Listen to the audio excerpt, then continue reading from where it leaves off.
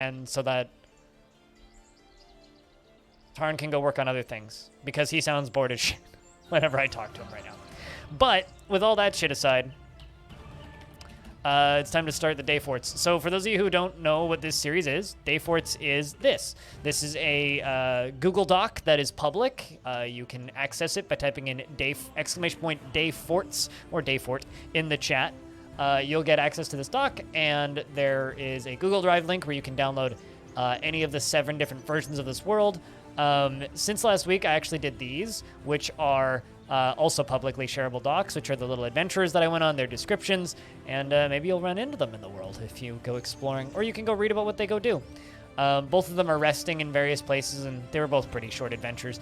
Little docs are going up about those two, or not docs, the VODs for those two are going up on YouTube this next week. In this tab, we have all of the history of the world, and in these tabs, we have all of the different forts that we've done, as well as a empty one for this week.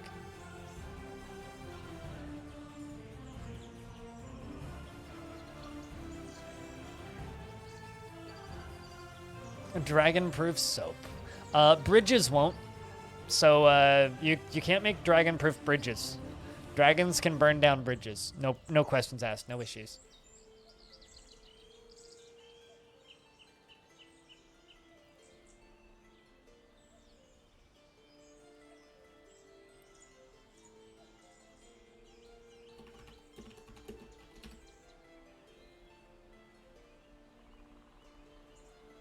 But yeah, so that's kind of the current status of the Day Forts world. As for what we're doing today, there's a bunch of different goals on there. And over the past few weeks, just to name some forts, Crawlmire, the Tavern Fort, Heat Falls, Rockfall, Chainbreaker. I like the word falls, don't I? Chainbreaker and Chapel Mothers more or less have all had kind of a combat planning bent, where I've been trying to be relatively combative, aside from Crawlmire, which was just unsuccessful because we got no visitors. That was a tavern fort. But for week 6, I want to do a soap fort. So some of you may be like, what the fuck's a soap fort? Well, what that actually means is I just want my primary export to be soap. We can build shit out of soap too. We can totally do that, but I just want my primary export to be soap. So we're going to be bringing a bunch of pigs and a bunch of turkeys.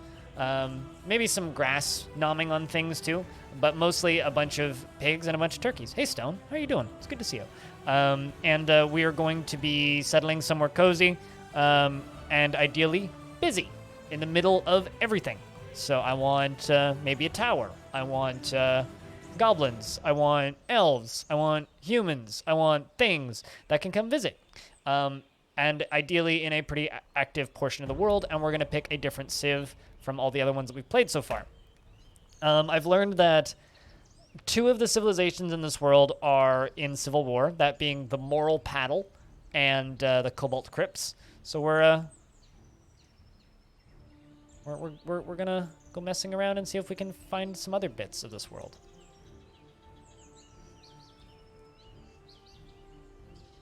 Joke tongues?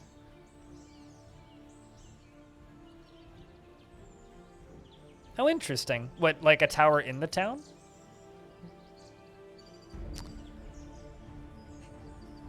You've been buying all the elf critters just to butcher them? The elves actually bring a lot of really good stuff, and it's pretty easy to not piss them off. I get really confused as to why people hate elves so much, because it's like, yeah, okay, they're eco-terrorists and slightly psychotic, and they like to eat their dead friends. But, like, just cultural differences. And, you know, they bring big, tasty animals, and they bring, like, fun stuff to play around with. So, I don't know. I can't hate the elves.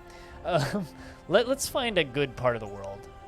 Something big. We haven't done anything with the Parched Boots, and they have a lot of space. The Slippery Wire as well. Cobalt Crypts are one of the ones in Civil War. Moral Paddler in a Civil War. I think we could do the Sizzling Citadel. The Roots of Confederating. Confederating! Could also work. The Defensive Still Sacks are all... And so the Defensive Still Sacks, the not the Sizzling Citadel, but the Roads of Confederating, the Defensive Sill Stacks, and Mines of Coloring, and a few others are all kind of in that central region. We could go with like one of these two, because this area seems to be pretty busy. So let's see what's going on up there. It's this kind of cluster. What's close to here? Power, gubbins, humans, and dwarves. No elves. I mean, that's fine. Ooh, be a fun spot. People clear the map of trees. Sure, but that's a lot of effort. I mean, I know how people piss off the elves. I mean, you can't make bolts out of elf bones unless you're modding the game, but I mean, killing elves is not profitable. Trading with elves is profitable. The reason killing elves is not profitable is because all of their shit is made of wood. Wood is worthless.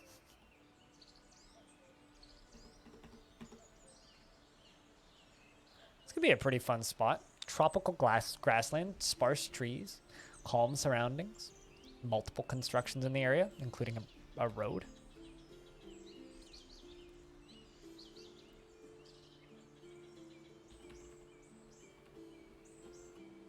This could also be fun.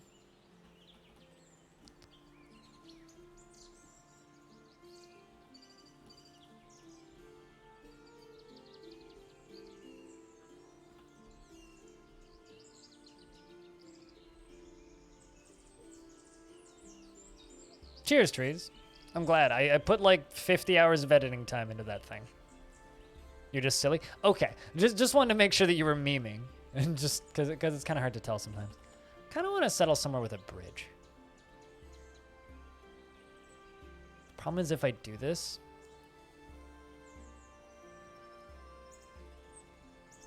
I'll keep them up when I can afford them. When I can afford the time and the mental burden, I will continue them. It's hard to describe how much effort those videos take without just sounding like I'm bitching. But I will do them when I can. Is that 2 biomes? No, it's just the one. Sand desert.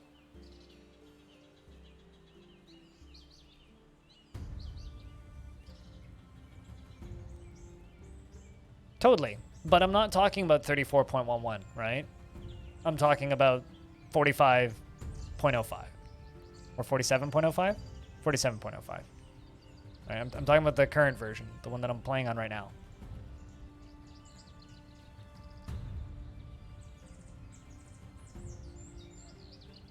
But for like people that are just getting started out with DF, those old jokes don't really help.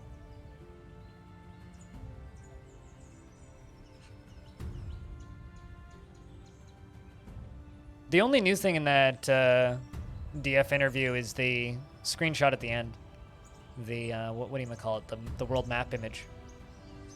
That's the only bit that's new. The rest is all old stuff.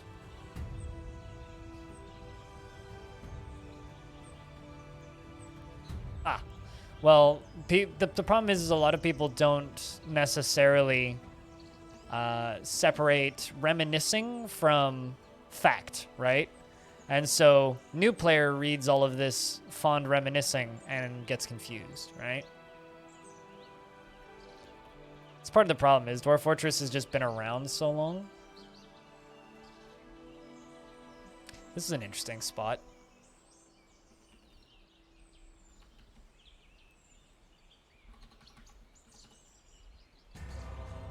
Kind of want to do this. This would be a fun. What materials do we have here? No metal.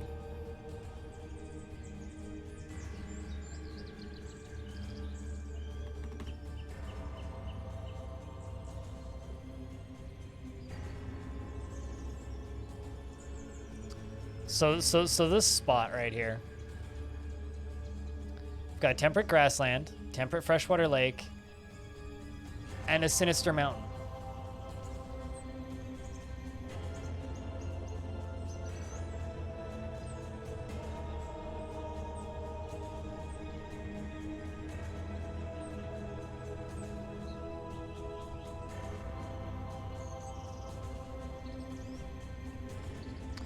I'll be lucky if I get mine by September, stones, so I'd be lying if I said I wasn't super jealous. Just can't confirm. I am super fucking jealous. Because my province did really, really, really, really well in the pandemic. We did a very good job flattening our curve and not infecting other people, and our reward is we get way less vaccines. Which sucks.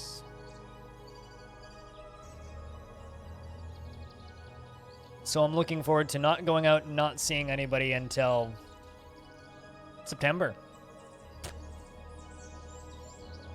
As in 10-something weeks. Hey, at least you're getting them. 10-something weeks is nothing.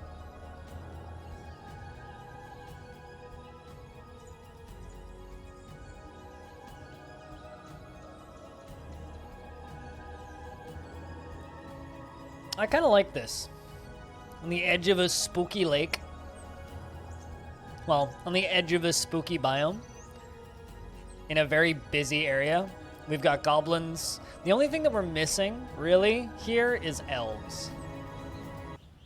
So I kind of want to have elves, but I do like that spot. Is there anything around here that's good? What down here? What do we have neighbors-wise? Just another... okay, well, this one has elves. This little lake has elves. But it doesn't have the spooky. It does have another tower, though. What materials? Varied aquifer.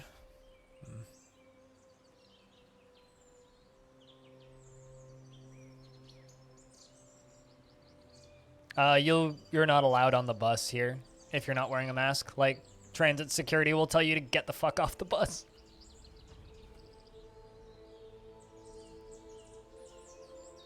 That sucks, though, Stone. I hate the utter lack of respect for other human beings that people have adopted.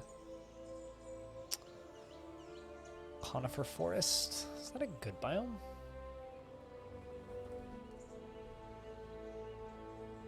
Huh. Let's peek up here as well.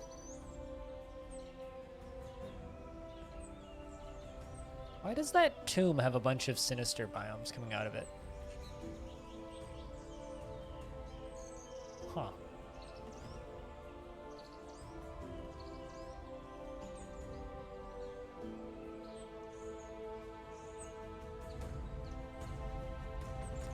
I'm happy for all you guys. Really am. I feel like I'm gonna be the guy bitching in 6 months that I still haven't had a vaccination. Man, I also kind of want to do a desert island embark. We'll have to do one because this world literally just has these desert islands. Like, look at these little desert islands. Look at them. They're so cute. We'll have to do something on one of those.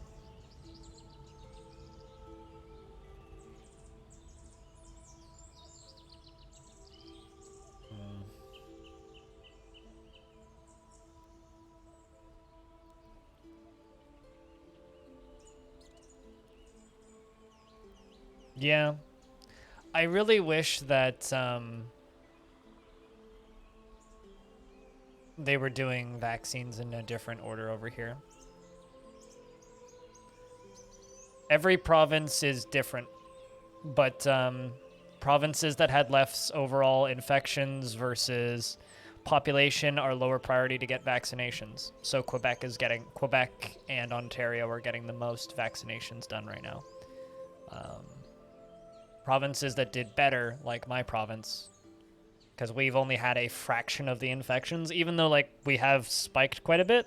Like, up until October last year, we'd had, like, a total of 2,000 infections. Like, we did a really good job keeping it down. Now we're up. We've got, like, something like 20,000 infections now because people stopped caring. But it's very much a...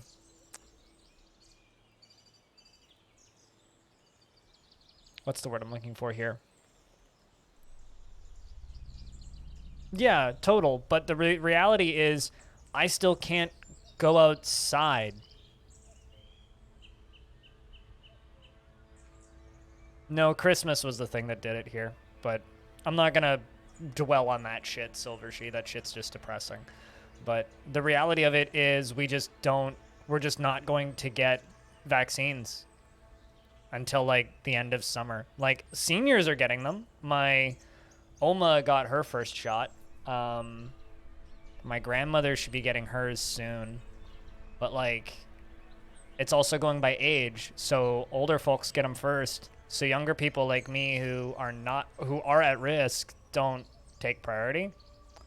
So I'm looking forward to being like the only person who still gives a shit in 6 months, who's still not going out and doing shit because I'm not vaccinated. I'm looking forward to that. It's gonna suck. I'm gonna hate my life for another year, but I think I'm gonna take this spot. This has a tower in range, pretty close by. Goblins, humans, and dwarves. It's on the edge of our civ. Of the defensive still sacks. So we're gonna be in this tiny little lake.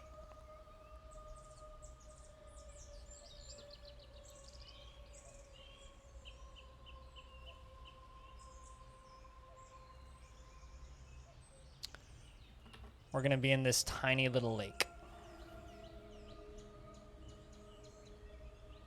And I'm starting to build the dock if anybody wants to follow along. Mm-hmm. You'd think it would be cool for them to do that, for me too. But I don't know. It's really hard for me to talk about this stuff and not just like want to go cry, because literally the next year of my life is going to be exactly the same as last year. So for a lot of people, stuff is going back to normal now. Stuff's not going to go back to normal for me for at least 6 months.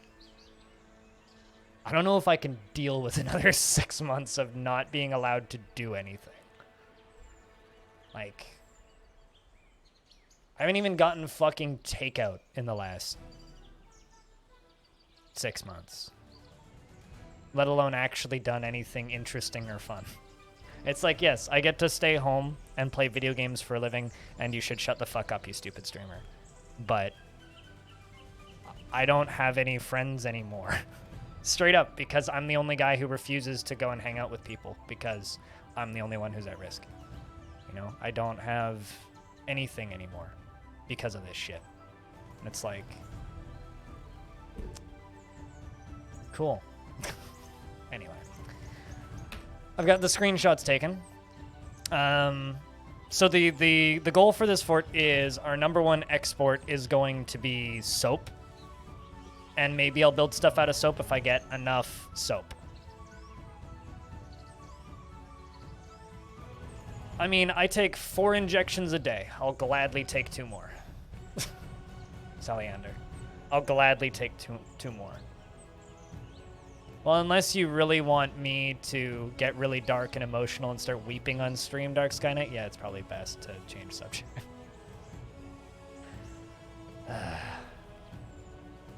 It's not the same, Bastet.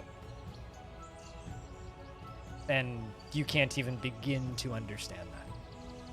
But it's not. All right. Crystalline Knot is a really good name for anything. That's our symbol, which I haven't designed yet. So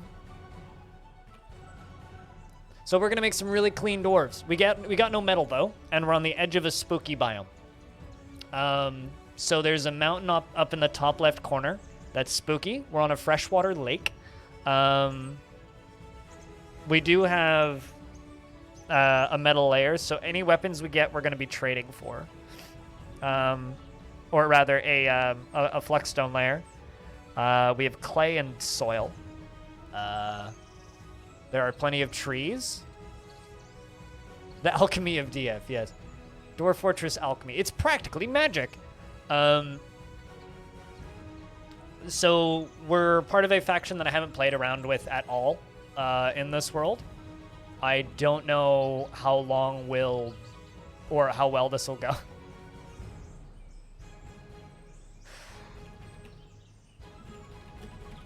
I don't know how well this will go, but we'll see. Did you know this screen has mouse support? I always like to remind myself of that. All right, so the godly silvers. I like the godly, but like, what if we go with like godly? I was thinking lime. How about glimmer? It's a word I never use. The godly glimmer.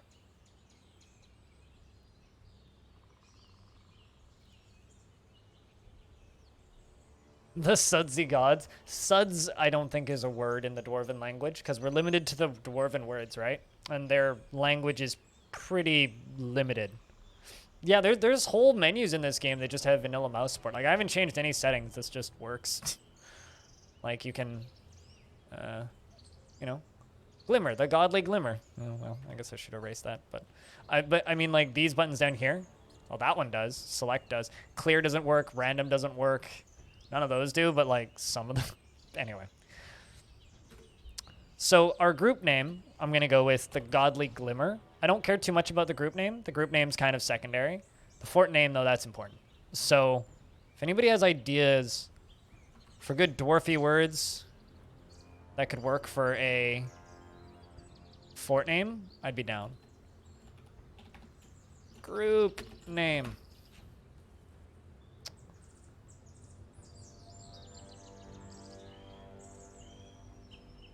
The only one you use is the sound menu?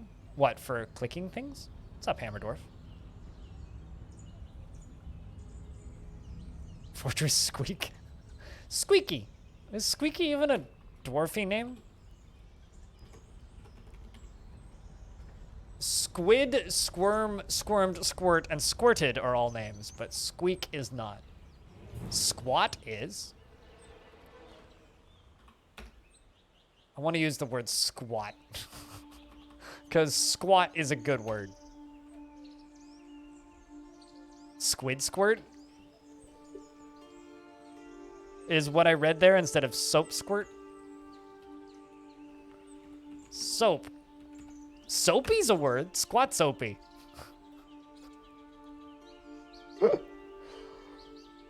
Soap beard.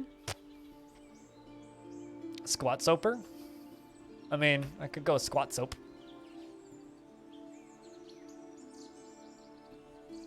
I think squats. Tomo Subin. Squat soap. We are going to supply the entire faction with soap. And they will gladly accept our wondrous achievements. No, that's soap and bucket. That needs to be our symbol. Diamond. Because I could totally like have bars of soap and a bucket. The soap is screaming. Or no, the soap is singing. There you go. Squat soap. There we go. Rolling with it.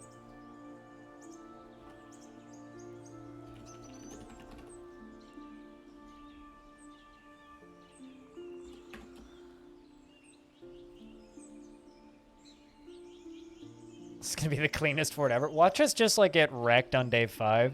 Because there is like a super aggressive at-war necromancer tower like just up the street. So the crystalline knot is something I kind of want to keep just because that's such a good name. But object, bucket,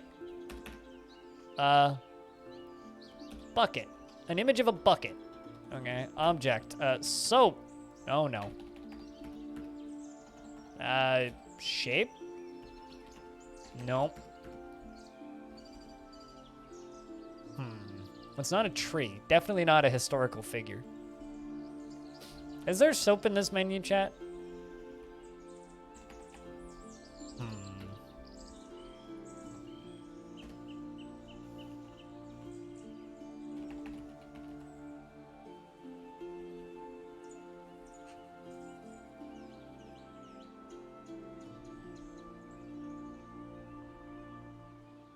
And Dark Skynet wouldn't lie about that.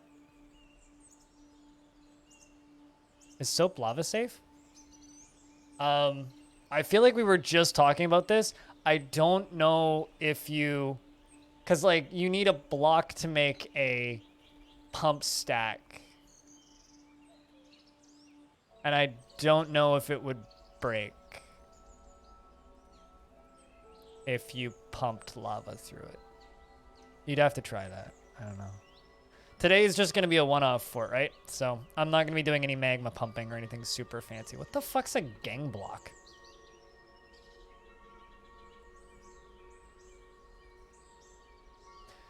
Grasingus block?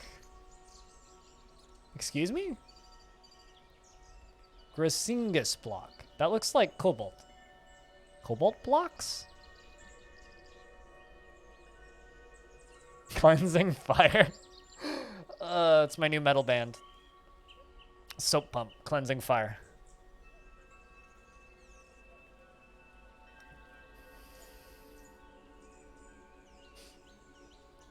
Somehow the idea of this fort feels like you're having a birthday. Why? Glad it makes you happy? Does birthday make you happy? It's an image of a bucket. I guess we'll do a dwarf. And a dwarf.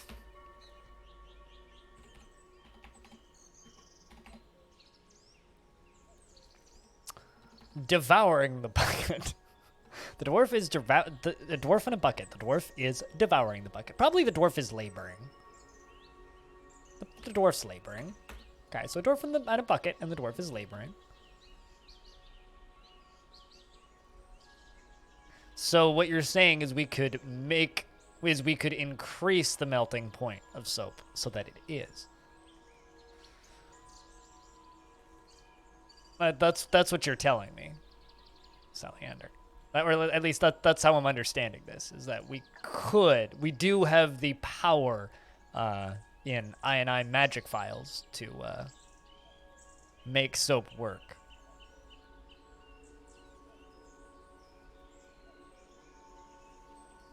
Good for you, Hugru.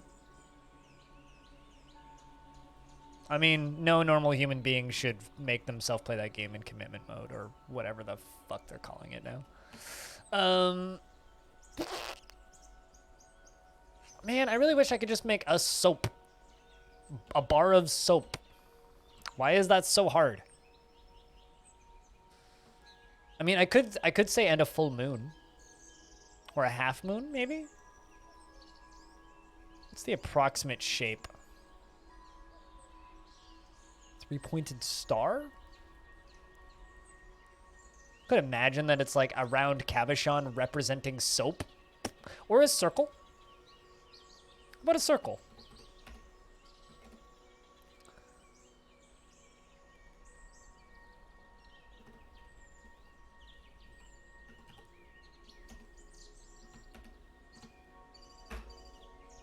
I guess we'll just call the circle that.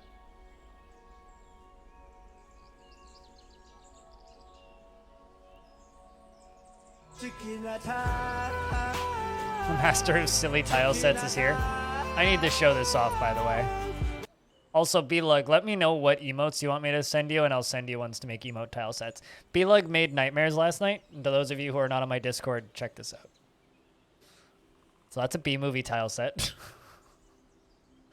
If you'd like to, see it zoomed in a little bit.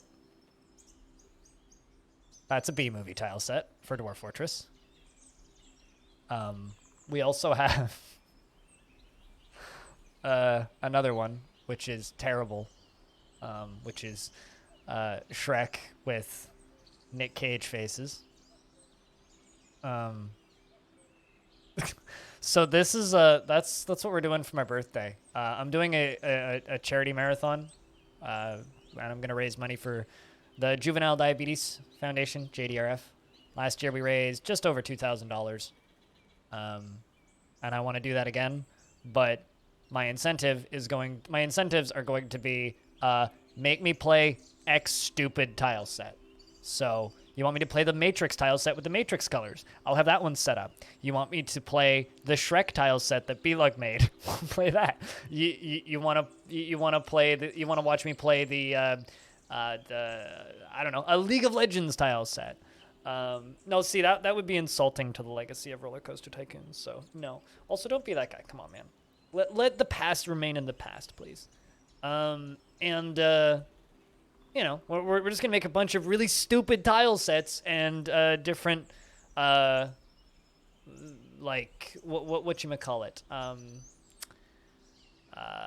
Different I guess milestones will make me play dumber and dumber tile sets. I want you to leave the past in the past, Hugro. I don't necessarily want meme ones, but I would like you to leave the past in the past. All right. So, with that little ramble aside, the Crystalline Knot, I'm keeping that name because it's so good. So, the group name is the Godly Glimmer. The fort name is Squatsoap. And the image is the Crystalline Knot, an image of a bucket, a dwarf, and a circle. The dwarf is laboring. The dwarf is admiring the circle.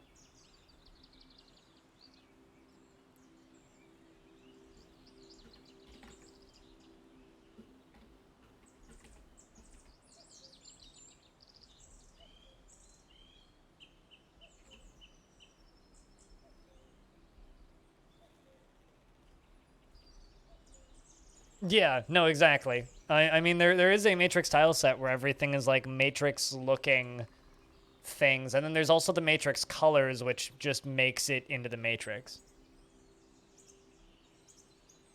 Streams you're watching keep dropping sound? That sucks, Befit. Good to see you, by the way. Hope you've been well. Hope you've been well. Been a minute. But if you're wondering what that was, Befit, those are tile sets from my birthday stream in June. I'm gonna be unlocking dumb meme tile sets with as donation incentives. So I'll just save the game, close the game, move the save file over to a different install of the game, and pop it up, basically. I'll just have like 10 installs of the game.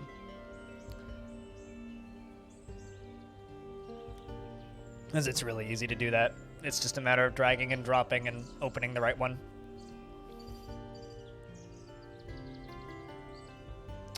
But I need 7 names, so if you'd like to be in this soapy fort, raise your hand in the chat. I will take the first 7 names that get popped.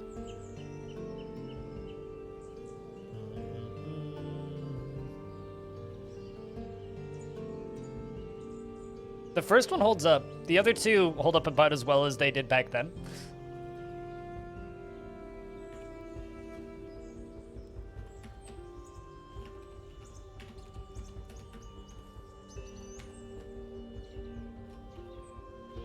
I'm going in the order that I see.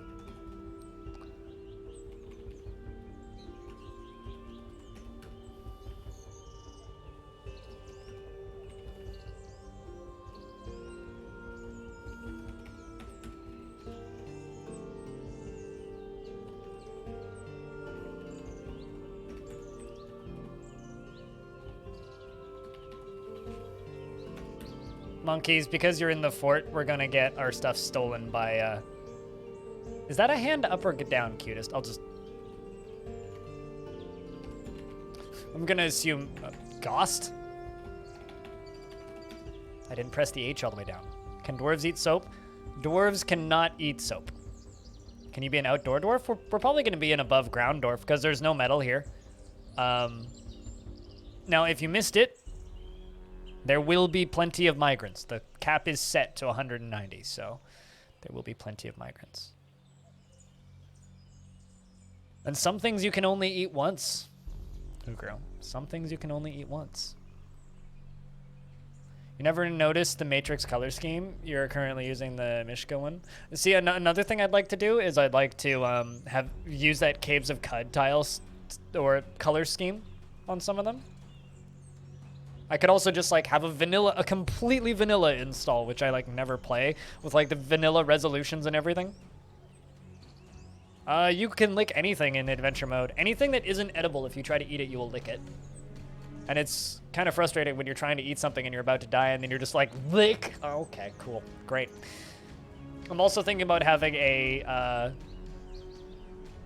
this would be for my birthday stream in the far future, but for a particular amount, I will retire my fort, make an adventurer, and then go settle the adventurer in the fort, so we can just slowly amass adventurers in the fort.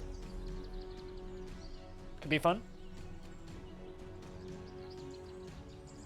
We are very much lacking dumb tile sets, Hooger. I mean, tile sets are super easy to make. Time to cook yourself in the sauna. Have a good sauna. Cheers. But yeah, no, Vin's correct. You can definitely, if it exists in the world of Dwarf Fortress, you can lick it. You can lick it.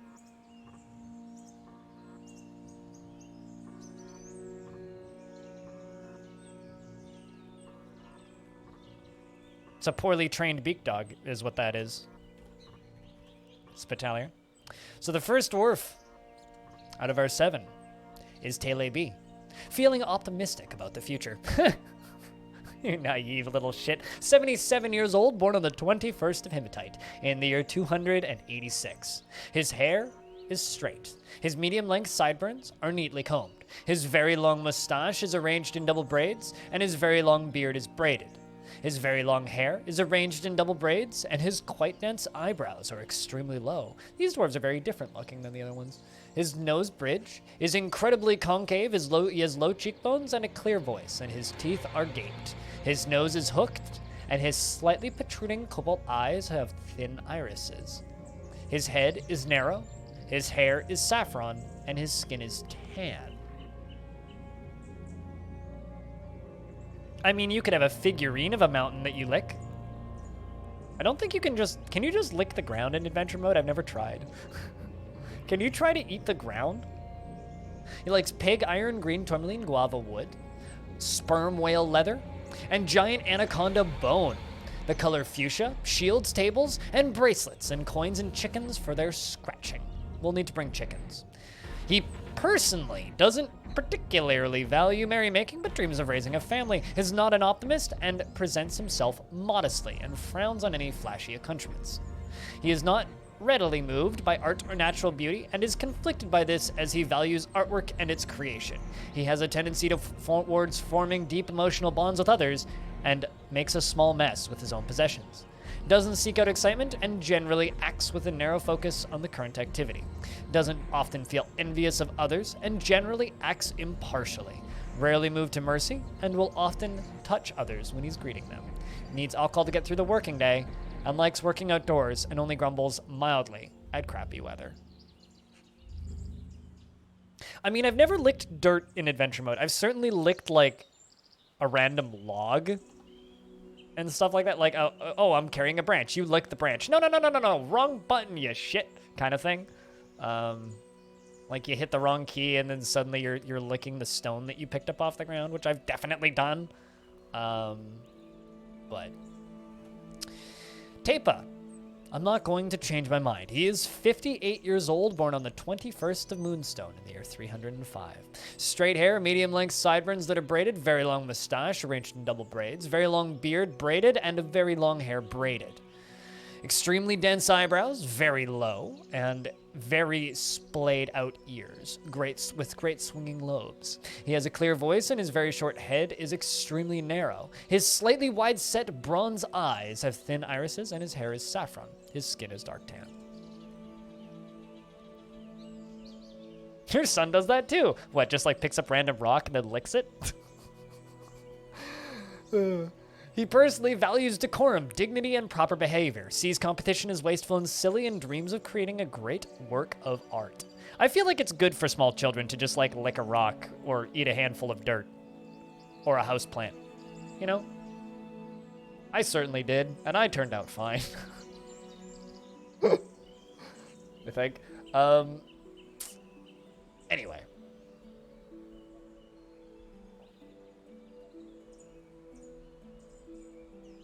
Is learning DF adventure mode is the same as learning to live? I thought that's what Humankind was for. That one game where he plays the monkeys.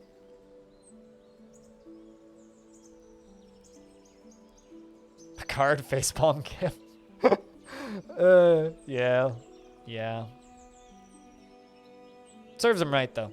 They should lick literally everything, except for electrical outlets. Those are not lickable.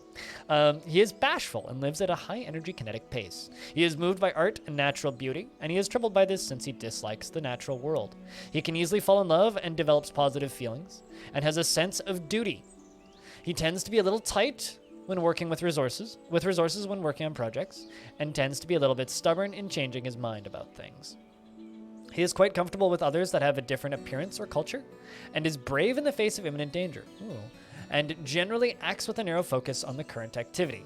Needs alcohol to get through the working day, and likes working outdoors, and only grumbles mildly at shitty weather. Kukra, the peasant. He is 75 years old, born on the 11th of Slate in the year 288. That has a weird rhyme. Born on the 11th of Slate in the year 288. His hair is straight. Also, Kukra, seriously, it's good to see you. I haven't seen you around as much recently. I hope that you've been busy and in the good kind of busy. Thanks for swinging by and requesting a name. Her hair is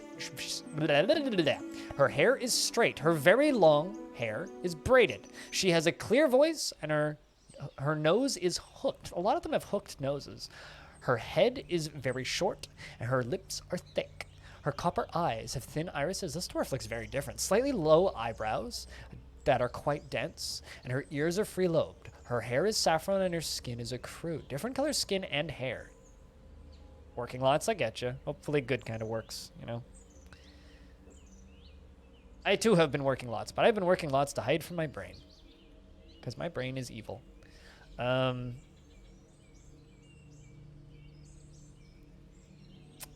was I at? She personally is affronted by leisure time. And leisurely living. Values honesty and doesn't feel strongly about the law. Doesn't care about friendship. Dreams of mastering a skill. She is quite comfortable with others that have a different appearance or culture.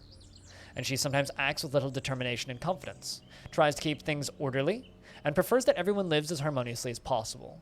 Is pleased by her own appearance. Prefers that everyone lives as harmoniously as possible. Is pleased by her own appearance and talents, and generally acts with a narrow focus on the current activity. When she's bored, when she's bored, hold on a second.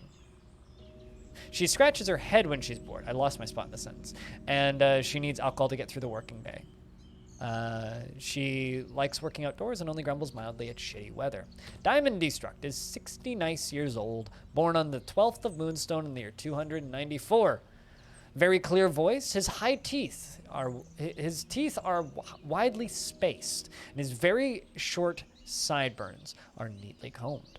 His medium-length mustache is arranged in double braids, and his medium-length beard is braided. His hair is clean shaven, and he has very low cheekbones. His slightly protruding rust eyes have thin irises, and his ears are somewhat short. His nose bridge is somewhat concave, and his hair is saffron. His skin is cinnamon, and his nose is somewhat long. His nose is somewhat long. I don't believe I've ever seen that before.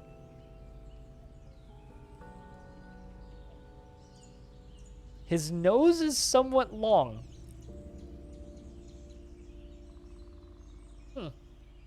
Interesting. He feels helping others is an imposition on his time. And often finds himself changing his mind to agree with somebody else. He does not generally respond to emotional appeals and likes to share his own experiences and thoughts with others.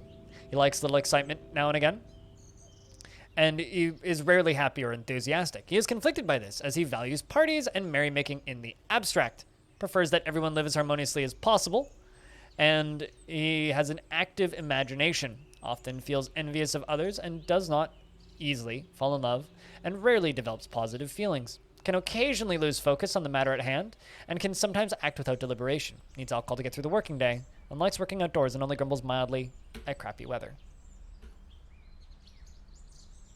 So the next dwarf is Batome. Who cares what you think, she says. 65 years old, born on the 26th of Opal in the year 298. She is muscular. That's a first one. Her nose bridge is incredibly concave. Her hair is clean shaven, and she has very low cheekbones. Her slightly protruding jade eyes have very thin irises. Thin irises are a common trait, but we had one wide irises and also jade eyes. This is new. And her hair is saffron, and her skin is pale pink. Like, this makes me wish I had the Steam version, because I want to see all these dwarves looking completely different instead of just like fucking clones like they usually are. Like, they're generally just, like, genetic clones and they all look the same, but this is, like, there's so much diversity here. Such a weird thing to get super into, but...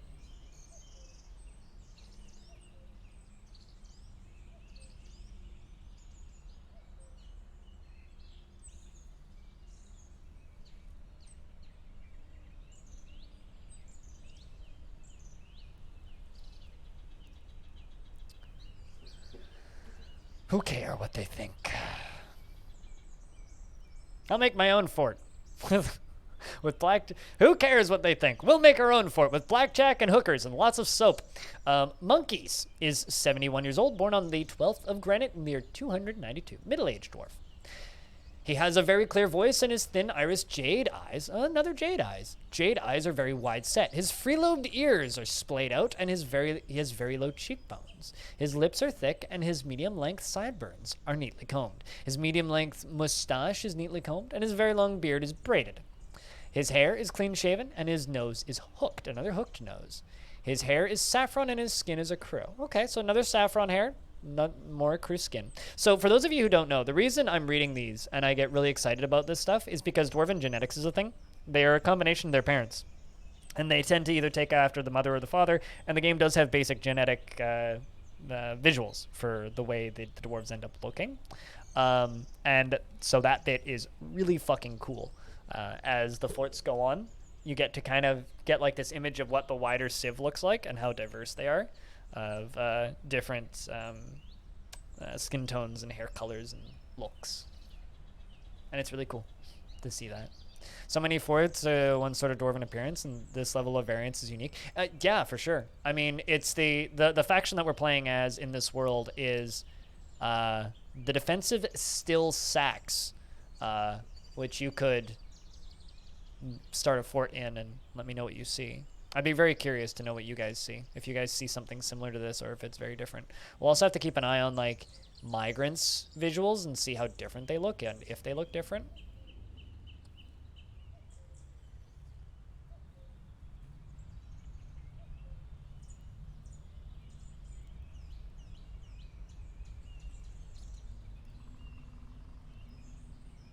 Just clearing a notification. All right. One must always be loyal to their cause, says Monkeys. He has a very clear voice, thin iris, jade eyes, are very wide-set, free-lobed ears. I think I already read that bit. He personally sees competition as reasonably important and dreams of creating a great work of art. He is a coward and completely overwhelmed by fear when confronted with danger, generally unhindered by the thoughts of others concerning his actions, and does not focus on material goods. Curious and eager to learn, and occasionally overindulges. He has an active imagination and generally acts with a narrow focus on the current activity. Like, needs alcohol to get through the working day, and likes working outdoors and only grumbles mildly at shitty weather. This dwarf sounds like a scholar. That dwarf reads like a scholar. And then cutest ghost, the last dwarf that we have on the list. She is 82 years old, born on the 13th of Limestone in the year 281. Hard work is a true sign of character, she says. She has a low, clear voice, and her hair is clean-shaven. Her ears have large hanging lobes, and her nose is hooked. Her slightly protruding cobalt eyes have thin irises. Her raw umber skin, I think that's also unique, is slightly wrinkled. Her hair is saffron with a touch of gray.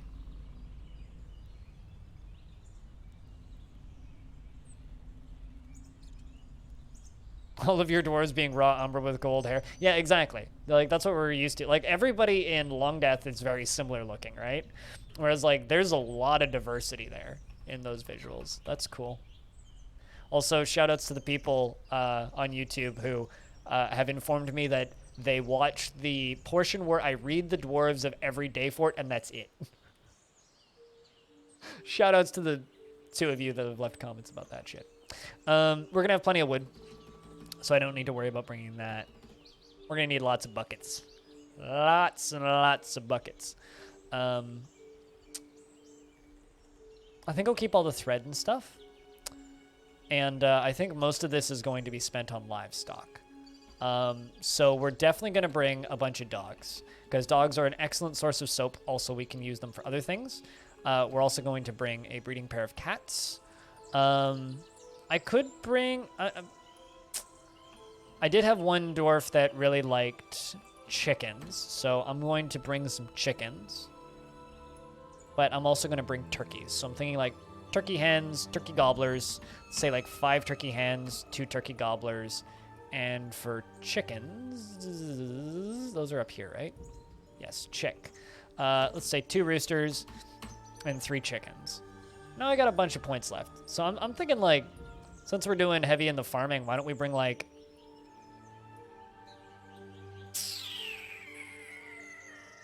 I don't know, chat, any requests for animals?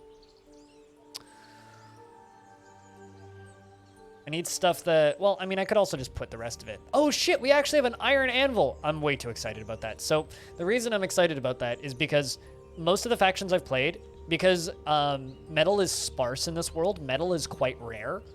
A lot of the factions haven't discovered iron, so they default to just having steel anvils as the only option, but we defaulted to an iron anvil, which means our faction actually has access to iron. What would the best thing to be to make soap out of? That's a mostly silly name, like yak soap, bear soap, dragon soap. I mean, dragon soap means you slaughtered a dragon, which is one of the rarest animals in the game. So that's like taking the last of an endangered species, stabbing it in the head, and making its fat into soap. Something egg laying. We could do geese. I mean, we've already got turkeys and chickens. We could do geese. Unicorn soap? I've made unicorn soap. I'll have you know. I like to imagine that unicorn soap would be like in the shape of a unicorn horn. Like it's like a long and skinny soap. A giant hippo? Dude! Imagine how much soap you could make out of a giant fucking hippo. The elves brought you a giant hippo. I'm so jealous. How much are they charging for that? Pigs are like the soap animal. So we're definitely bringing pigs. Yeah, we can also milk them. I mean, we'll probably be mostly above ground. Let's bring some geese. Some geese and ganders, and then the rest we'll just pump into booze. So we are very close to goblins, but I want to be, goblins and also necros, but I want to kind of be above ground-ish, because I have fun building above ground for these day forts. Really? That's so cheap. That is so cheap. I don't think rabbits produce fat in Dwarf Fort. Some of the smaller animals, like cavies and rabbits, only give you... It's like 1 thing of leather or a skull, sometimes both. I don't think you actually get any fat from rabbits. I know that sounds weird, but... Dwarf Fort! Wee!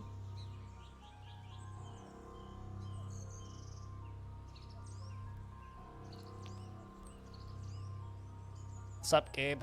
But yeah, so the goal of this fort is our main export is going to be soap. And, we can try building a wall out of soap or something, if I get enough soap. Although, I'm not entirely certain how well this fort's going to go, because we're on the edge of a haunted mountain, or a sinister mountain, so which isn't too scary, but it's just sinister. And we are right next to goblins that we were at war with. Like, literally on their front doorstep, so we'll see how this goes. Also, we have no metal, so defenses are going to be fun. But I got to fill some stuff out on the dock now. Soap fort. Squatsoap is the fort name, which is a good name. I'm happy with Squatsoap. Soap is our main export. And I will go over to the themes screen and cross out soap fort. And then hopefully, we could also do cheese fort, actually. I got enough livestock. We could definitely make some pig cheese. I'm gonna have lots of buckets anyway, but, strike the earth, I guess. You have arrived after a journey into the forbidding wilderness beyond. Your harsh trek has finally ended, and your party of 7 is to make an outpost for the glory of all Nimrik Kisan Fath. There are almost no supplies left, but with stout labor comes sustenance. By bolt, plow, or hook, provide for your dwarves. You are expecting a supply caravan just before the winter entombs you. But it is spring now, enough time to delve secure lodgings. Ere Sodel's Kumaks soldiers get hungry. A new chapter of Dwarven history begins here, at this place, Squatsoap. Strike the earth.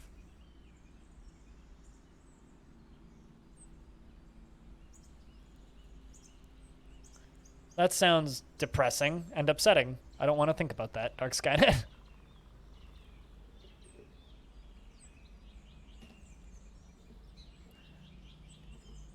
All right. Shall we have a look around? That is a lot of water moving. I wasn't expecting the whole thing to be flowing, but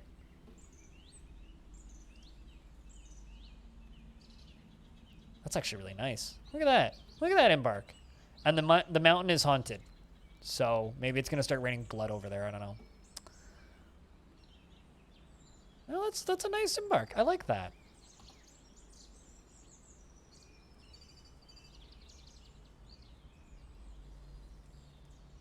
That's a nice embark.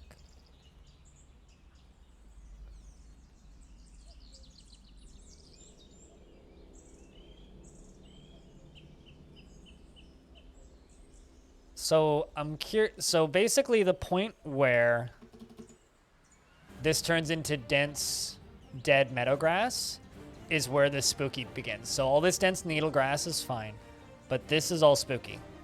So where the stone turns into rough-hewn limestone, that's the spooky area.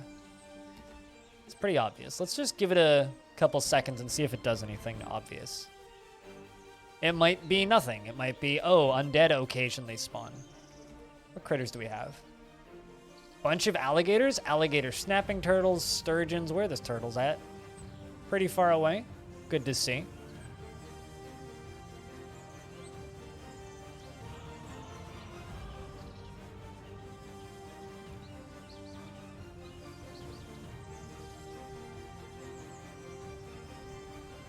Yeah, I'm not seeing anything like, it's not raining blood or pus or anything. There's no vomit falling from the sky. If anybody knows nothing about Dwarf Fortress, let me know and I can do my best to explain things. Otherwise, I will just keep playing. Oh, and there's the alligators. They mighty close. All right. Let's see who the expedition leader is. My horses are panicking. The expedition leader is Batome. Weren't you inattentive to detail in her own work? Well,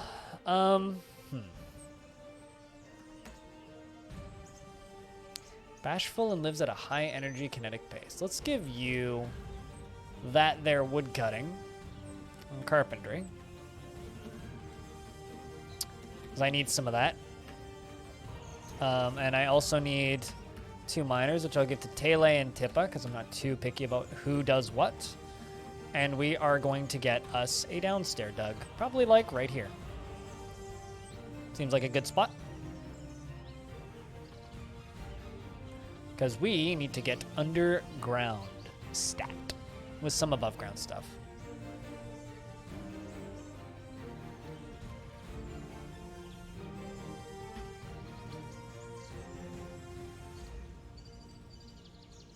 Let's just go 5 levels down. On the 5th level, we'll put an upstair. That's going to be where we store our stuff. I need to make us a safe space. Hey, audio. Welcome back. Did you find anything fun in the Flash Games thing? Okay, what material is this? Sweet, limestone. Excellent. We can dig into that.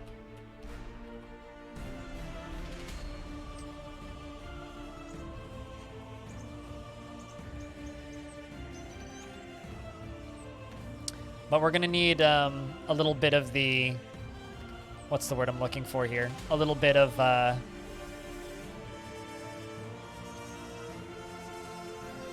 space, because even though I kind of want the majority of our construction and stuff to be above ground, our living spaces need to be entirely underground in case of zombie invasion, which is pretty likely, I think.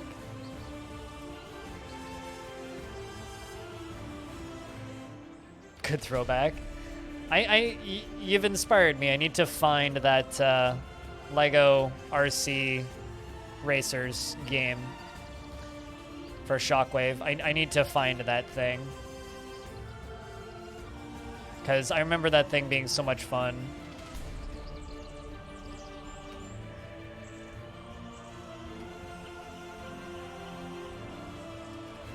I was never super huge into browser stuff, and most of the stuff I did was like, you know, like Java games, less so Flash. But bunch of house chores. I find house chores to be oddly relaxing though. Like, yeah, house chores kind of suck, but it's one of those things where it's like, it needs to be done, so just get it done. They can be kind of weirdly enjoyable, even if they're a lot of work. It's also nice when it's, you know, your space, and doing those chores improves your space instead of like someone else's space, you know? Because like, I had a job for years that was literally just, yo, fix someone else's space, which is like not even remotely rewarding or feel good, but fixing your own space can be very nice and satisfying.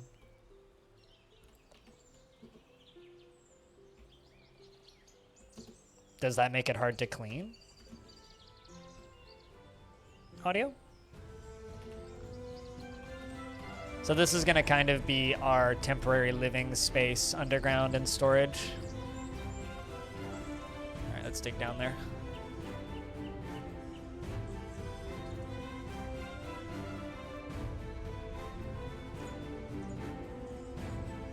I need a better method of cleaning my shower, and I've kind of run out of cleaning supplies during the actual like quarantine time, which kind of sucks. Let's make us a masonry shop. Not a tanner's, a mason shop, because I need to start getting rocks dealt with. Did I not just... I thought I gave you wood cutting. I guess I did.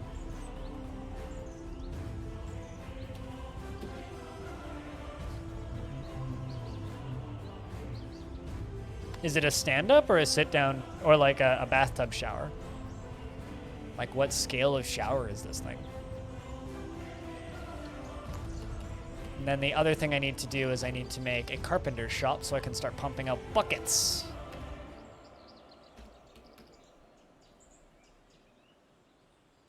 And the first thing I need to make here, that's a rock grate, hatch cover, which is capital H. I thought that's what I hit. Oh, maybe I hit G. Yeah, I must have just hit G. You know, if it's actually a huge master bedroom, it's probably bigger than my apartment. I feel like that's usually the case. When someone says that they have a big master bedroom, it's usually bigger than my apartment.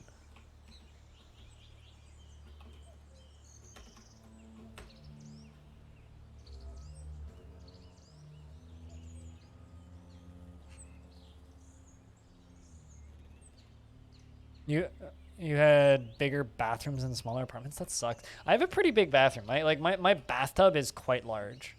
It's one of the nicest things about this apartment, actually.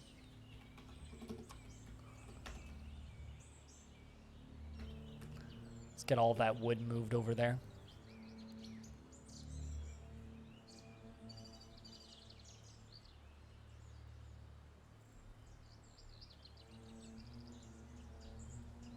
I used to clean restaurants for a living, so I know how to clean a bathroom. I just need to go get new cleaning supplies. Struck milk quartz. Would you look at that? We found some nice, pretty stones. Not quite gems, but pretty stones all the same. pretty stones are nice.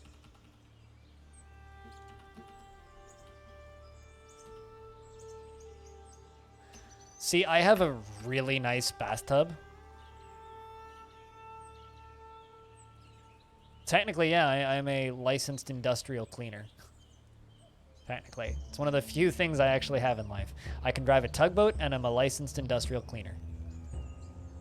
Has that cat adopted somebody already? No, it hasn't. Kind of thought it had. It's been hanging around that dwarf's for a while now. Why am I expecting this tree to come down and just flatten that that cat? Have you ever seen a tree come down and kill a piece of livestock? Because I had a tree come down and kill a cow once, which was a little bit distressing.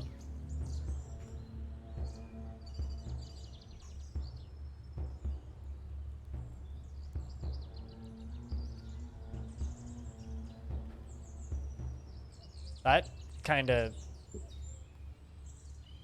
seems poorly thought out audio.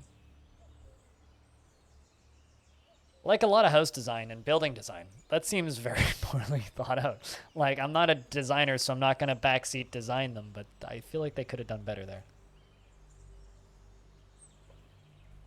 Well, we got a new project for you, audio. Renovate your bathroom. Rebuild your bathroom. Home ownership. There you go. Time to rebuild the whole damn thing. Or don't. Probably smarter if you don't.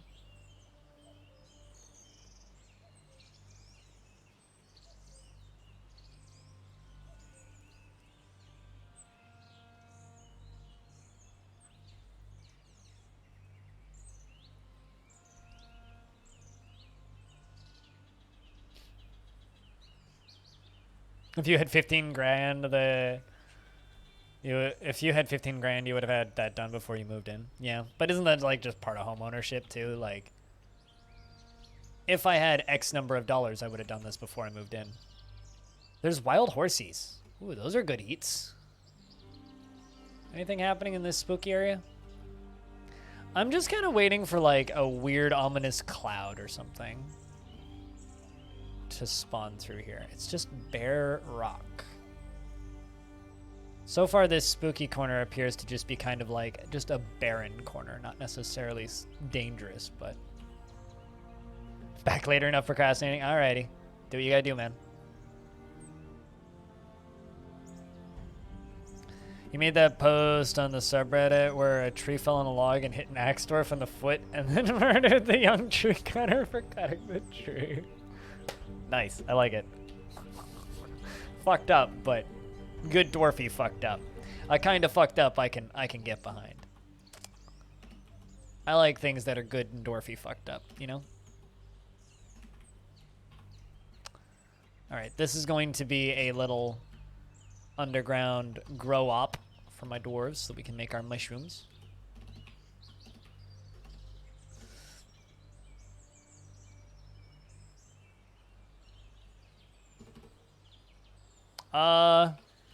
There's two most valuable drinks. There's one that's spooky plants, and then there's one that's made from sunshine, if I'm not mistaken.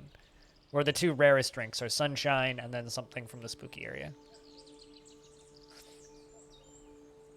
Also, I feel weird as a Dwarf Fortress player because I'm one of the few Dwarf Fortress players who will talk about spoilery things in their actual terms instead of using weird player terms.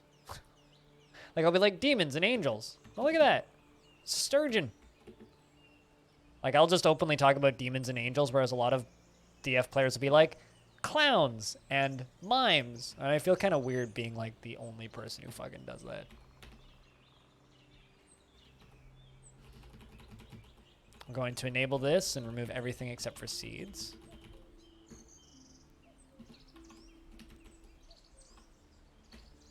Yeah, a sturgeon. And we will remove all the barrels.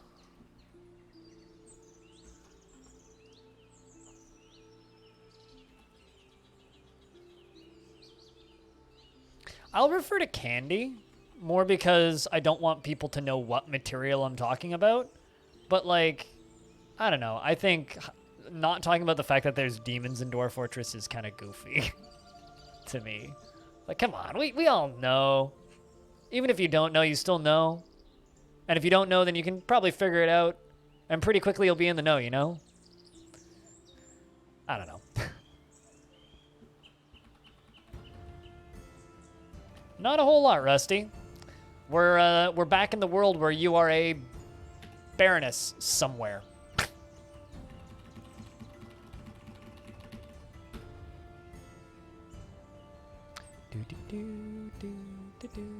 Then after I'm done with those, I'm going to start making wooden buckets. For those of you who don't know, last week I sent Rusty out to go steal an artifact by himself. Fucked off for half a year, and then randomly we got a full screen notification that Rusty had become a baroness of a fort that doesn't exist. At least that I couldn't find anywhere. It's abandoned and nobody lives there. So Raffle, what the fuck? Indeed, right? Is still a baroness of that place. I think lives there alone.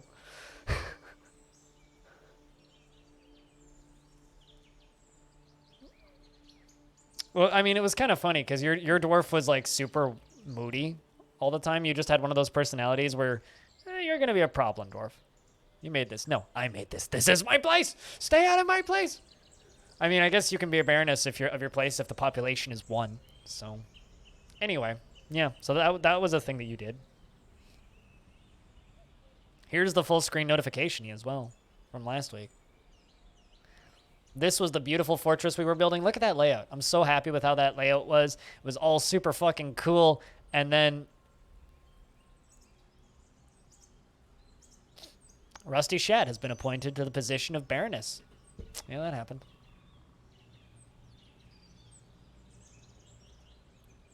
Good job, Rusty. You ruined everything.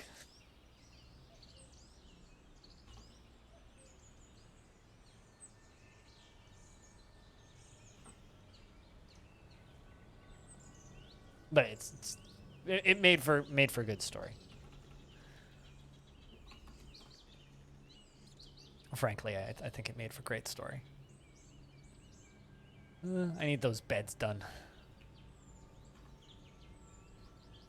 Cutest ghost, if you could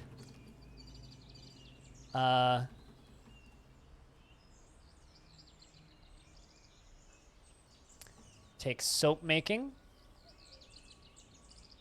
and farming. We're gonna get cutest ghost farming.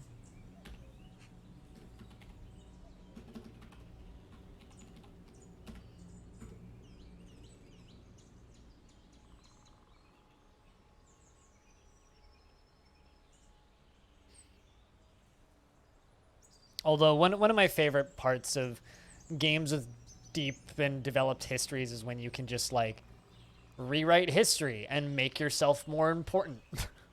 It's one of my favorite things to do in Caves of Cut is just like rewrite the annals of time and just write yourself in as somebody who's very important, and then suddenly everybody loves you. It's like, well, what did you do? Oh, I rewrote the books. So everyone just is like used to me being big and famous.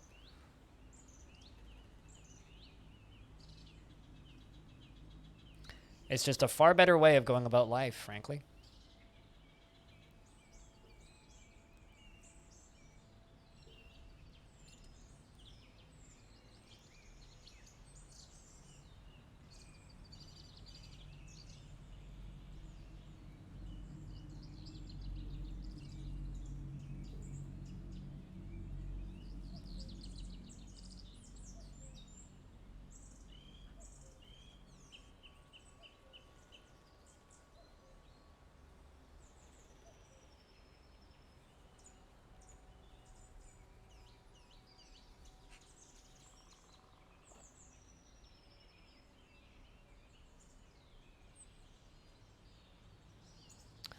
Man, that's a little mosh pit of animals we've got up there. I'm going to need to make them some pens up here, I think. That's something we're going to need to do. All right, let's start working on these walls, because I need walls. Like, stat. I'm going to need to be very careful about how I do this, but I'm going to try and go around the edge of this stuff. I'm also going to need to build a little bridge across.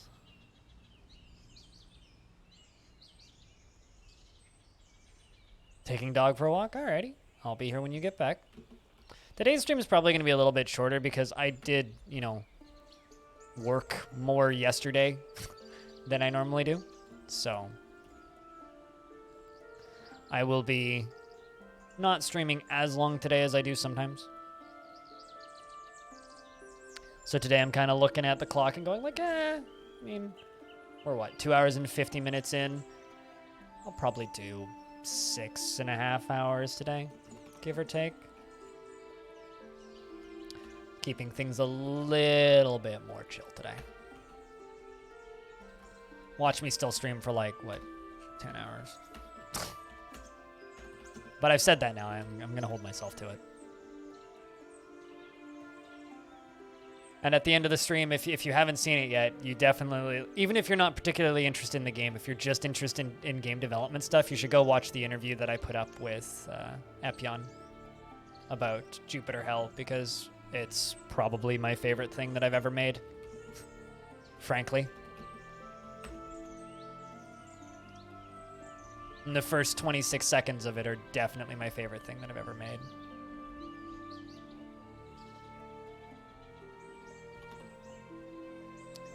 Should make an ashery. We should just start making, or rather, after we're done constructing some beds, we should make 3 splints and 3 crutches, and then we're going to start working on buckets. I think those are what? E. Let's leave those on repeat. It's pretty long, but it's like I said, some of my favorite work. It like Phineas, it really feels like I made a full-length documentary about Jupiter Hell in 5 days. Like that's what it feels like. That's why it's, I don't know. That's why it came out so well. Is because it straight up feels like a professional documentary to me. I don't know. Maybe I'm giving myself too much credit, but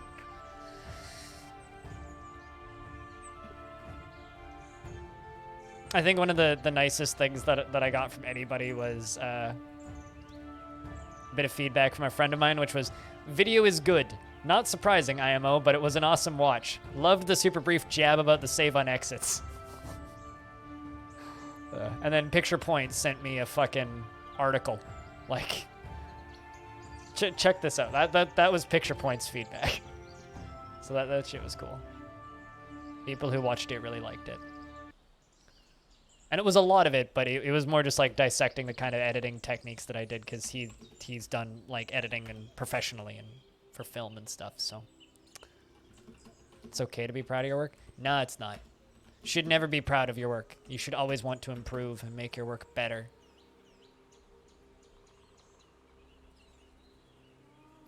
Yeah, and then the other thing that I did yesterday after I was done, you know, doing the one stream, or the one premiere of the Jupiter Hell video, and then I was on a stream, and then I had lunch, then I recorded the interview with Meth, I edited that and put that up, then I just got really baked and watched Starship Troopers. That's how I spent yesterday evening. I just got really high and watched Starship Troopers, and it was good. I wasn't even planning on watching Starship Troopers. I was just like baked and in my apartment and kind of trying to figure out something to do, and I was like, you know, fuck it, I'm watching Starship Troopers. So I watched Starship Troopers. Sounds like a fucking plan. Dude, that is a great movie while you're stoned. I haven't seen that movie in a couple of years, and it's a great movie. It's very different from the book, but great thing. Really? Mica, eh? Mica. Now, is this like chemical soaps or actual, like, nice organic soaps? Migrants have arrived. Oh, huh. Our first migrant is Tosid Crew Channels, a necromancer who has 11 kills, including night soldiers, goblins, elves, and Urist beasts. Shoutouts to 5 Urist beasts. This world has something called a Urist beast. Urist must have made a fucking creature. Which means you could actually state that I killed 5 Urists. Does anybody want to be a necromancer in this world? I think Dark Skynet wanted somebody. Did you want this one? Also, Taurus, I hope you're doing well, by the way.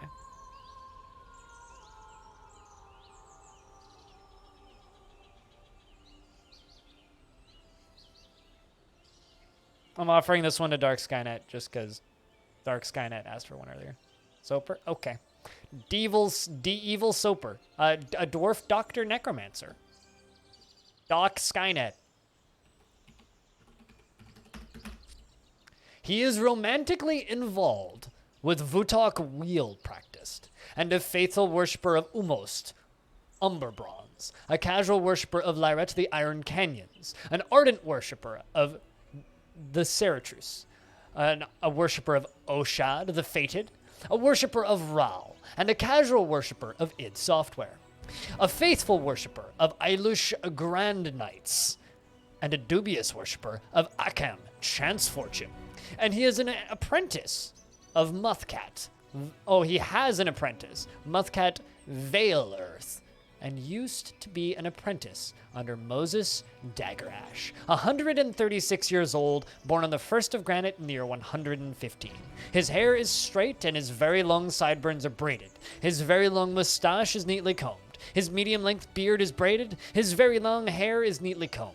He has a very clear voice, and his head is extremely narrow. He has low cheekbones, and his bronze eyes have thin irises. His nose is slightly hooked, and his hair is white. His skin is pale pink. I mean, also undead, so you don't age.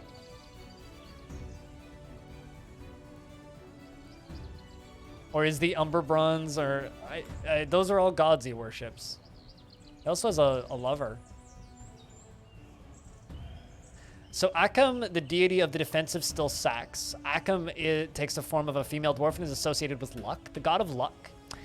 He worships a deity of the slippery wire, which most often takes the form of a rotting female dwarf and is associated with war and death.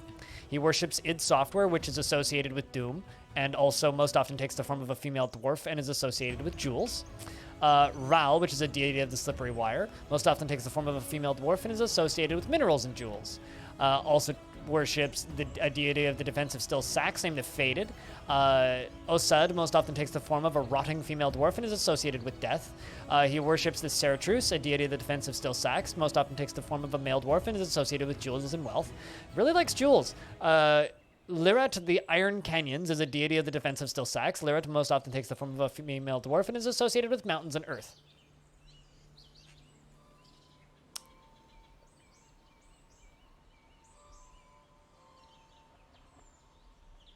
Really likes jewels and death, yeah.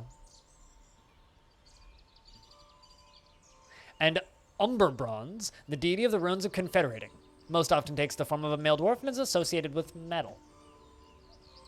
Yeah. Worships a little bit of everything. He personally finds the following of tradition foolish and limiting, and dreams of ruling the world. He feels best when everyone gets along, without any strife or contention. He is inattentive to detail in his own work, and is always tense and jittery. He tends to be a little tight with resources when working on projects, and likes a little excitement now and again. Generally acts impartially, is rarely moved to mercy, and isn't particularly curious about the world. Tends to be swayed by emotional appeals and is slow to trust others. Often feels more envious of others, and he occasionally overindulges. He tends to keep things orderly and does not have a great aesthetic sensitivity. And he is conflicted by this as he values artwork and its creation. Occasionally overindulges and tries to keep things orderly. Does not have a great aesthetic sensitivity. Is conflicted by this as he values artwork and its creation. Talks very quickly when he's nervous and needs alcohol to get through the working day.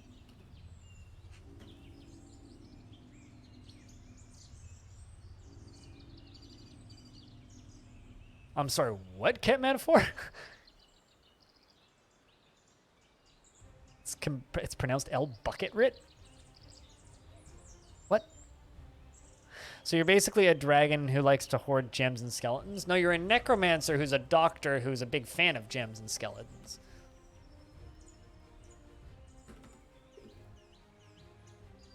And also a dwarfy armorer, which is going to be very useless because we are not going to have any metal. Does anybody else want a dwarf? We got this dude dwarfy armorer. Bastet, I saw you, but I know you like lady dwarves, so I'm waiting. Necro doctors are best doctors? Hey, you know, if you die, like, we got options. We got lots of options. I saw Phineas first. Phineas. He is a worshiper of Goodus. I'll give you the next one, Trumpet. Goodus. Padded dated. The beige brood... What word is that? The beige braid? Bread? Oh, the beige bread of shelters. All right, what that? It's a deity of the parched boots. Goodus takes the form of a female dwarf and is associated with festivals and dance. Lovely. No kills. Dreams of raising a family. Personally respects the law and competition and sees law and competition as wasteful and silly. He is broad-bodied and very fat. His sideburns are clean-shaven and his very long mustache is neatly combed. His very long beard is braided and his hair is clean-shaven. His somewhat long nose is hooked. His ears are very short. He has very low cheekbones. His arcuate eyes have thin irises, and his hair is saffron, and his skin is peach. Peach skin. Just look at that. This one I'll give to Bastet, because she asked. She is a worshiper of Goodus, the same god, so the god of festivals and dance. Her thin iris aquamarine eyes are very wide set. She has a low, clear voice. Her hair is clean shaven. Her extraordinarily broad ears have large hanging lobes, and her cinnamon skin is wrinkled. Her hair is saffron with flecks of gray, and her nose is slightly hooked. They're your thing? You like religions in DF? So this one can be Trumpet.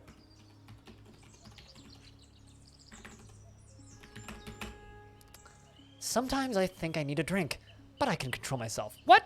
You're a dwarf. Have a damn drink. You're a worshiper of Osud the Fated, a deity of the defensive Silsax. Osud most often takes the form of a rotting female dwarf and is associated with death. Very cheerful and happy. I feel like this faction has some mental health problems that need to be addressed, chat. I don't know if you guys agree, but I think this fort needs help.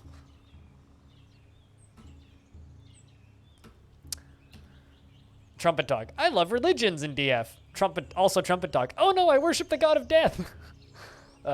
She has a broad... She is broad with little muscle.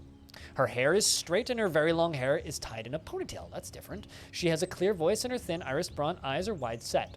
Her narrow head is very short and she has low cheekbones. Her eyebrows are quite dense. That's common. Quite dense eyebrows, I think, is the only thing I've really seen going throughout. Her ears are slightly flattened and her hair is saffron. Her skin is ecru and her lips are slightly thick. As well as some livestock. We've got a blacksmith rolling in, who's a casual worshiper of the Jade, which is a deity of wealth. Does anybody else want a dwarf? Anybody who doesn't have a dwarf yet, do you want a dwarf? I could just start naming people, or I'll just let them run in. One of the two. Anything interesting happen? A very, very, very, very, very, very, very old necromancer showed up. Well, not very old, but we have a necromancer in our fort now who dreams of ruling the world and is named Dark Skynet. So he's going to rule the world. Squug says, I am a very, very important person. He is a casual worshiper of the Jade. 58 years old, born on the 18th of Sandstone in the year 305.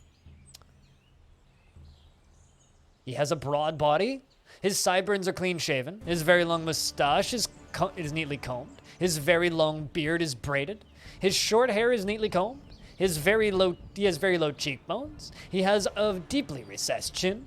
His teeth are gaped. His slightly protruding, wide-set heliotrope eyes have thin irises. His ears are somewhat broad, and his hair is saffron. His skin is dark brown. His lips are slightly thick. He personally deeply respects eloquent speakers and considers craftsmanship to be relatively worthless, and dreams of creating a great work of art. Would never, under any circumstances, speak up or put forth his point of view in a discussion. He is sloppy with his living space and does not easily fall in love and rarely develops positive feelings. Tends to be a little tight with resources when working on projects and occasionally overindulges. Does not have a great aesthetic sensitivity and is conflicted by this as he values artwork and its creation. Tends to avoid any physical confrontations and works to square this natural tendency with his respective martial prowess. He thinks he is fairly important in the grand scheme of things, and he is not particularly interested in what others think of him. He becomes very rigid when he's angry and needs alcohol to get through the working day. You sound ugly. Yeah, kind of. Most of the dwarves in this fort are kind of ugly, though. I'm not gonna lie. What kind of crafts do you craft, dwarf? Clothes making and glazing. Let's give you woodworking in those. All right, so I do have a few more dwarves. I think we'll just let things run in now, though. Oh, we got another necro. Stoneworker has killed 5 dwarves. 110 years old. Also dreams of ruling the world. She personally sees romance as one of the highest ideals and has a negative view of those who exercise power over others, dislikes cooperation, and sees war as a useful means to an end. Prefers a noisy, bustling life to boring days without activity, and dreams of ruling the world. Is prone to strong feelings of jealousy and is a perfectionist. Well, this is going to be good. We got 2 necromancers in the fort now. Great. What's our population at? We do have some more dwarves that need to be named. If anybody would like one, give me a shout. We got 1 unnamed necromancer and the 2 crafts dwarves.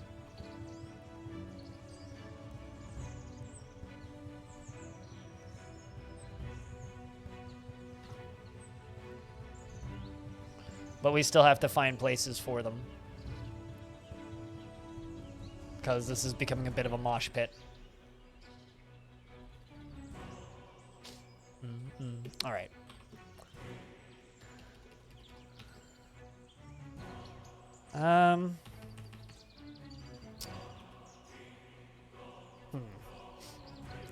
Let's get a few more masons. Let's get 2 more masons rolling. Workshop, mason shop.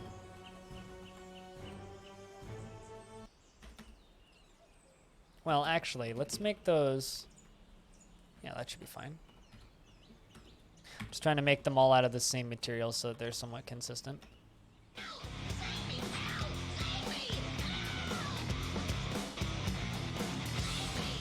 Crip beer. Holy moly macaroni. Welcome back. It's been a while since I got to say that name. For an 8th month. Thank you for continuing to support the stream. Cheers. Jack, can I get a big round of beers for holy moly macaroni? That one kind of startled me, I'm not going to lie. It snuck up on me a bit. Whoop, never mind. Wrong material. You can be a bunch of doors for right now.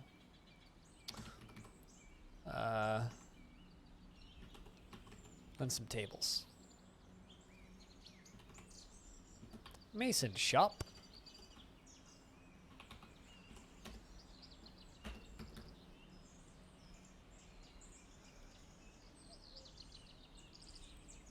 And it looks like Ezum is truly a stoneworker.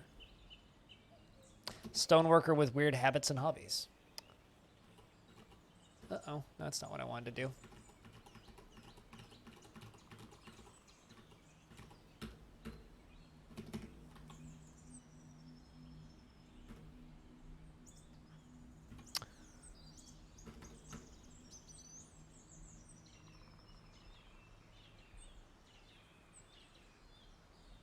Sweet. So I got 3 dwarves now Some constructing bits dwarves. to go with those crypt beer. Cheers, Katsu. If anybody else is a resub to pop, that's a hype train. But thank you. Thank you much for the $1. All right. I need, you're a glassmaker. Not exactly what I need right now, and I certainly don't need gilding currently. But what I am going to need is Giggity, giggity, giggity. those 3. Thanks to the 69 cents, Vin. Cheers. Those 3 are what I'm going to need.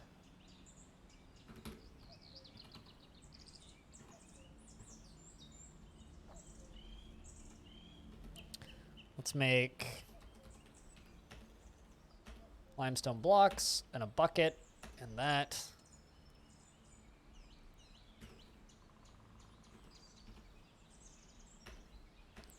And I just kind of want to start getting the ash going.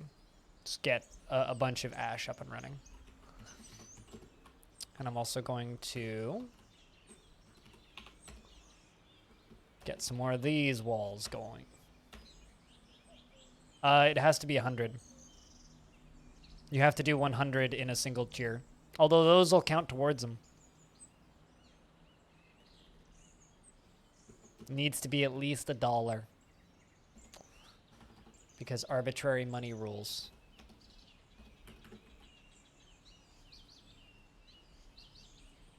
It's 3 consecutive cheers or money things within 5 minutes that are at least $1 by 3 different people.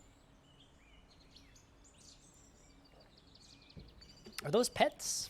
They look like it. Ah, we have a pet bunny. And Meng. So whose pets are whose? So Asteth the glassmaker has a pet bunny. We'll have to take very good care of that, I think. I think for right now, I'm going to quickly make a zone right here. And this is where I'm going to put all of my animals currently.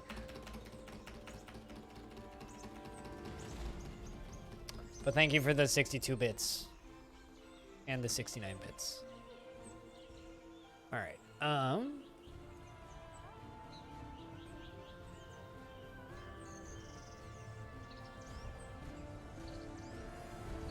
Bit your nose?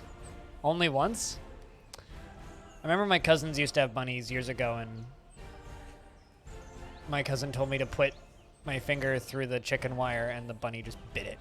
It hurt. It wasn't pleasant.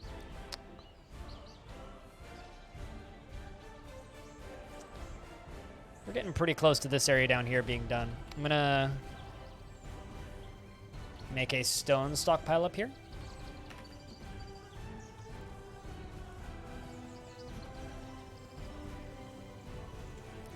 I don't think we'll find any metal ores, but I'm gonna remove metal ores from there.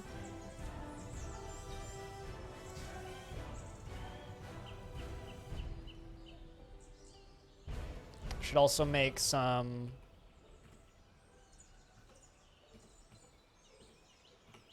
farmer workshops.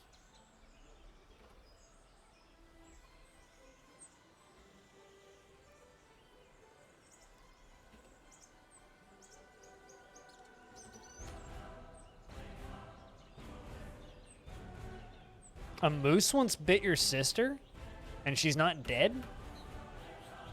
That sounds like there's a story there.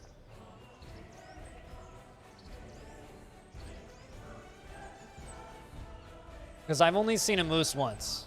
Well, twice. Once was on the side of a highway, and once a moose charged me.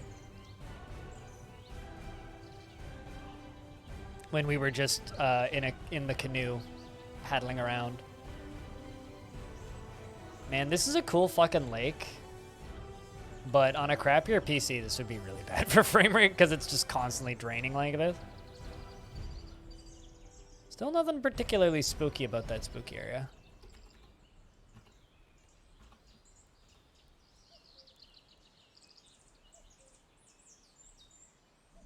Yeah, I read the I read the whole thing, and I get it. I understand what you're referencing now. I think I'm going to channel those out. We'll just dig across. Might have a little trouble. It's just a lot of physics.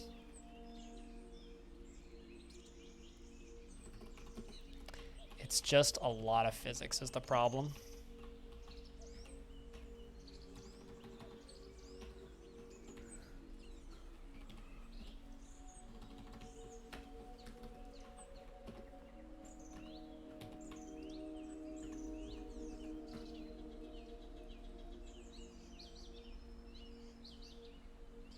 A lot of Monty Python jokes tend to go way over my head because I like Monty Python. Monty Python is great. I'm not the best at keeping up with all the Monty Python references because there's such a depth of references there.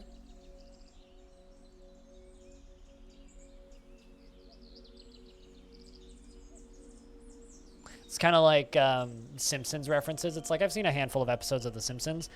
I can't keep track of anything that The Simpsons do. I need a Dwarf shop.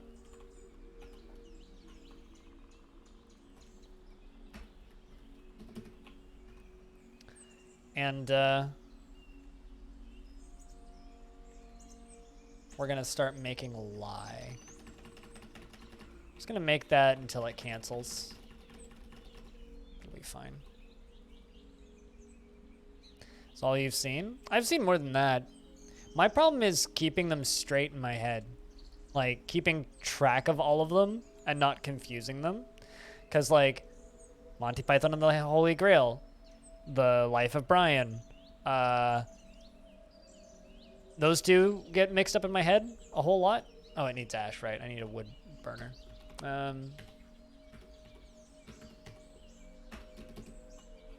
Duh.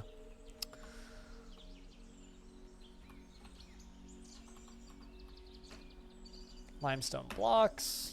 There we go. Let's cancel all that for right now.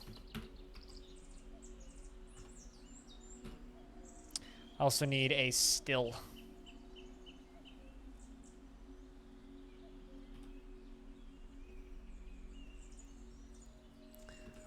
But we're kind of filling that stockpile up top right now. One thing I could do is I could go to wheelbarrow. Do it now. And allow a wheelbarrow. That'll make that a little bit more reasonable.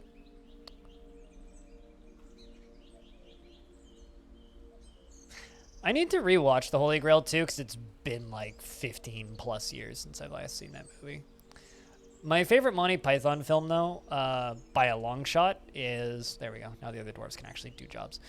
My favorite Monty Python film, though, by a long shot, isn't technically a Monty Python film. It's Fish Called Wanda. I love that movie. Absolutely adore that movie. Has large portions of Monty Python in it, but also an all-star cast of other actors and actresses. And I much prefer that to just the Monty Python stuff. I find that movie way funnier. It's one of the few movies that'll actually like make me laugh alongside of the Blues Brothers. It's very difficult to make me laugh at a movie. Like, I'll smile or grin if something is really funny, but it's very rare to actually make me like laugh at a movie. Oh, also, I need to update that timer because we did that stream yesterday.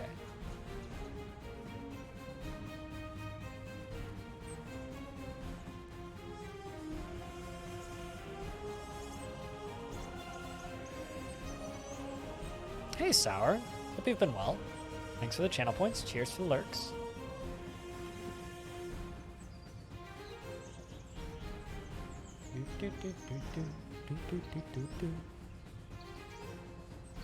And also thanks, Taurus.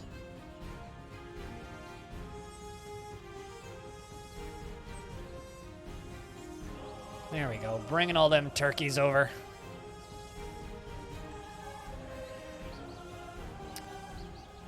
I'm just gonna start milking animals.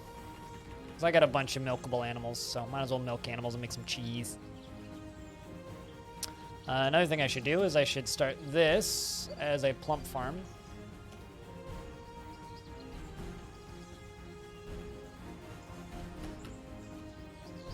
Thanks for the lurk, Scoffer.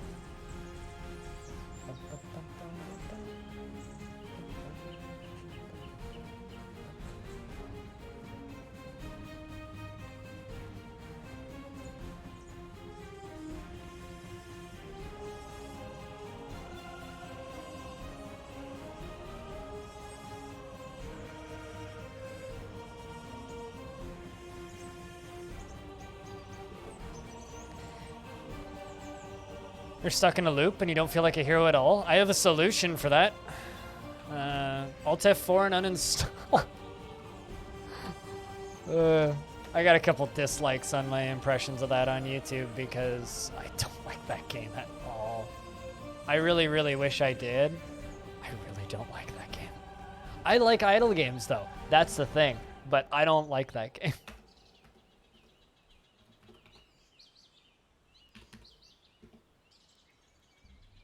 This is your time to shine. I mean, it's just a pity we don't have soapstone, you know? I'm building my my walls out of limestone, which is almost as cool. It's just not quite the same as soapstone. It would have just been too fitting.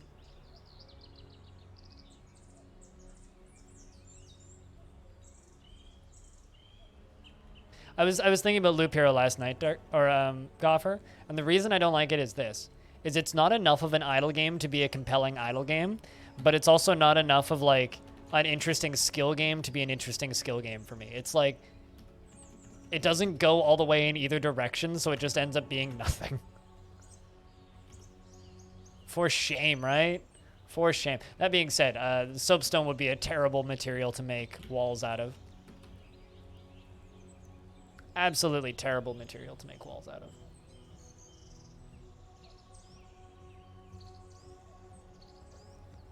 Also, I kind of slept in today, so I didn't prepare a lunch. So when I do lunch, I'm going to make myself toast. So I will be going a little bit longer than normal, but... almost no problem, because one of the cavern layers will have water. If you don't have water, the first time a dwarf gets injured, they're just dead, right? So you need water for your hospitals, and you need water for certain types of livestock. So how bad is it? It's not. It just means you have to go down to the cavern layers, because one of the cavern layers will have water. That's completely false information, Diamond.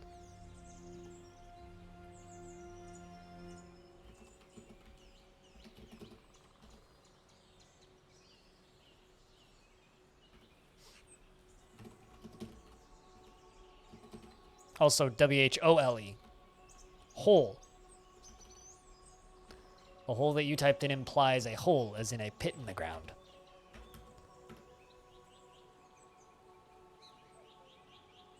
When having soap blocks? I mean, that's also completely false, but... And that's not what soapstone is. Soapstone is a very soft stone. Very common for soap carving, or stone carving, rather. In theory, it would actually be it would make for really good crafts. Oopsies.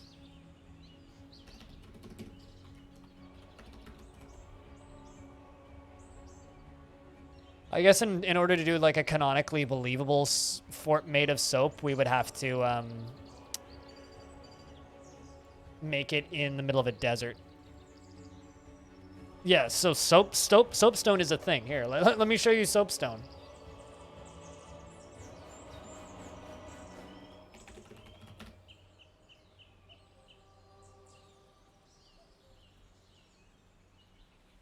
Soapstone. Kind of looks like granite when smoothed and polished, but these little bits are very, very easy to chisel and very, very easy to carve. And you can make some really cool shit out of soapstone. Like I did a stone carving class when I was little, and I basically got like a hunk of stone like that, and I made it into a relatively duck-shaped thing. I'm not going to say it looked like a beautiful duck or anything, but it sort of, by the time it was done, looked relatively duck-like. It was a duck-like object by the time I was done with it. During therapy? Yeah. I mean, it was a very fun activity in the evenings for a couple of weeks when I was younger. I did it for probably like 1 or 2 years, like for short classes. They were fun. Yeah, there was a whole stone carving thing, and there was like older guys that had been doing it for a really long time that were carving like these meter-high statues of like cats and stuff. It was cool. Or when I say cats, I mean like there was one dude who was carving a giant statue of a cougar on a rock. It's really cool. No, you can make soap blocks in DF. Yeah, or rather, if you make soap in Dwarf Fortress, you can just build them like any other block or any metal block. So you can just construct a soap fort if you really want to. You could just do that. Yeah. You could absolutely just do that. Autumn has come already? Trade depot. I'm not going to have anything I can sell. And the reason I'm not going to have anything I can sell is because I don't yet have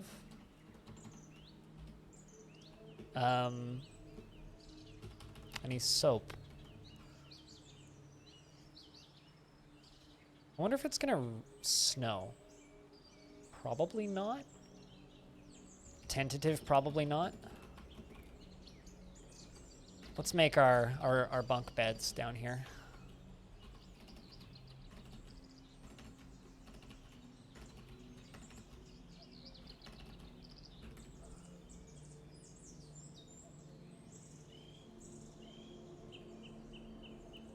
Ooh, that's something I haven't seen in a while. What did he grab? He grabbed one of my copper battle axes, that thieving little scum. Look at him. Bradius, a cobalt thief. Look at that little cobalt. Stinking filth. Stealing my stuff. I'm just impressed that there is functioning cobalt society here. Alright, well, I gotta save my battle axe because that's bad. I was literally about to start moving shit underground. Alright,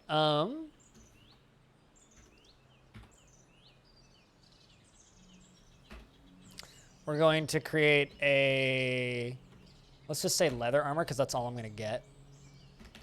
And just put a bunch of dwarves in it and just go fucking get him. Punch him. Oh, come on. Oh, come on. Come on, guys. Go get the little fucker. He's gonna get away. Bastard stole my battle axe. Well, I mean, congrats to him, I guess.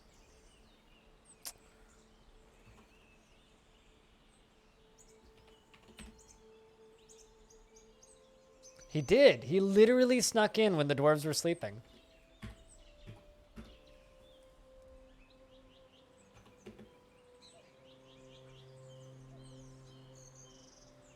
Better that than your anvil? I actually no. I'd rather they took the anvil because there's no metal on this map.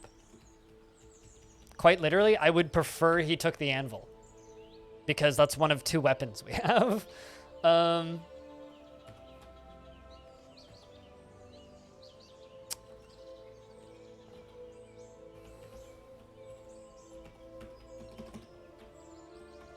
So yeah, no, I would have preferred he took the anvil.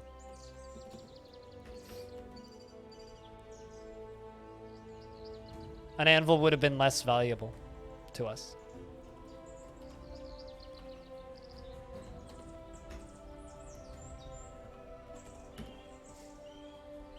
Well, we have our dorms set up now, so that's good.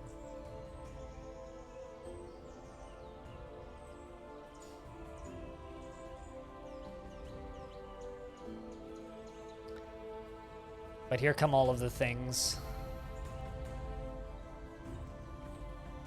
Let's just suspend all of this.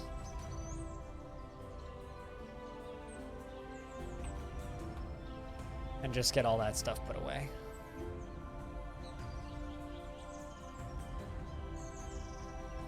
They never have as far as I know. They need to be made of metal to cut trees. So I now only have one tree cutting axe. Basically, it means I need to buy trees from any traders that we get.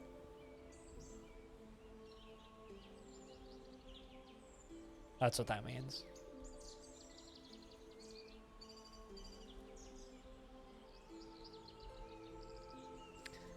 Probably shouldn't allow bars and blocks in here, but oh well.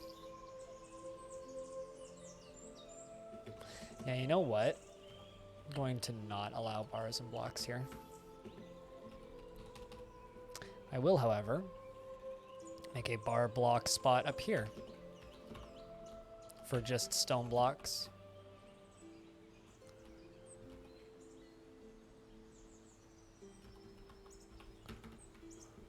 For stone and clay.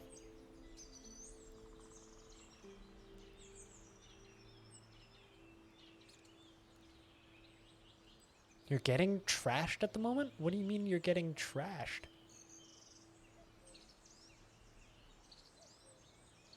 Can you make statues out of soap? I don't think you can.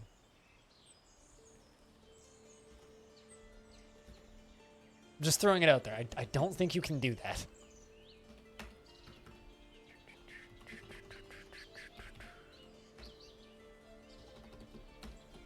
Oh, you're getting wine trashed. Gotcha. Well, you'll have fun then.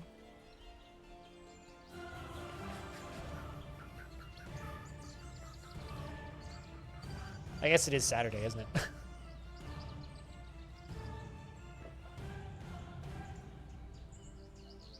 All right, this faction keeps getting fucking cooler. This faction keeps getting cooler. Tubal, a Mushamus, a scaly humanoid. It has thin wings of stretched skin. Its charcoal scales are small and overlapping. This night creature was first created by the dwarven necromancer Ubal, cultivated in Rumnu, after horrible experiments on the human Sath Hugscusp in prison cloisters in the year 307. 1 second, Orange. Let me finish my babblings first, before you make me do actual work. Because that's our outpost liaison. I'll have you know. That is our local diplomat, who happens to also be a very spooky night creature.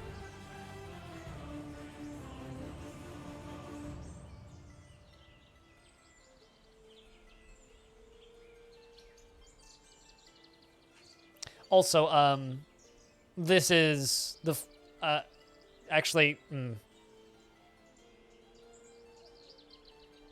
know what, this is easier. Kittens love catmint like dogs love balls.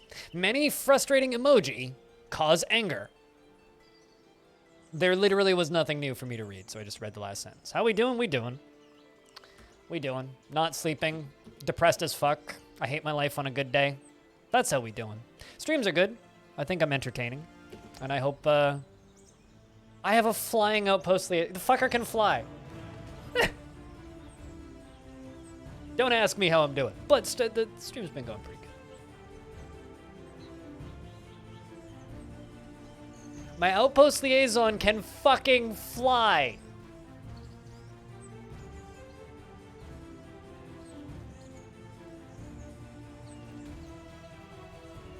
My dude.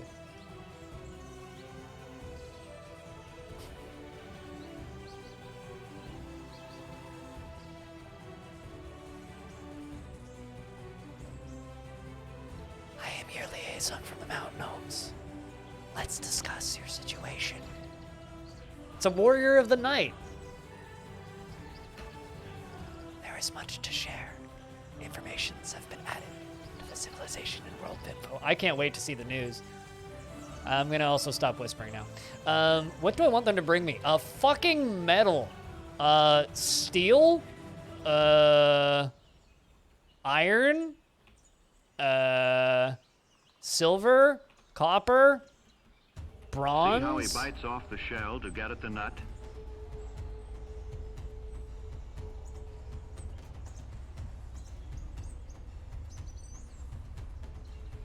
Yeah, that.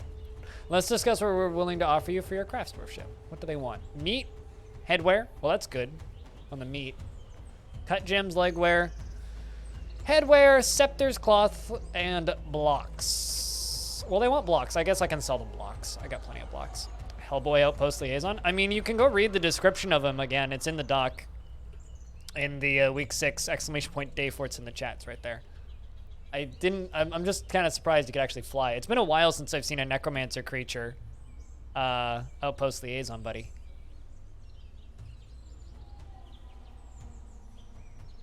Just gonna fucking fly back to the fortress.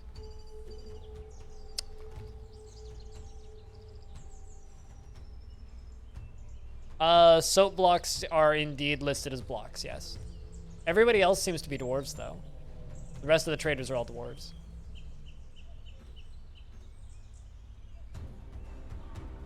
Yeah, no, this is like just diversity the Civ, basically. Are we playing with a demon? No. He's a necromancer experiment, not a demon. Freskins. It's a necromancer experiment.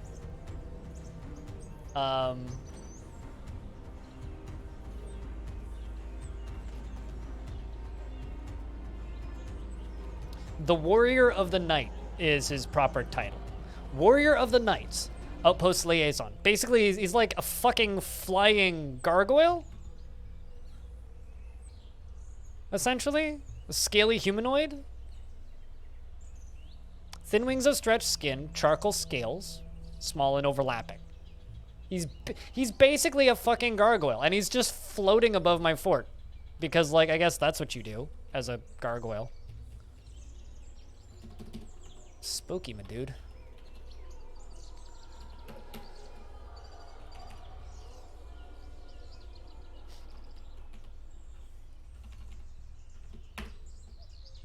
They want blocks, so we'll sell them a bunch of limestone.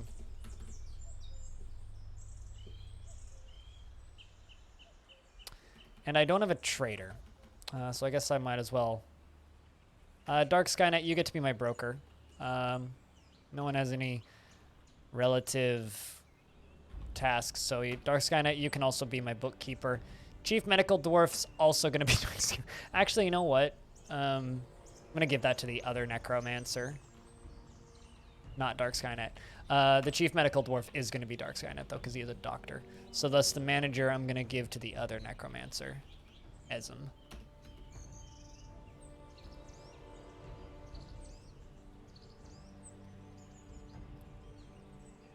Don't forget, we're also on the front doorstep of a very spooky space, so we get to, you know, potentially have bad things happen to us. I'm sure everything will be just fine. I don't know what you're talking about. Especially considering our outpost liaison can fucking fly. That doesn't say much for our future longevity. I'm not gonna lie.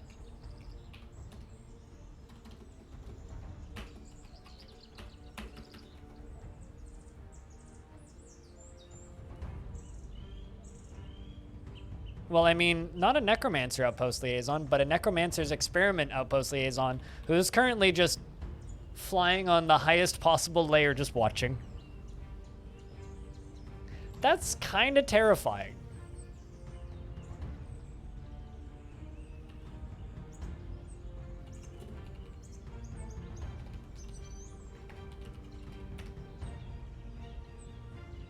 That's scary as fuck. Like, genuinely terrifying to me. They're keeping a lookout. Yeah, but it doesn't. My outpost liaison is a warrior of the night, which is a flying necromancer experiment who's currently just floating on the highest possible Z level of the map. Just, you know, keeping a lookout on things, making sure everything's in order. Just floating 15 Z levels above my fort. That's what this fucker's doing.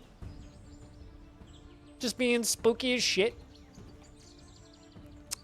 Stone assures me he's just keeping a lookout. I'm sure he is. I'm sure he's just totally keeping a fucking lookout. Doesn't change the fact that that is goddamn terrifying. He's just vibing. Yeah, he's just fucking vibing. Sure. Just fucking vibing. My tininess. Jesus. Good lord. He's our friendly local skyboy. Yeah. Although I need to play a warrior of the night in this faction now. In adventure mode. That's something we need to do. So I've done a few adventurers in this world now. They've all been goblins. Almost got vaccinated today. Don't talk to me about vaccines. Shit makes me so fucking sad.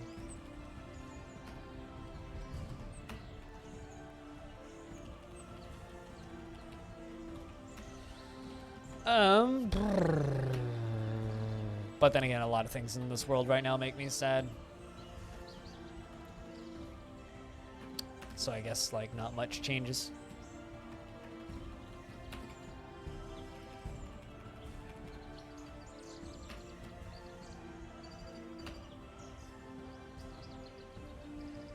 That's good. Did you notice the brand new screenshot that was in that video? Because there was a brand new screenshot in that video. I didn't mention it at all in the video to see if anybody would notice, and some people did, which made me happy.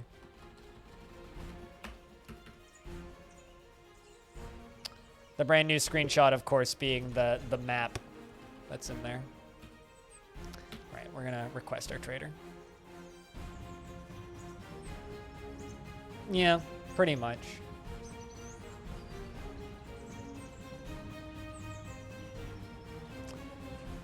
Pretty much.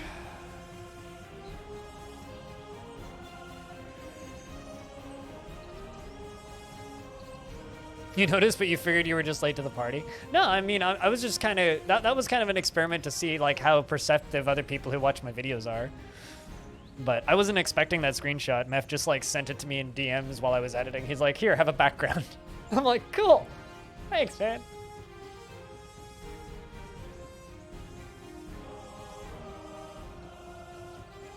But I don't know. It's nice to be able to talk to people whose work I've seen for a while.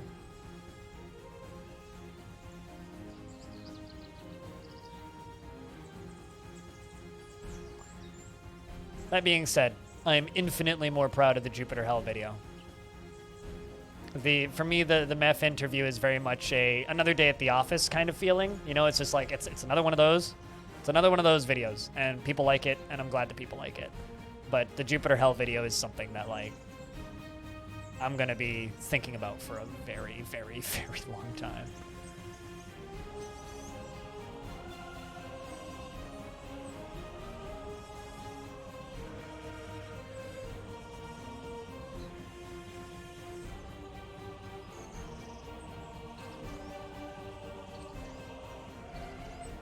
Felt pretty grand, yeah.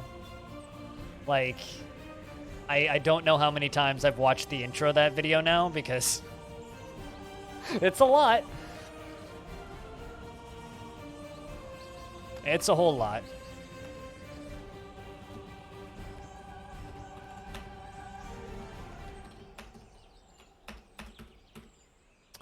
All right, are we ready to trade? Yes, we are. All right, so they wanted blocks real bad. What do they have? They have bronze. Gold's useless. I'll take the 1 bronze bar. Not a lot of value in that. But maybe I could get, like, another pick. That's something. And I could get a spear. Could get a bronze warhammer.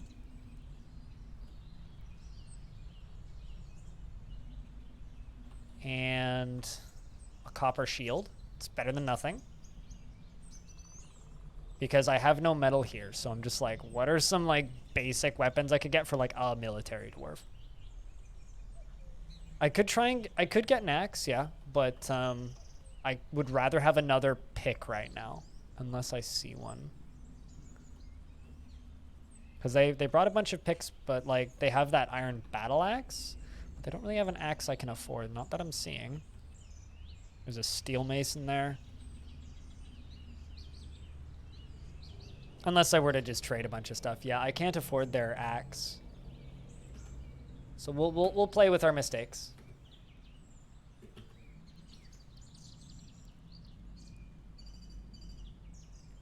Squug, I'ma give you mining. I bought the bronze pick. Well, I bought a pick, but I don't need to buy both of them. We're good. We'll be okay.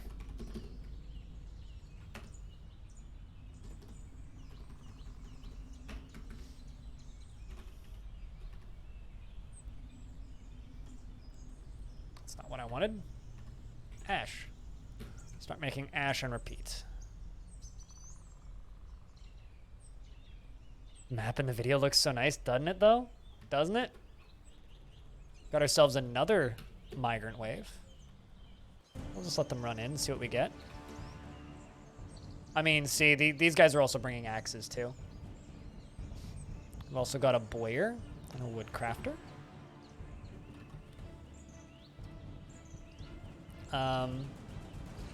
Shout outs to this dwarf with the pond grabber clothing. Lime making and wood burning. You can also have lime making and wood burning. And you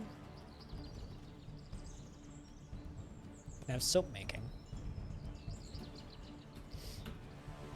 Because that's what we're doing with this fort. 2 children. A couple adults and some kids. All right, we need to get brewing up and running though.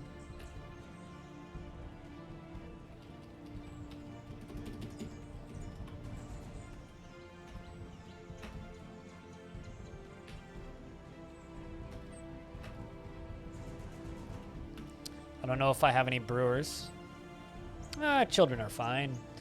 If you hate on children, you're not actually truly playing Dwarf Fortress, in my opinion. Children are your most important dwarves.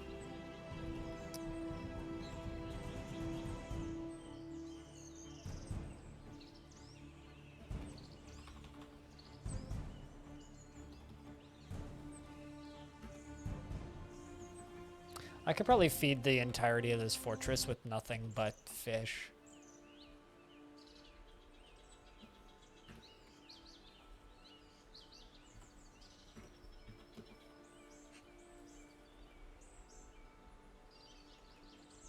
Orange makes terrible jokes.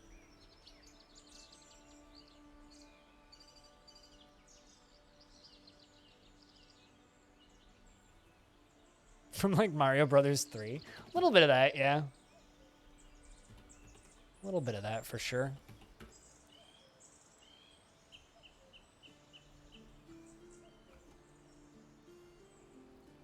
Haha, at least I get something right today. Orange, at least I get something right.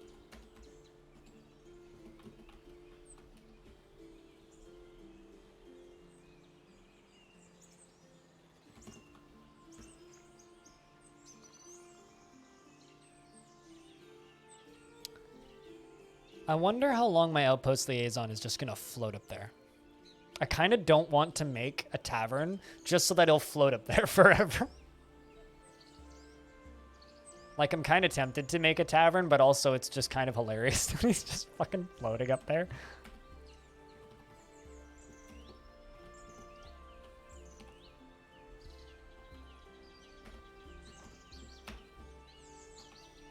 Dancing cacti? I don't get the reference.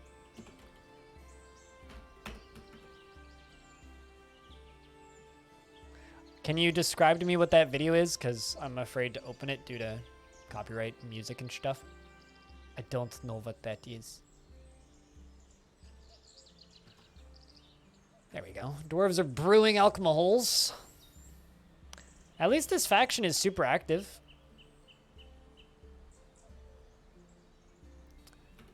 All right, let's check the news. So this Necro Tower up here seems to be quite actively invading this area. Page galley marked on bust entered. Bust entered. Ew. It's the last thing you want is to bust enter. Ooh, what's going on over here? Post of Ambers gave up on their occupation of bolt ransacks. Bust Ambers? The severe aren't...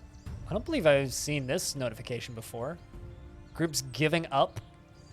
Mute when you open it. I'm just not going to open it. Mario theme with dancing cacti is enough of a descriptor. I just don't open videos that I don't know what they are, basically. is the route that I take. It's not worth getting a whole VOD muted or a portion of a VOD muted or not being able to monetize a VOD. It's just not worth it. The Iron of Sweltering gave up on their occupation of Helmslulls. Chat, do you know what this is? What it means when they're giving up their occupation of it? Because I was unaware that the AI could, like, retire fortresses, which is what that reads like.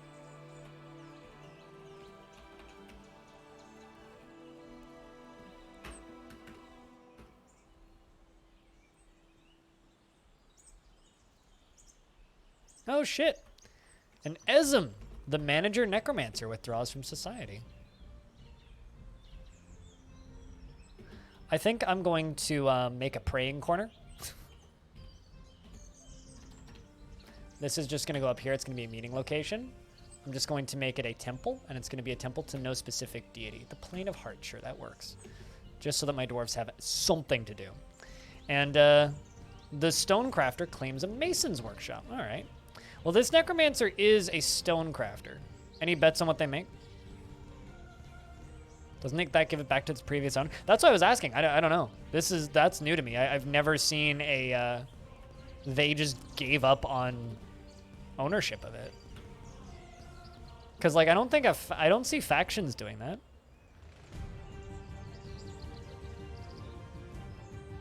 It's a raid that has partied too long at the place they were sent. Really? I don't believe I've seen it. Anyway, it's just a single boulder, but Dwarf has begun a mysterious construction, so that's kind of cool. Yeah, I haven't seen it. Just because it's been in the game doesn't mean I've seen it. There's plenty of unlikely and odd things that can happen that I miss and that lots of people miss.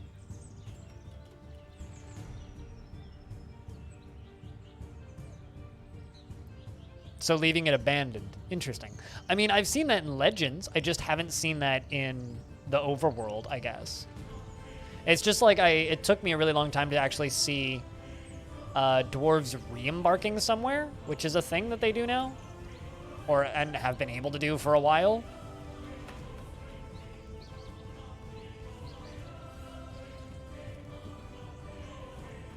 All right, I need to make a bunch of chairs and thrones. That's for woods. Make a bunch of thrones and a bunch of tables, and then I'll dig out a area underground, which can be our tavern. I also need a mechanic shop, which I'll put down here. Limestone. And let's make a couple. Let's make a soap maker's shop.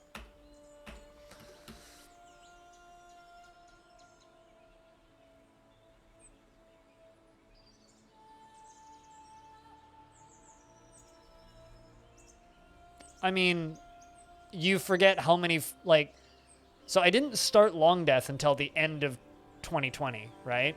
I started Long Death in the last 3 months of 2020. You do realize the majority of that year was just playing other fortresses, right? In 47.04. Fixed? You mean made the game kind of dull?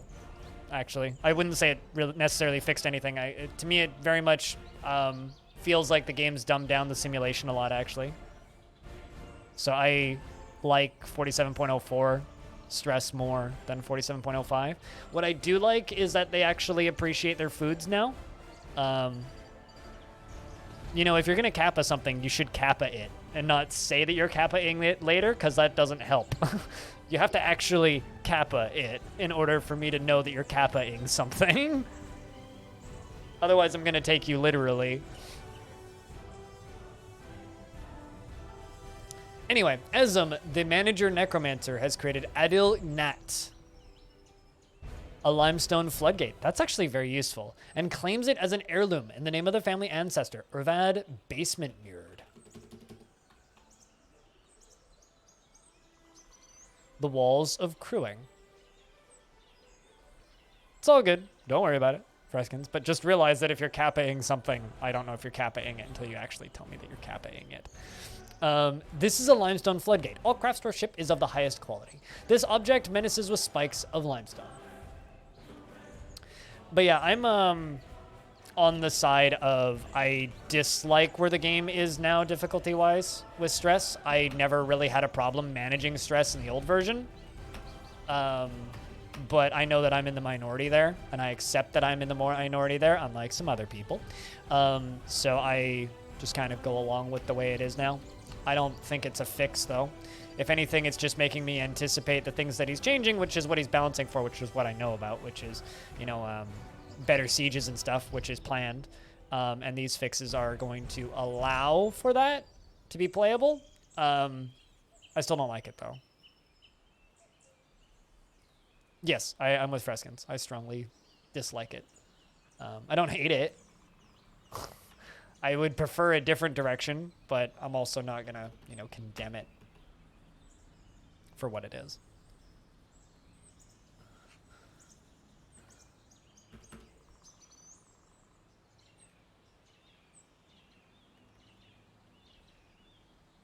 As somebody who is fucked up on the head from traumatic events, they don't.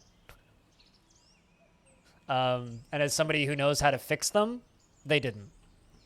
But I know that most people disagree with me on that, so. Dwarf Fortress is the original big open sandbox make your own fun game, Mr. Leisure, so not really.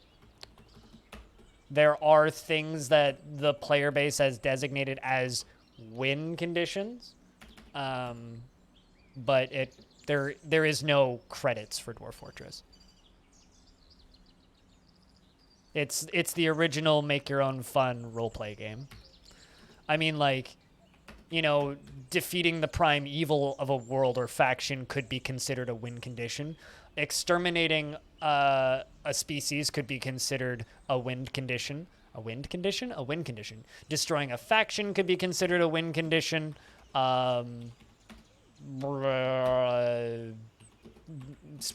Rebuilding a faction could be considered a win condition. You do what you want. The game gives you a world, and the world is your sandbox. You do what you want in it. With this particular world, I'm creating many little forts, and then kind of trying to learn as much about the world as possible through that, and documenting them all in a Google Doc, which can be found in !Dayforts.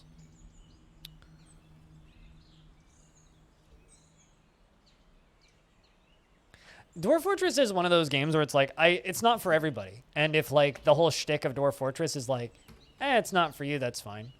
I will like and dislike certain changes that Tarn makes, but I believe that Tarn has a vision for the future, and I'm looking forward to whatever that is.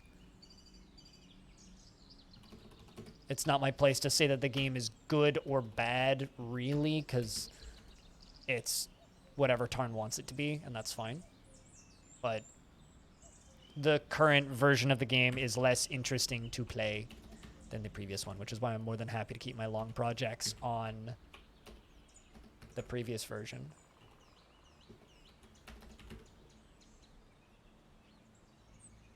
I mean, I'm not even thinking about Magic yet, because Villains Part 2 needs to come out first. And there's stuff in Villains Part 2 which is more interesting than a lot of the stuff in Magic IMO. Like, you shouldn't be looking forward to Magic yet. We're not getting Magic for 3-4 years at least.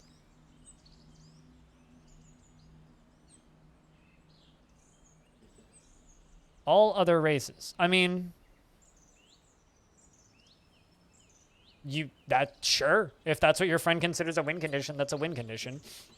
I don't find the combat and evisceration stuff to be particularly engaging in Dwarf Fortress. What I do find interesting is learning about the different civilizations and just kind of like letting them do their thing.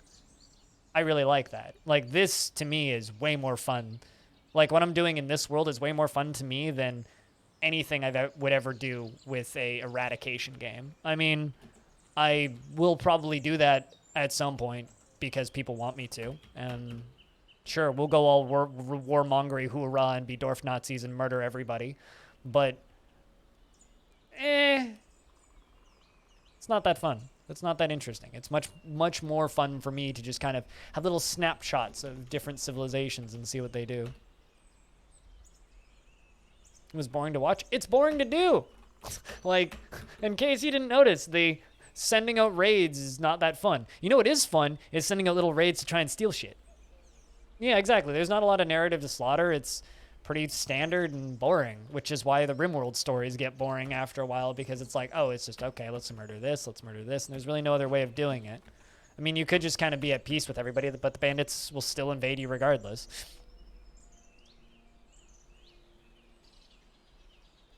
I need to slaughter some piggies before I can do that actual soap stuff. So I'm just kind of letting my piggies and dogs breed a little bit. Then we can start slaughtering them to get animal fat to make some soap.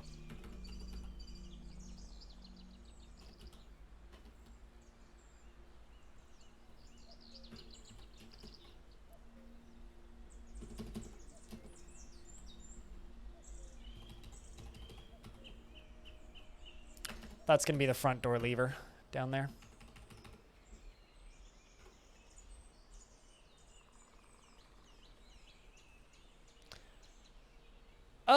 Yeah.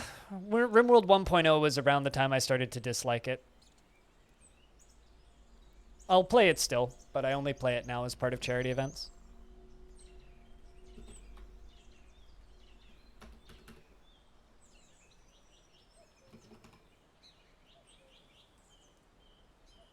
Too hard to be better than Dwarf Fortress, and they kind of lost their own vision. I mean, I don't want to just do the let's talk about RimWorld discussion because it's boring, but like, listen to the way the developer talks about RimWorld. He considers it a failure. Also, he's one of those people who says he won't do something and then goes and does it. He's stated many, many times throughout early access, the game will never go on sale. Never. And he put it on sale. He also stated throughout early access that he would never do paid DLC. Now there's a paid DLC, and the game's been on sale. So I kind of not a huge fan of that. Don't promise something and then do it. That just kind of sucks. Okay, I can start the blocks production up and running again. You can also work on blocks. Let's go down here. Well, let's put our tavern up here.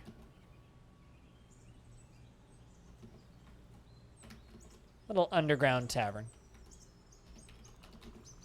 This is becoming a less above ground fort than I'd planned, but that's okay. Mostly due to paranoia of the number of necromancer towers that are close.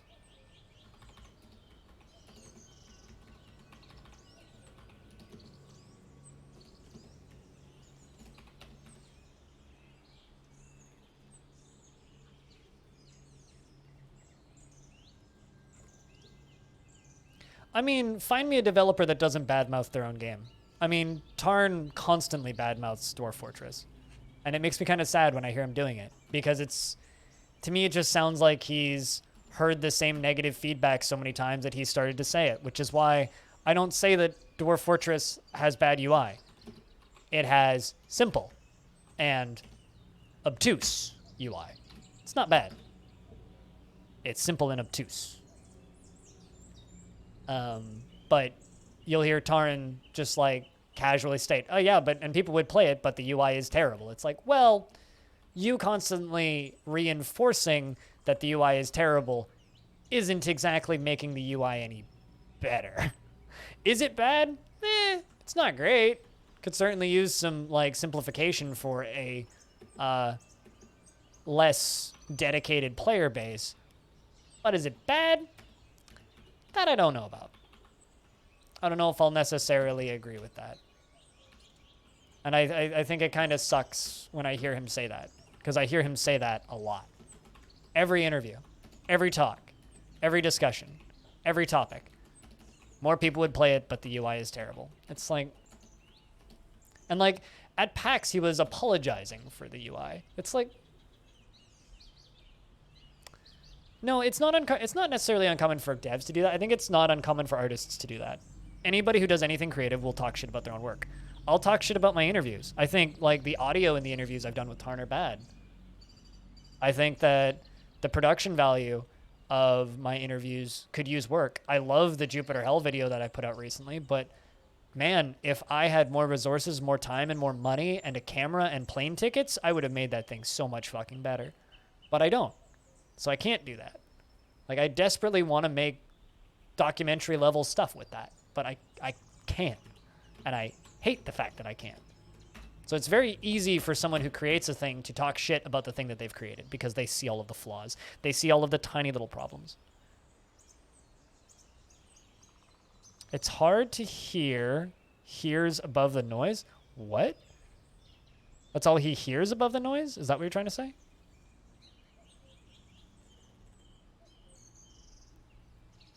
Tarn does have a potato for a mic. He does have a potato for a mic. Also, I do the interviews with Tarn live. So we're also dealing with Discord compression, which isn't great. So... No, I mean, you're fine. As long as I can follow what you're saying, you're all good, monkeys. Also, what you drinking? Because you said you're getting canned. So what you sipping on? If you're sipping on something fun, that is. All I'm trying to say, I guess, is it's really easy as a creator to talk smack about your own creations. We're getting some hungry dwarves because I'm actually out of food, so I'm just gonna real quick do that, and find a dwarf with less-ish work. Cutest ghost, you're making blocks. I'm going to take you off of that job and make you more into a full-time farmer. So we're going to give you plant gathering.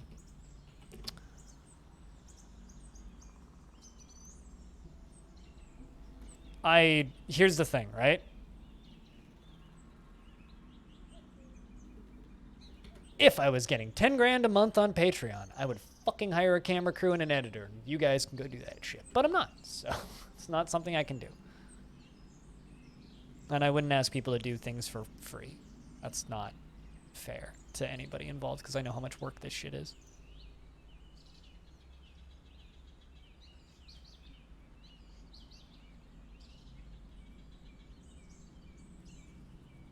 Steam homepage on release.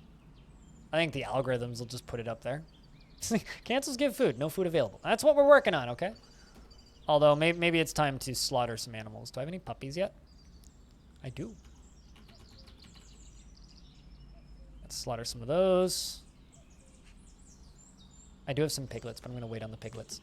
Let's make a butcher shop. I'm assuming I have a butcher. I may not. This is kind of a busy group of dwarves. Well, Phineas, what are your jobs? Nothing that we're currently doing. All right, you can be our butcher. That will probably...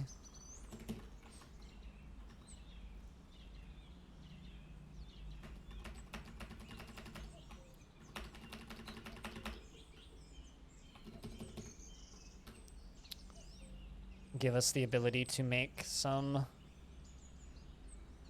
Also, I could probably just slaughter those horses. Yak, bull, horse, and horse, because I don't have a breeding pair of horses. I'll just slaughter them.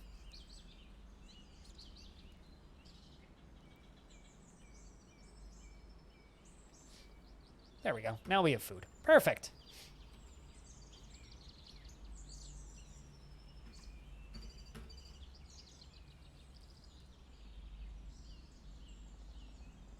Cool. Dwarves are making lye.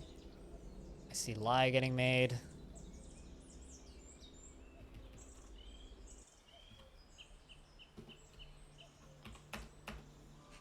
That's going to be my necromancer's chair, or my manager's chair.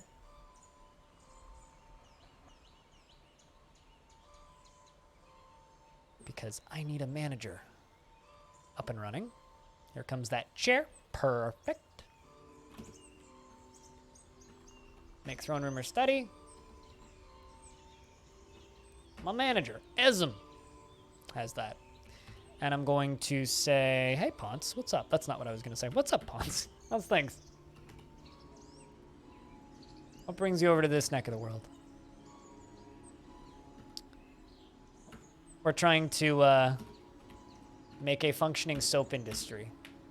But I need fat and tallow and lye. And other fun things. Just woke up. I'm alive. Getting through the day. It's been a rough brain week. My brain no like me this week. But I put a lot of good stuff over the last few days, so.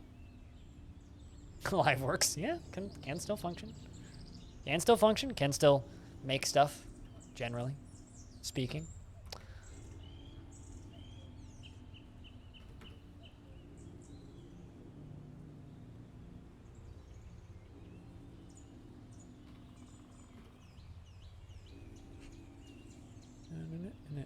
Slaughter stray horse. You should go prepare fat once you're done with that. After you drink. That's a lot of food. Look at all that meat.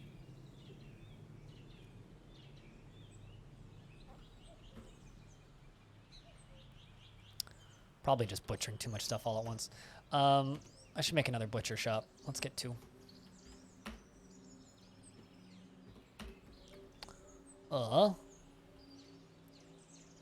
You're a boyer? You got soap making? I'll give you butchery. I have a second butcher. If you guys don't know Ponce, Ponce plays a game that everybody loves to hate called League of Legends, and also fighting games and other cool shit. Should go watch Ponce. How you liking that anime fighter? Those games are pretty. That's all I really know about them.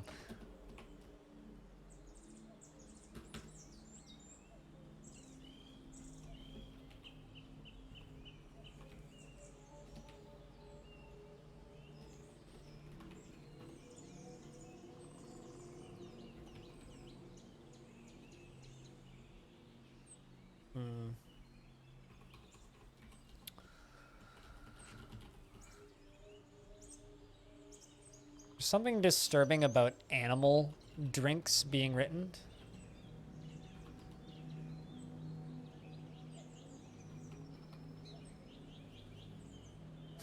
It's a lot of different, oddly specific Forgotten Beast extracts that I always forget are in this screen.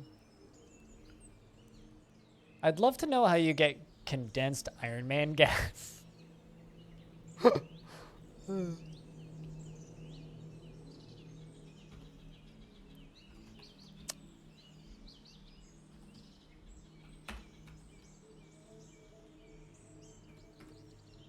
Let's make a lye stockpile. How old is this colony? Like an hour and a half.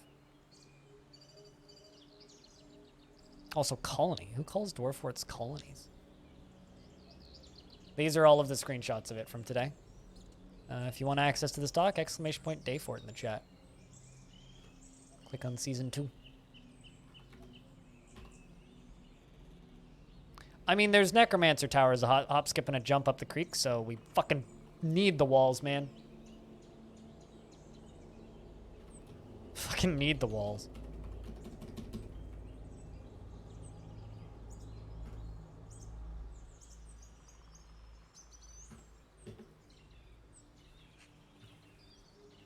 Well, I'm right here. These are all skirmishing with us. They're a different dwarven faction that are at war with us. And there's this that's right there, which we're at war with, which is a dwarven tower. There's this one, which is in range of us, which is also a dwarven tower. And there's this one, which is in range of us. That's also a dwarven tower. There's this one that's in range of us, or just out of range of us, which is also a dwarven tower. And this one is a dwarven tower, which is just out range of us. So, yeah. Does it matter how tall they are? They ain't friendly, I'll say that much. So, that's why I'm very quick on the walls.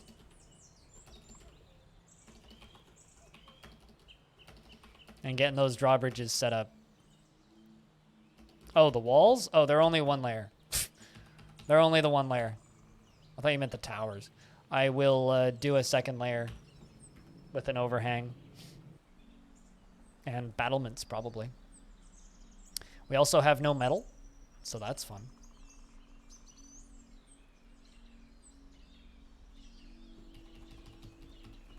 Should also go to this stockpile. Go to food. Just remove lion milk of lime from there. I mean, that's all we're here to do is make soap. Make soap and pray for our longevity, because fuck. That's why. Because fuck.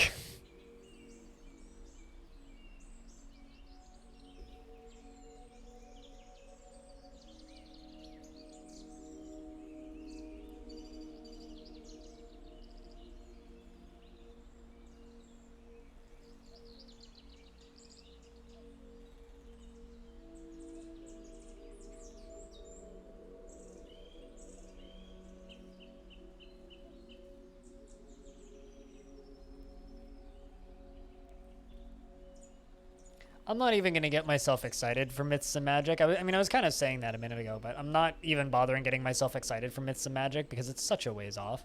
It's such a fucking far ways off that it's like, well, why even bother getting excited? Because we're not going to get that stuff for so long. Like, it's not even worth getting excited for yet, in my opinion. But, you know.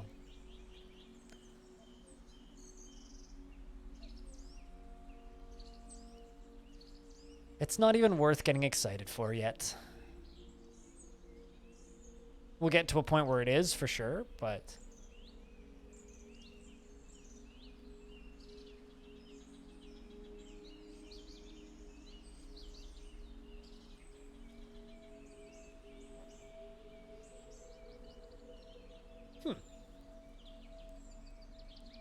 So, what happened to our winged friend? And who the fuck is this?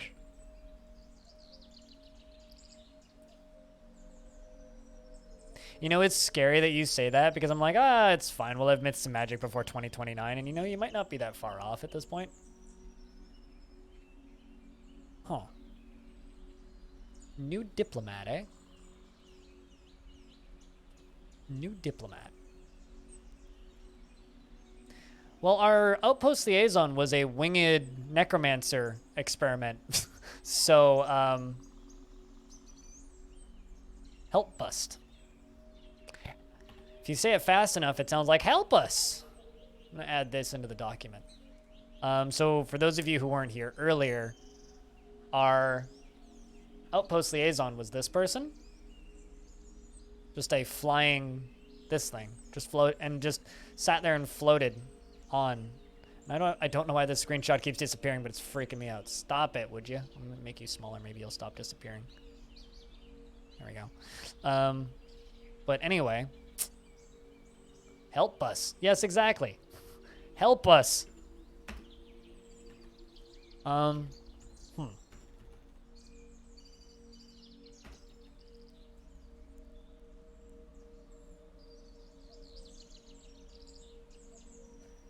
I'm sorry, what? Outpost liaison. I know that the job milker and warrior of the night are two different things, but the fact that it says it's a warrior of the night milker is very funny to me.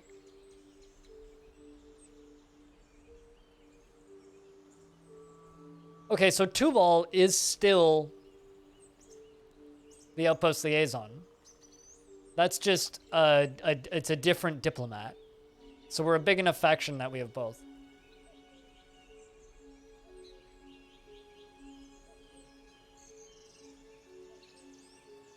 I also don't see a king or anything, but we do have a duke consort. The warrior of the night milker. I don't want to know what a night milker is, chat. A night milker is just like a scary dude that you don't want to run into in an alley, I guess. Also help us.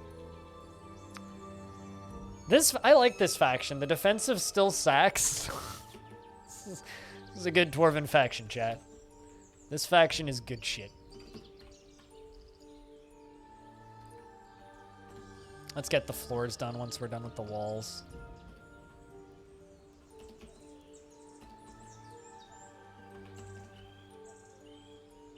I think we're going to need to do some adventuring in this faction this week. So his profession is he's a milker. But he's also a warrior of the night. But it's funny that it doesn't define the two things. So he is a warrior of the night, which is a species that was invented or created by a necromancer. So he is a necromancer experiment, which is called a warrior of the night. But he also happens to be a milker. I mean, they all look different. I don't know how long you've been lurking, Krugs, but literally every single dwarf in this entire faction looks different. Like, I'm just going to grab a random one. Also, like, my necromancer worships, like, you know, not one, not two, but that many gods. But yeah, no, they all have different appearances. Like, we're fucking rainbows here. We got saffron hair with flecks of gray, brown skin. I'm just gonna find somebody random. We've got okay, peach skin, saffron hair. Let's find somebody else. Saffron hair and copper skin. Hair is saffron and dark brown skin. Quite dense eyebrows. Hair is saffron. Skin is a crew. Hair is saffron. Skin is pale brown. Hair is in double ranged. Hair is white. Skin is copper. Hair is saffron. Skin is a crew.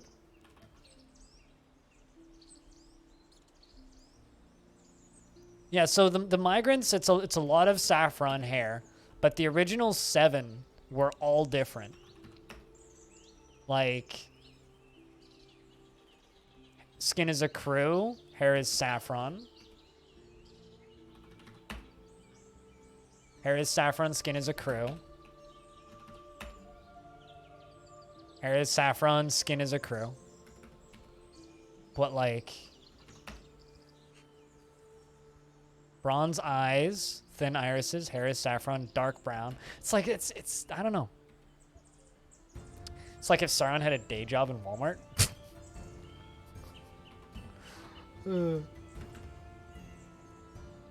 I should have Tolo. What?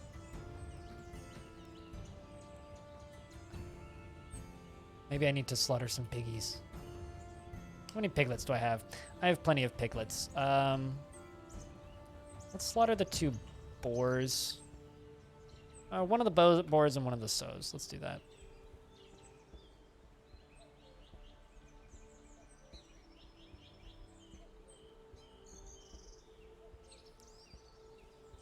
I'm just freaked out by the fact that there seems to be just like necromancer experiments. It's been the last necromancer experiment that I had was actually on my birthday back in June. I did a one-off fort where we just gave away literally everything. That was the whole shtick, as we were a charity fort, so I had to give away my entire fortress inventory every single time a trade caravan came by. That was fun. Anyway, Milk's the warrior of the night milker. The warrior of the night milker's wife.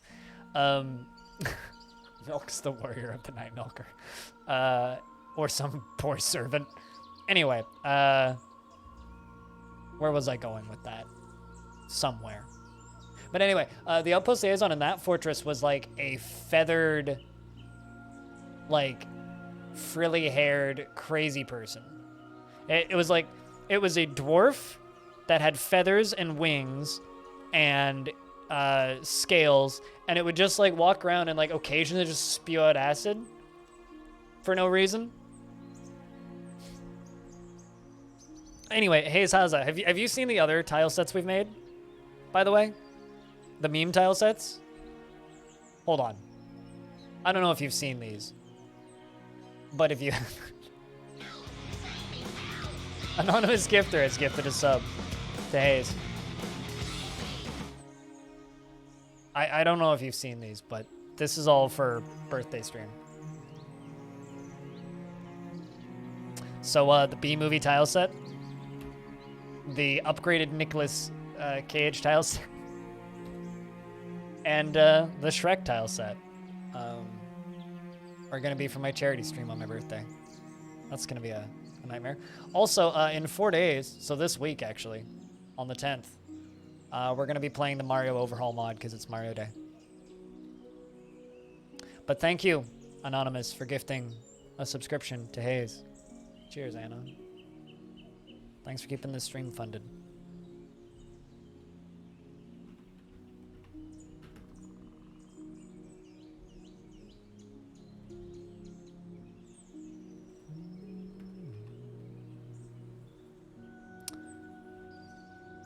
I'm a little bit distressed by the fact that we don't appear.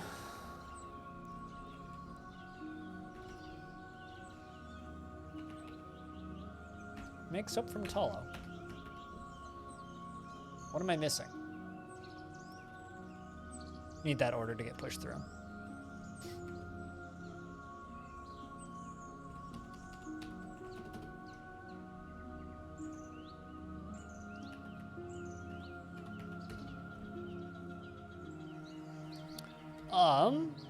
Yep, the liaison is still floating.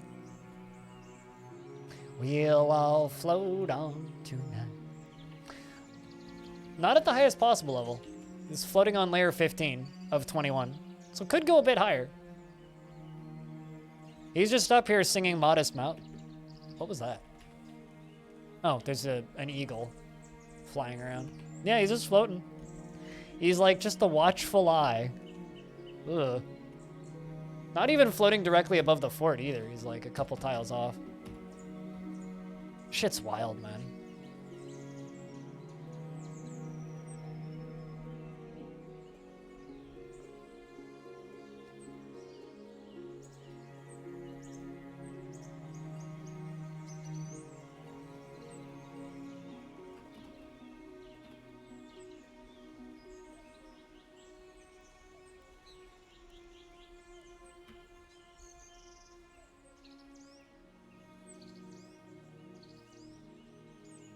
Because I have ash and I have lye and I have fat.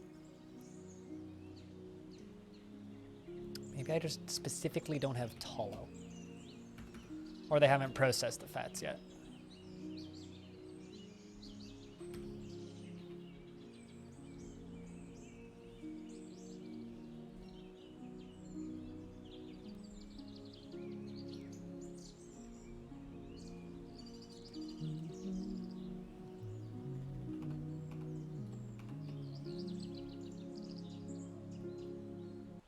Auto kitchen. Oh, I know what I need.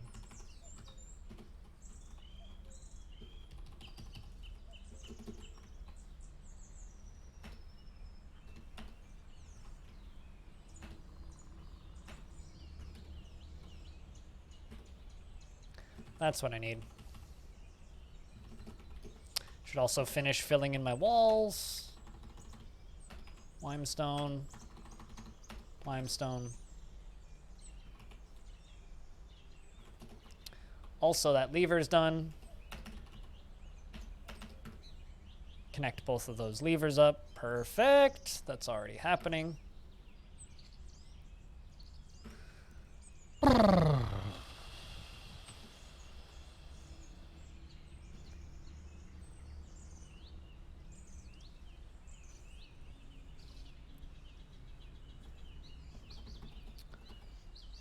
And you...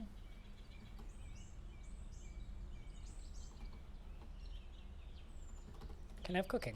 Squad. Squad can be our cook. I'm gonna go down underground and construct building.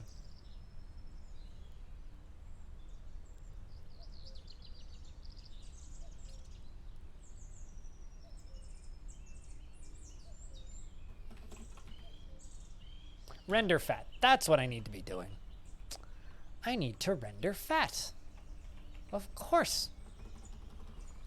How could I forget?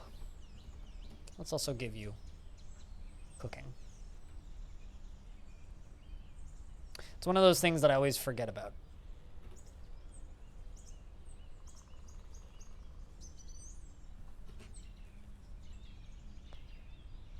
There we go. Needs 150 soap mat. I'm producing glob, that's why. It's because I don't have any tolo. It's always one of those steps I forget about with soap.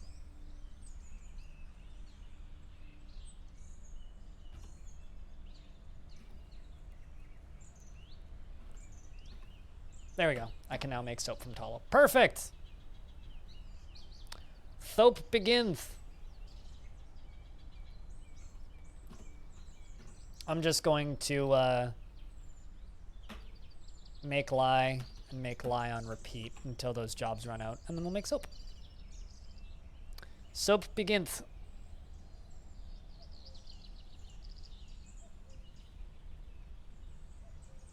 I'd like to have at least one legendary soap maker by the end of this.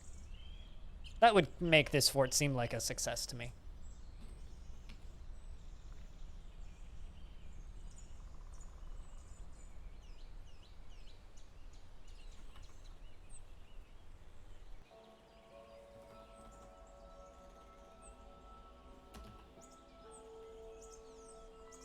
Why so much lying? Why so much lie making, I think, is the question that you have to ask. I wonder how many buckets I have at this point. I've had a dwarf making buckets on repeat since we got here. He's not legendary yet, but he's doing a very good job, I think.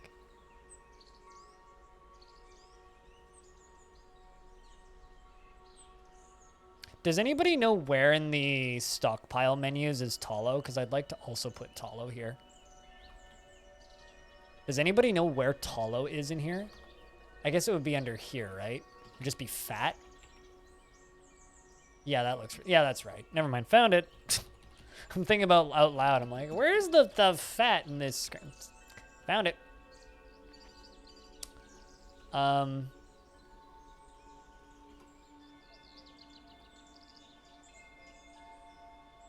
No seeds and no fat and no lye.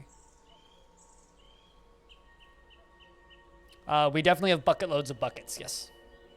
Bucket loads. Buckets by the bucket load. By the truckload even. If you will. How many loads? Dwarf loads.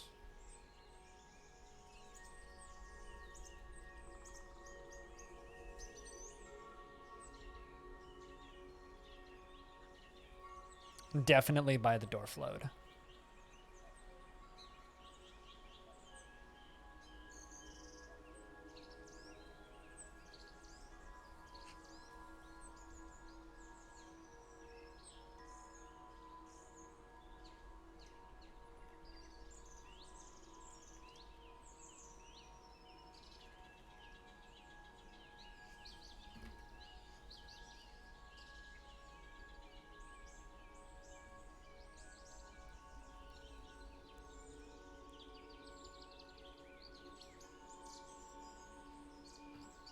Now, how come there's like those 2 tiles up there that just didn't get done? Can I just get those 2 done?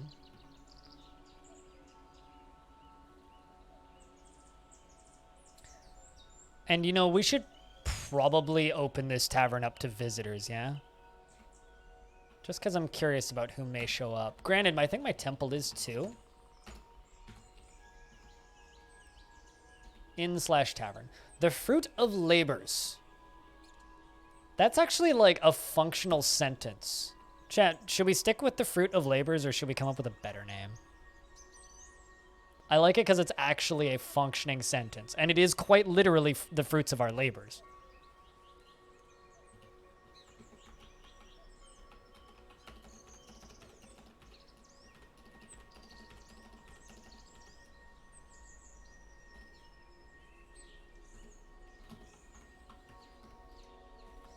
You like it? You think it's good?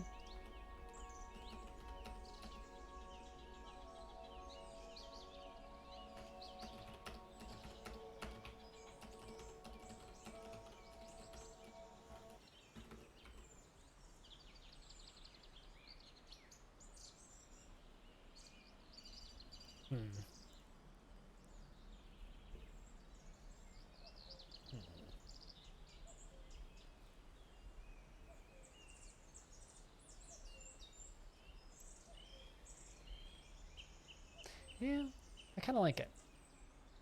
The fruit of labors. And the fruit of our labor is most certainly soap.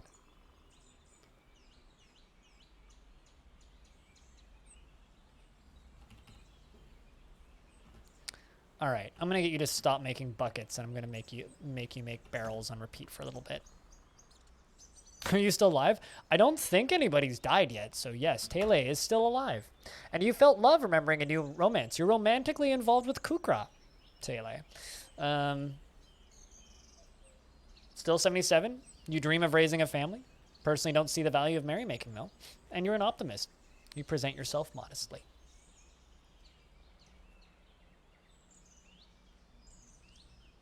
And there are 2 necromancers hanging out in the fort, and they both dream of ruling the world. So I am looking forward to the soon coming power struggle in this fortress.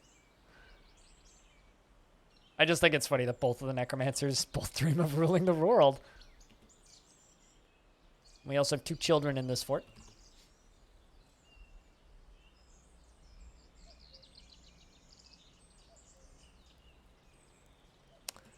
And a meal. Let's make 25 easy meals. I'm just going to hop over the kitchen real quick. And we're not going to cook plump helmets. Or no, we're not going to cook plump helmets. Celery, leeks, lettuce leaves, lettuces, prickleberries, and rye. We're doing pretty good, I think.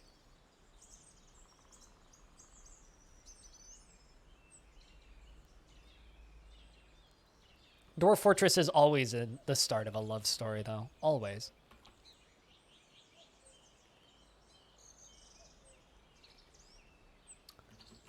So, you know, we have this lovely trade depot here, right? But, like, what if I made a new one out of soap?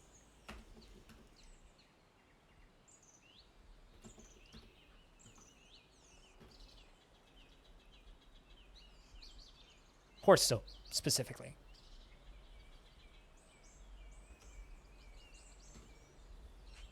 But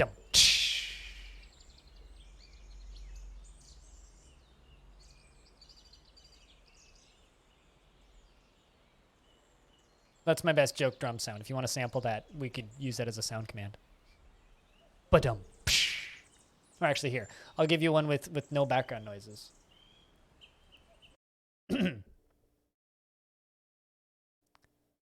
Ba-dum. There you go. You can sample that if you want. That's free.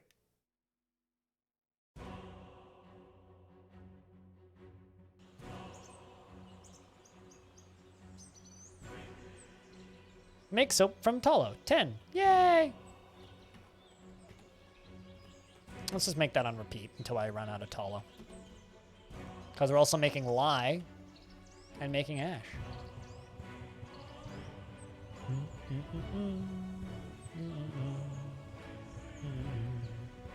Also just gonna pop into here and suspend a bunch of block making.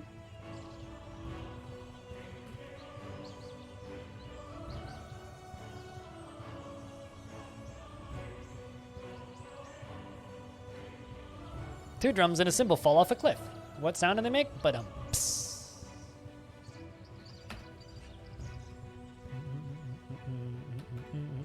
Oh, also, let's make 5 nest boxes, because I got a bunch of birdies. Birdies. You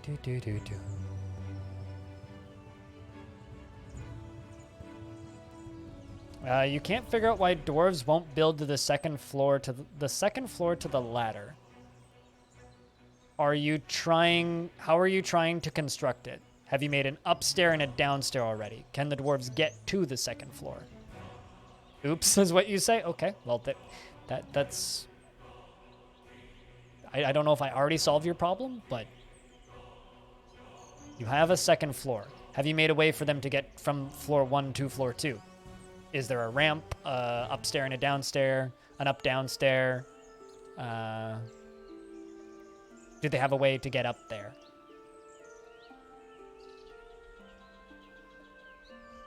Or do they have a way to get down? My brain is so big, I play this game too much. Also, I'm going to add a burrow real quick. The burrow is going to be indoors. So I'm just going to do that real quick.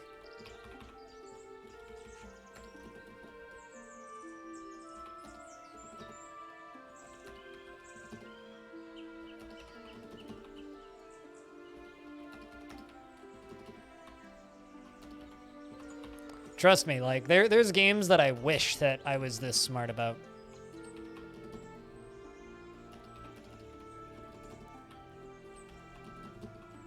I really wish I was this big brain about Caves of Cud, too.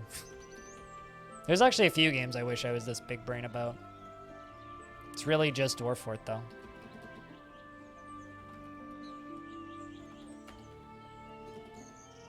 Also, I can now deconstruct this. I realize they are exactly the same looking in color, but our trading depot is now made out of, oopsies, that's not what I wanted. Yes, delete it. My trade depot is now made out of soap, so.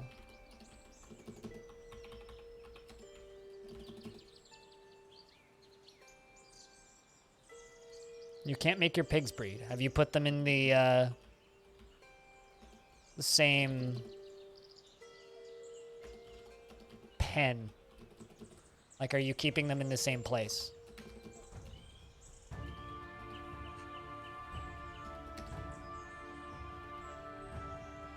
They're in the same pasture? Let them hang out for a bit. How many males do you have in there? Are the males really old? They may have become sterile. You may also just have, air quotes, gay pigs who just don't want to breed, which is also a thing. Indoor fort. Will it tell you? No, you have to check via DF hack. There is no way to find out in vanilla. One male and one female? Well, you have to make sure that they love each other very much. Like, quite literally, that's say just wait. Like, don't get pissed off about it. I mean, because they're pigs, you could put them both in a cage. That'll make them real close. I generally take, like, when I want to breed pigs, I'll generally have 2 males minimum, just because one of them may be sterile or just doesn't want to. Quite literally, that'll happen. They just don't want to.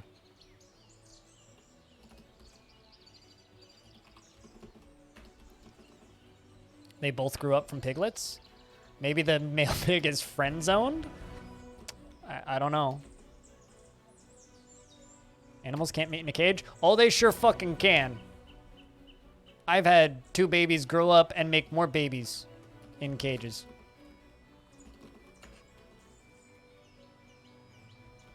You could also put them in a pen or a kennel. That's the word I'm looking for.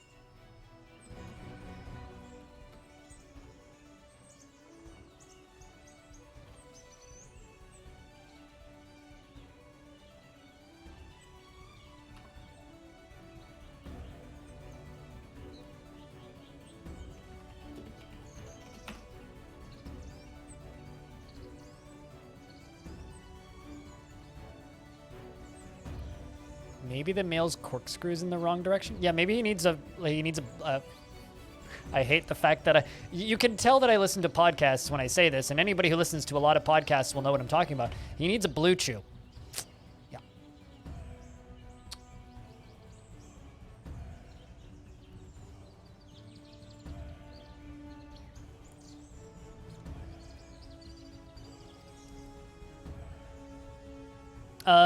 Animals do breed via spores, but they still need to be in close proximity. and they need to know each other, air quotes. So for dwarves to breed, they need to be romantically involved. Romantically involved. And in order to become romantically involved, they need to be in the same space for a period of time to become friends. To my knowledge, animals have a similar-ish, albeit less complex system. So it's possible for a male animal in Dwarf Fortress to just not care, from what I understand, and just not be interested. Air quotes, a gay animal.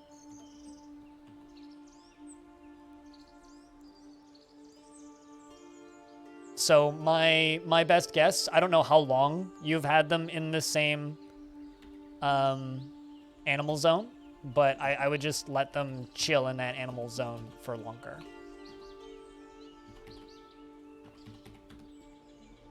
That's what I would do.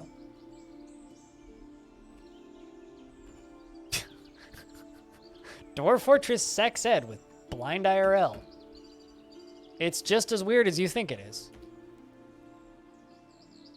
Speaking of which, my doggo's made more puppies, which means I can make more soap. Do we have any kittens yet? Fuck yeah, we got kittens. Excellent. Well, once those kittens become cats, we're gonna make more soap.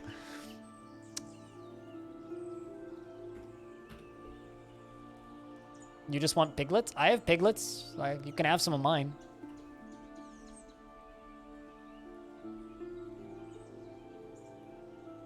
You can't make piglets unless the male pig's piglet works. That I'm getting more coffee.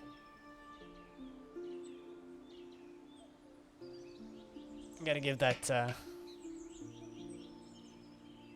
piggy cock enhancement pills. This stream is becoming too phallic. We need to stop. I need to stop.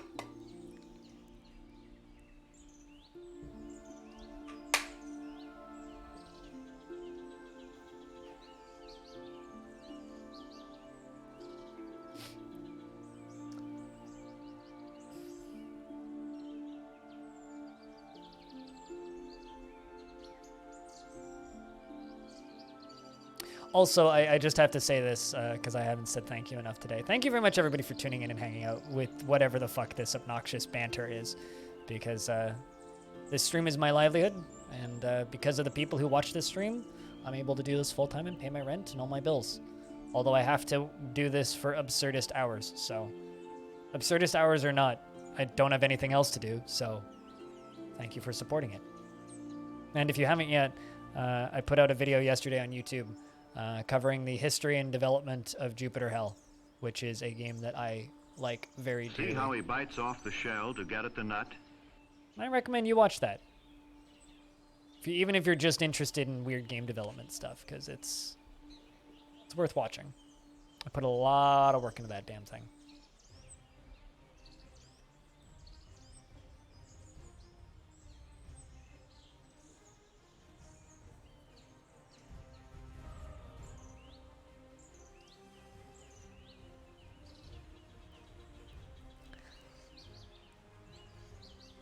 Man, what is it with like every single company that I've ever done any work with having webinars? Why are do people actually go to those things? Like, does anybody really give a shit on SoundCloud about SoundCloud's webinar? Because apparently SoundCloud is having a webinar right now. I'm gonna make a a fortification made of soap.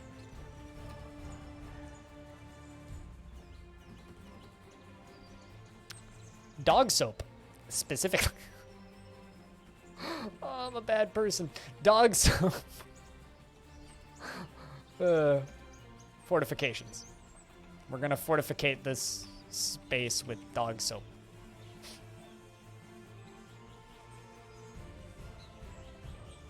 A webinar. It's a seminar, but on the web. A webinar.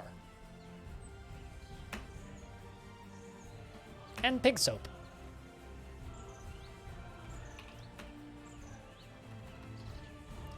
And that I will make out of limestone.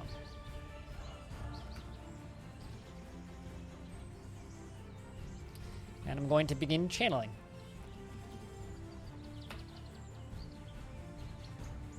You've never heard the term webinar yet before? Well, clearly you've never worked in my industry.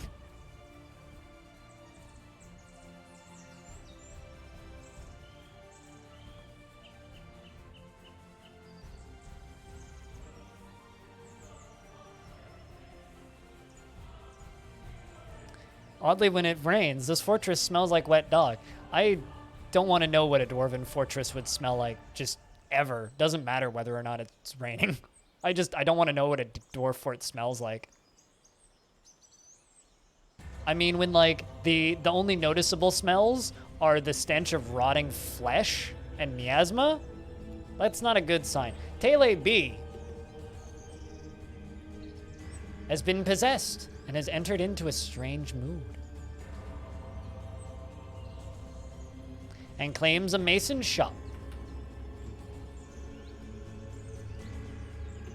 Also, something I should do. I'm going to deconstruct that wagon. And I'm going to go to workshops and then make a metalsmith's forge right quick. I'm not actually going to do anything with it. I just want that iron anvil to be made into something. Just so nobody steals it while I'm thinking about it. Yeah, like 1,000 hamster corpses, rotting fish, rotten meat, uncured meat that's just sitting in barrels. I'm sure dwarven cheese smells fantastic. Refuse everywhere. Charred stuff that's being burned and made into soap. Stray sew bone and 3 pieces of limestone. Also, you know, dwarves don't shower particularly frequently. So there's that.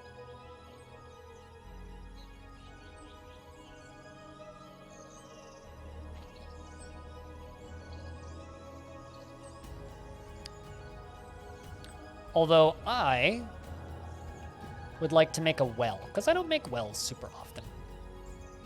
Oh shit! Does anybody happen to have the world save open? Because you can download the world save in the document. The most recent version is now up.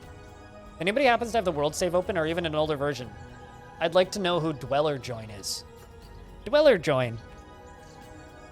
Because we have a visitor. A human spearman.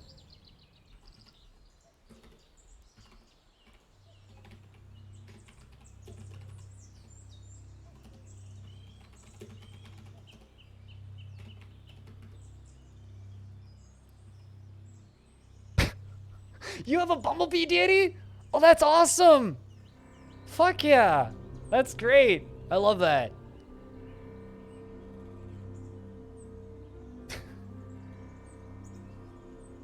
I think my favorite deity, though, why am I blanking on the name of them? They own vermin good biomes. Wait, hold up. Oh, you told poetry and I missed it.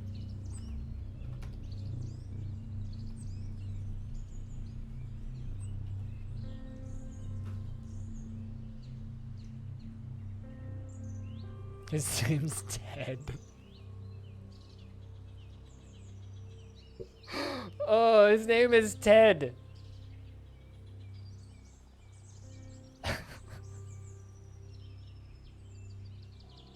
I love hate closed captions. They're brilliant.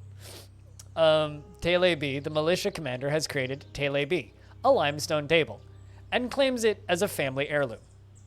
Tele B has made a limestone table named Tele B. I think that this dwarf is protesting the lack of tables, chat. I am making a table and I'm dedicating it to me and naming it after me. You know what, Tay? I think that you have earned your own personal table. I will put this table in the tavern and only you are allowed to use it. You can also have your own chair.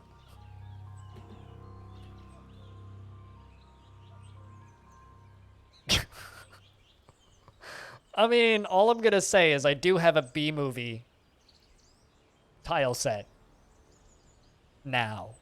And you could, or we could, do terrible things with that tile set.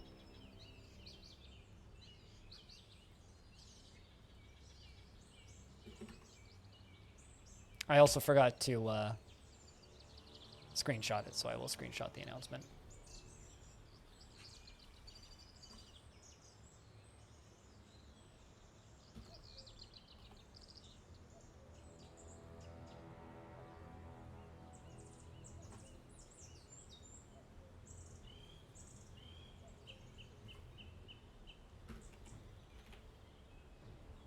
Also, the Outpost Liaison's still just floating up there.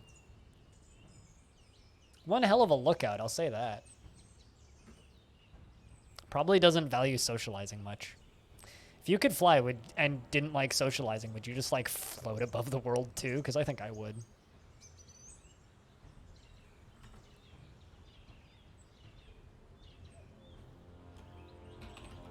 Yep, still floating on layer 15. To see caravan routes? God, I wish. That would actually be really cool.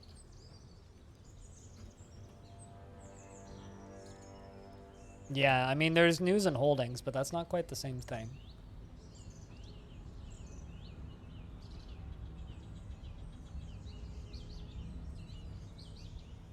Huh. I like how I have one military commander, and Tele B is known to be in the Fruit of Labors. Like, Tele B is a known militia commander or something.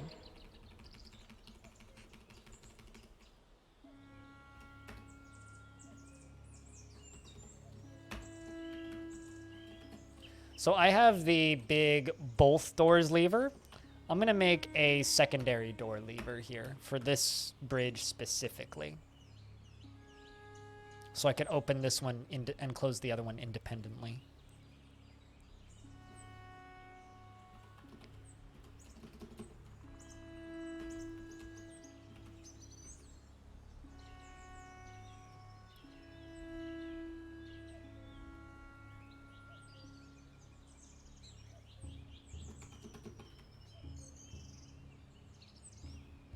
Oh, like on the map, yes, but not the world map. I was thinking the world map. But on the actual map itself, if you hit Shift D, all of the green areas are areas where caravans can go. Wagon access, no wagon access, wagon accessible depot, but wagon accessible depot, inaccessible wagon depot. So if there's a lot of trees, you can check. But yes, hit Shift D. It's all red, yeah. They need at least 3 tiles wide to be able to get through it. So this is basically going to be my wagon entrance right here, whereas this is going to be an area where I'm chucking catapults, or an area where I'm chucking at things with catapults. And probably, oops, I don't want that to be a marker. And probably,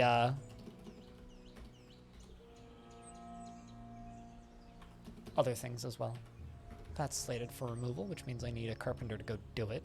Which means, you know, actually, I'm a little scared. How many buckets do I have? And barrels.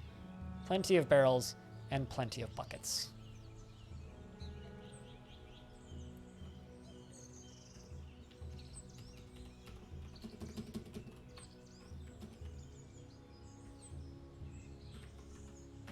Animals. Let's check stuff.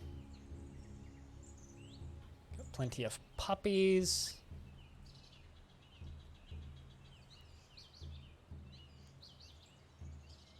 How about dog? I'm going to wait for stuff to grow up before I make more soap.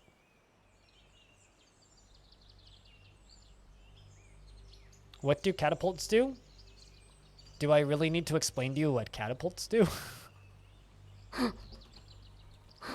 Or are you asking why are they bad?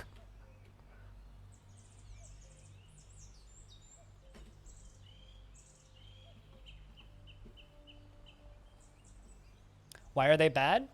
They're very similar to stonefall traps.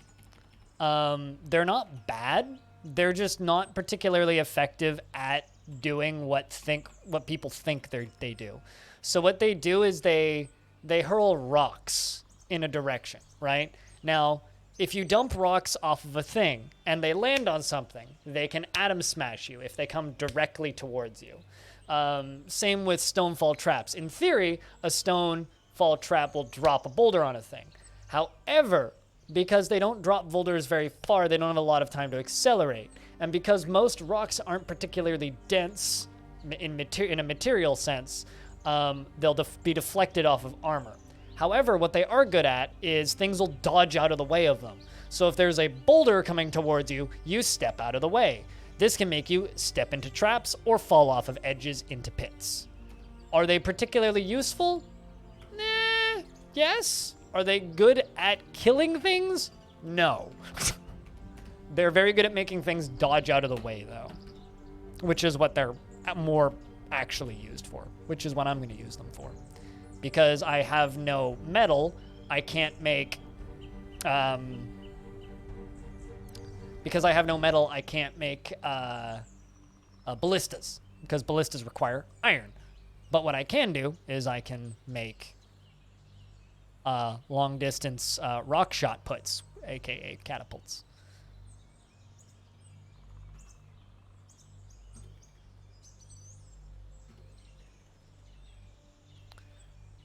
So are catapults bad? No, they're not bad. Are they great?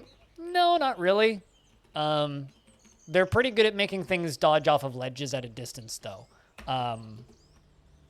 So, like, they're good at making things dodge off of small walkways into lava, or onto spikes, or onto upright weapons, or into weapon traps. Ballistas are extremely effective at killing things. Extremely. It's like shooting a long-distance sword at somebody. As Krug Smash found out in Monster Killer. No spoilers, but there was lots of limbs all over the place that needed to be cleansed from the ground. What, ballistas? I mean, yes, with burrows. There's many ways to use ballistas safely. The big problem with ballistas is, like any siege equipment, you need a dwarf to operate them. Now this might not seem like an issue immediately. However, I'll explain why it's an issue. If the dwarf is not the bravest, and they see a thing coming at them, they go, ah, and they run away. Most dwarves aren't that brave, but they do see a thing coming at them and they go, ah, and they run away. Which isn't very effective at killing things. Because they see scary thing on the horizon and they scream and run away. That's the actual problem with catapults and ballistas, is dwarfs see scary thing on the horizon and they run away. Speaking of scary thing, this biome over here is evil, or sinister. We haven't really had much spawn over here. Ooh. Ooh. Oh, that's open space. It's just simply a limestone boulder. It was kind of... Maybe this area is resurrecting, I don't know. But it is sinister. Currently, it just seems to be covered in dead cloudberries.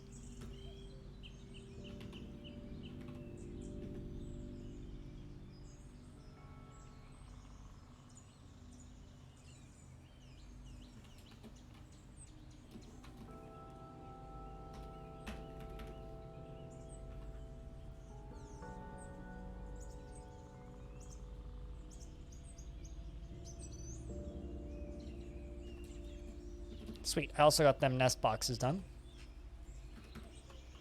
So I can make a separate space for my chickens. I think I'm gonna put my chickens down here.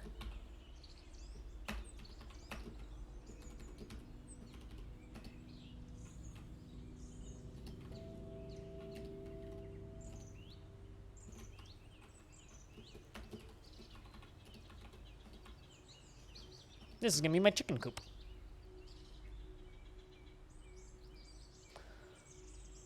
Although the nice thing about catapults is catapults ignore friendly fire. So you can fire catapults through friendly animals, through your own soldiers, through your own dwarves. So you can fire catapults into an army that's fighting, and the enemies can get hit by them, dodge out of the way of them, all that stuff, all that good stuff. But your own dwarves will just phase through them. Whereas ballistas can and will gore your own dwarves into tiny itty bitty little pieces. So keep that in mind. Keep that in mind. Food for thought, if you will. How's our dwarves doing? Angry after getting into an argument. Dwelling upon getting into an argument. Satisfied at work. Lonely after being away from family and friends for too long. That's not good. Let's give them some more food.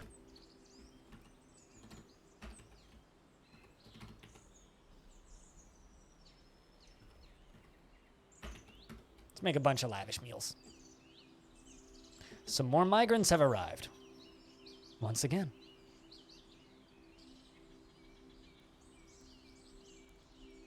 I'm not seeing any more necromancers. It's a big migrant wave, though. Ugh, Fisher Dwarf. Don't really want you doing that. So instead, I will give you more soap making and more engineering. Because we need more engineers. That's a big migrant wave. Another doctor. I'll need a few of those. Give you mechanics, siege engineering, pump operating, and siege operating. Also, architecture.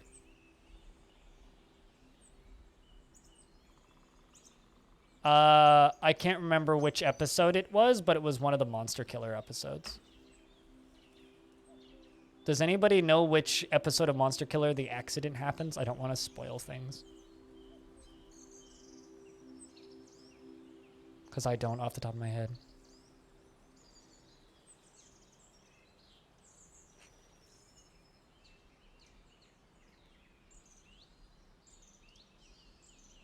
You didn't know that there is no friendly fires on catapults? Catapults have no friendly fire yet.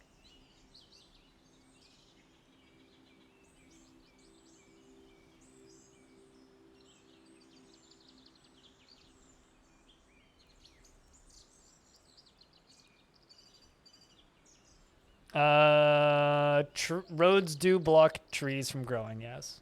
Also, if you make a high quality road, dwarves actually get positive moods from roads. Dwarves like seeing well-constructed roads, so it's another way of giving them happy thoughts.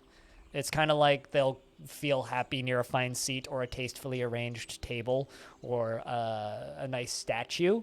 They also get happy thoughts from a well-made road. True story. But they make dwarves flicker, so I never use them. Because I find the flickering dwarves to be quite annoying. What is that? Straight reindeer calf. I'm gonna slaughter the animals I don't want to raise. Like the yak bull. The donkey.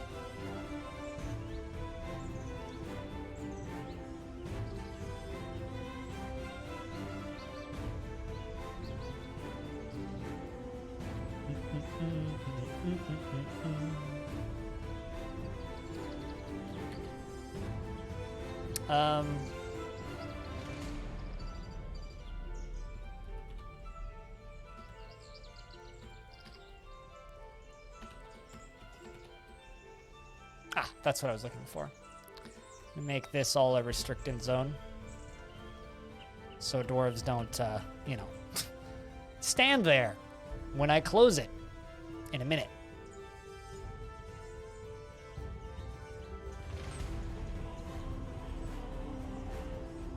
Cool, stuff's been slaughtered. Give them a minute to render that fat.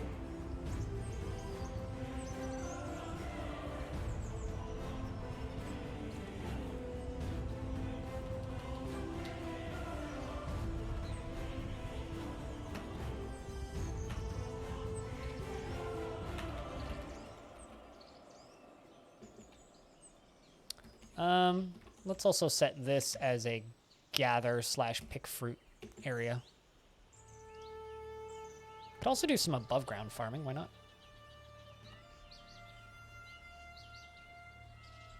Wait, hold on a second. You hunt sturgeons? How the fuck do you get them out of the river?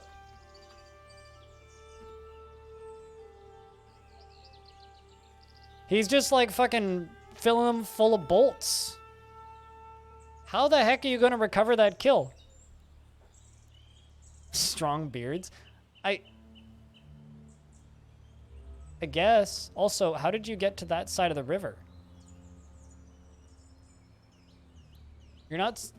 What? I guess I'll build you a little bridge. But like... Well... I don't know, but I don't know how that dwarf got over there. I literally have no way for them to get over there. And I wonder if he just waded across really quickly and very carefully. He doesn't feel anything after seeing a sturgeon's dead body. I don't feel anything after seeing a dead fish.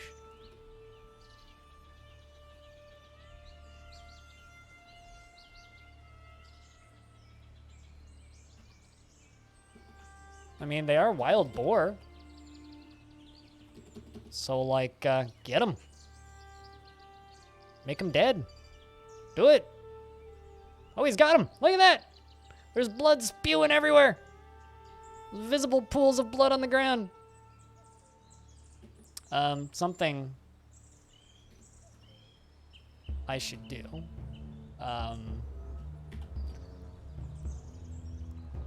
Claim used ammunition. Claim other dead. There we go.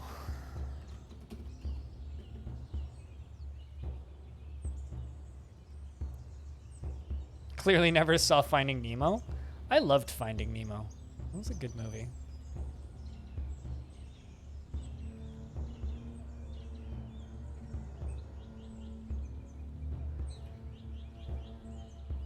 I mean, I've got a few dwarves that are on the wrong side here.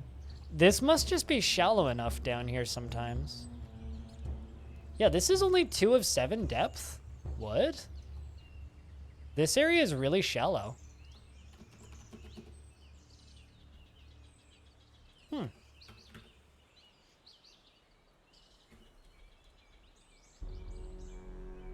I don't know why that area is shallow, but the part that's behind my camera is shallow enough for them to walk across. But I've built a bridge now, so they can get across.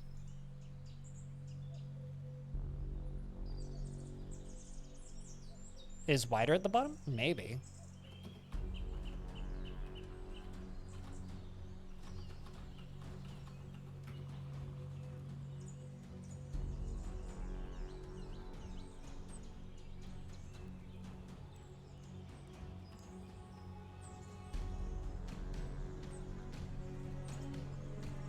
Yeah, they're all trying to, like, run across the river down there.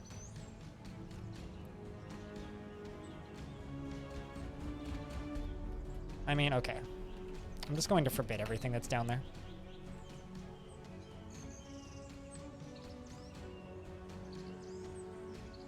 There we go. Now they can just walk across normally.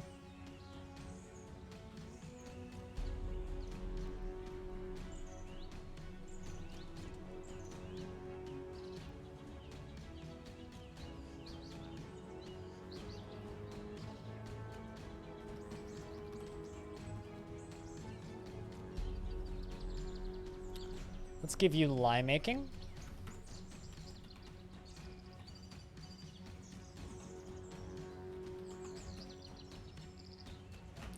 And make a few more asheries.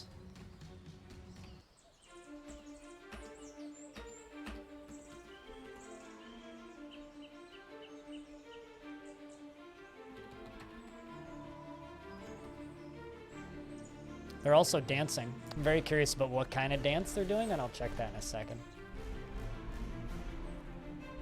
Let's give you wood burning.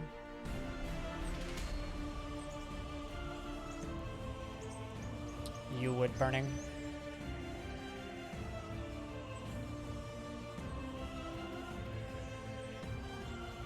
You lie making. What dance are they doing? Oh, never mind, I missed it. Darn, I unpaused for too long.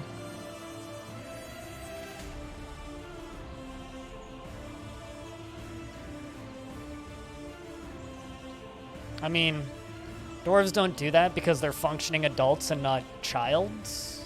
Childs? Children. That's the plural of kids.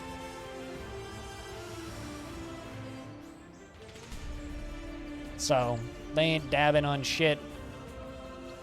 Unless they actually doing dabs, but then dwarves would need to be able to smoke and have pipes. I'm an old person, so I will forever remind people that dabbing is a drugs thing. What are you doing? You're drinking. Oh, you're drinking the wrong thing. But we have lots of plants. I think I just need to make a bigger farm plot. Bigger farm plot is a Sean plot.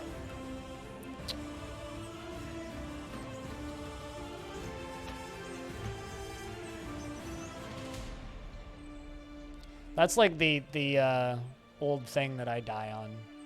Or the main thing that makes me feel old is I will forever associate dabbing with drugs. It's nothing else. It's simply drugs. That's all that it is. That's all it will ever be.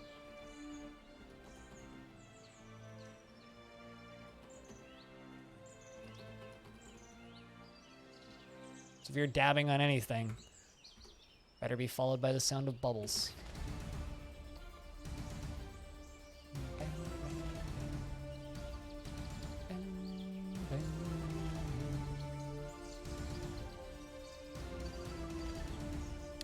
There's our big chicken, geese, turkey pen. Also, I think there was a cat in there for a second.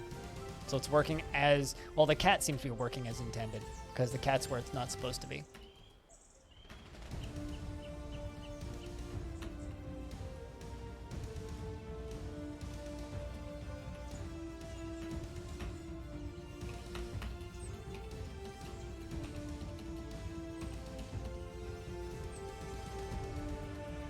Oh, that sucks.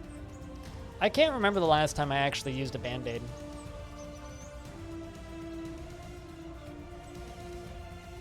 I'm very much the, it'll heal. I'm brewing booze, though.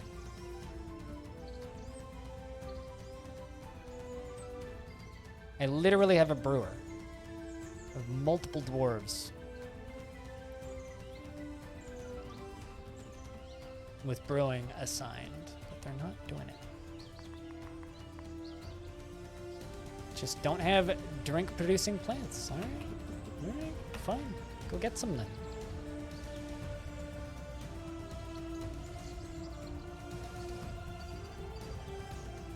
I'm a little bit perplexed by this. Let's gather food. All dwarves harvest, mix food. Yeah, everything is fine. Okay. I'm just surprised that we've run out of plants somehow. I mean, I still have 18. I ain't cooking them. I don't think. I guess we're just waiting. I guess the population just grew too quickly, and I just kind of accelerated and ran out, and we haven't got a new harvest yet.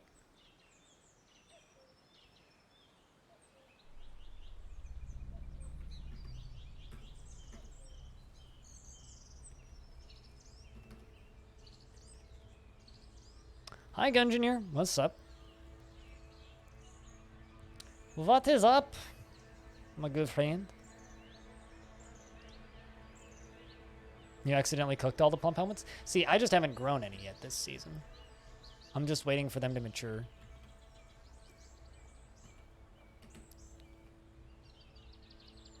Although we just grabbed a few.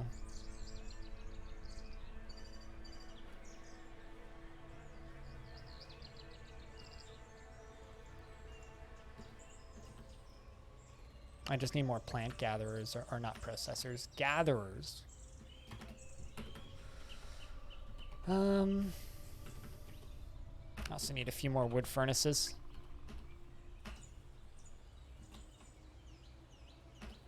So I can get more wood burners up and running. I'm also going to suspend that and make the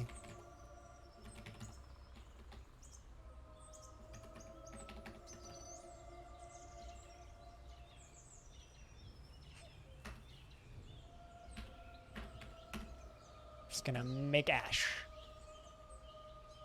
Could also make charcoal and we can make glazes. Because I'm seeing some sand prop up, but this is clay down here.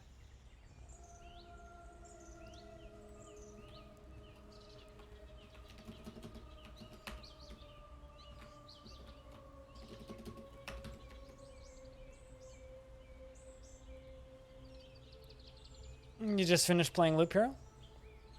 Gotcha. Well, I'm on most times.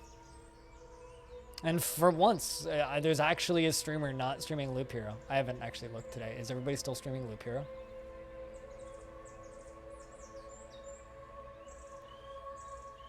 No, things seem to have gone a little bit back. Oh, no, there's one.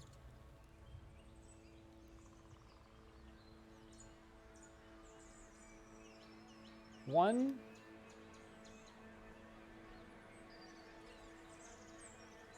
Two. Okay, today's a lot better. 2 out of 31 streams are playing Loop Hero. Yesterday and the day before, it was like 80% of the people I follow were all streaming Loop Hero.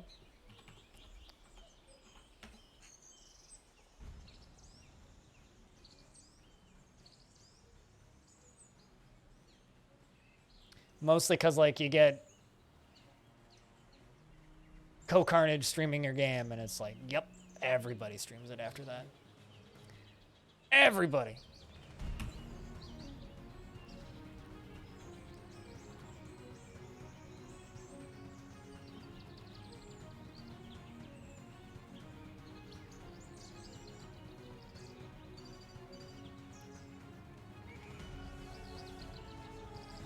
Your grandma's cedar chest.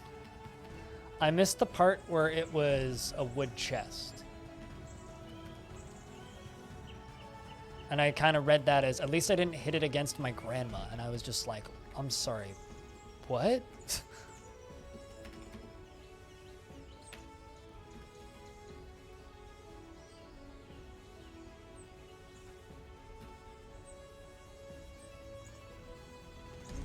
There we go. I've got a lot more lye makers going. I got meals getting made. Is anybody brewing like you're supposed to? You can stop fishing because I don't need that. Instead of wasting your time fishing, you can go brew.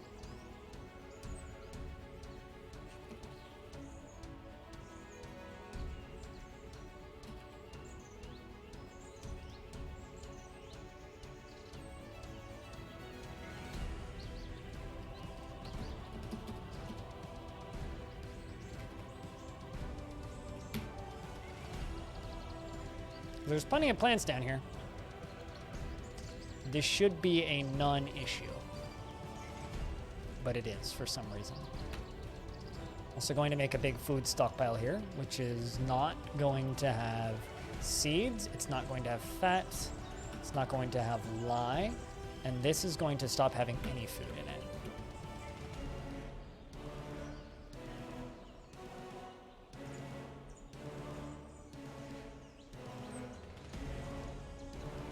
Yeah, so I was just like, why did I hit that? At least I didn't hit it against my grandma's chest. And I was like, huh.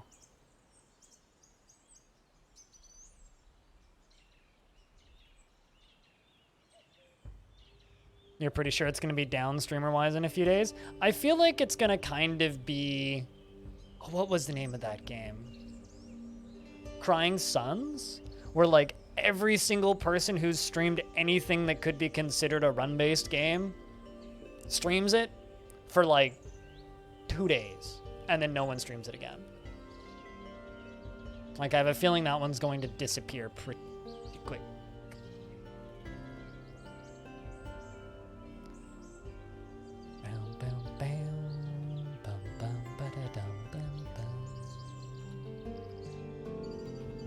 All right, I'd like to get a well back there and a well down here. So I'm going to make 2 wells.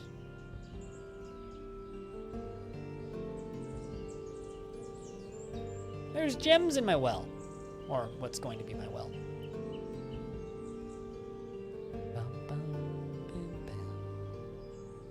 I'm welcome to. Well, thank you. Well, aren't we funny?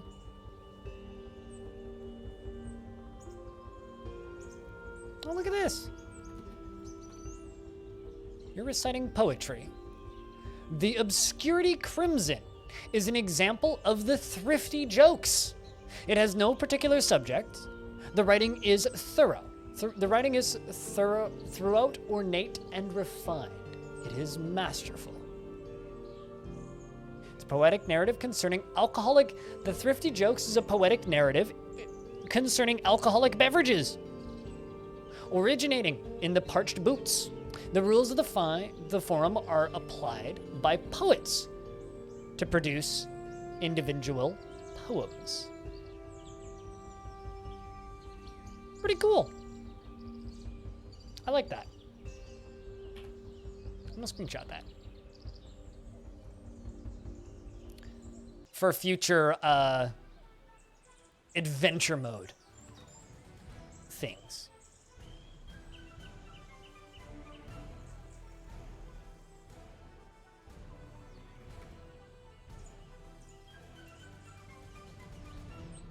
Maybe play again in a year if they add content. Yeah, I don't know.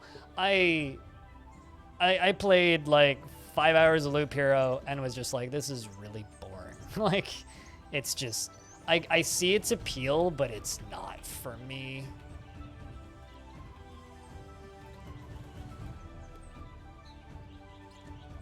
That's gonna be my well. It's gonna take me a minute to dig it out, but it's gonna be my well.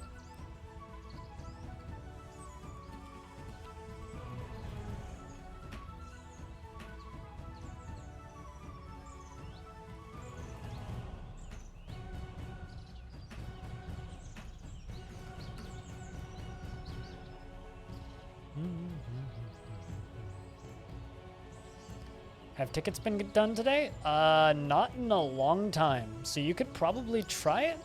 They should be open.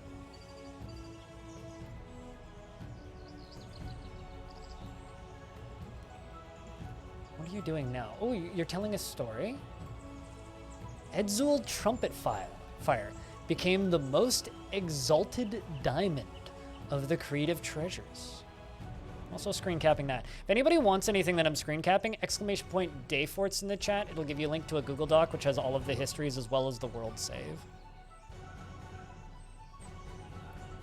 So if you want access to the stuff that I'm screenshotting from my tavern, you can get it. And it looks like this.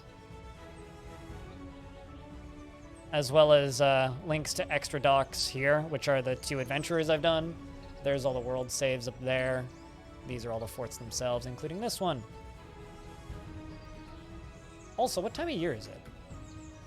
Oh, we're into late spring. Okay, I was gonna say, it feels like it's been a while and we haven't had any more migrant waves. Or not any more migrant, we've had more migrant waves, but we haven't had another trade caravan. We've only had the 1, which is about right.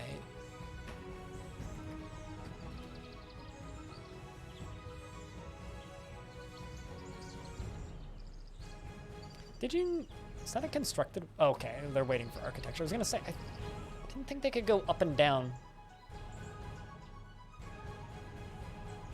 I mean, I think one of the first things I said about that game when I started playing it, Gungeoneer, was this would be great on a tablet. Which isn't really a positive thing.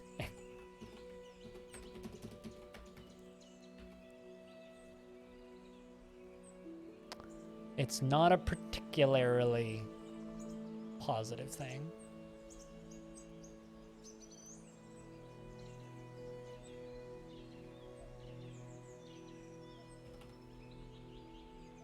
So they can't travel through constructed wells, I don't think. Nope, they totally can. All right, well, I gotta get rid of that. That ramp. The other one's fine, but I need to get rid of this ramp.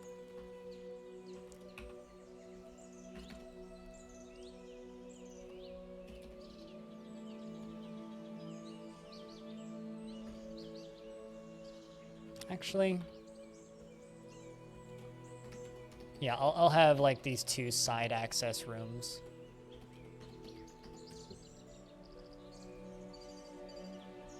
And I'll get rid of those ramps so that they stop running through it.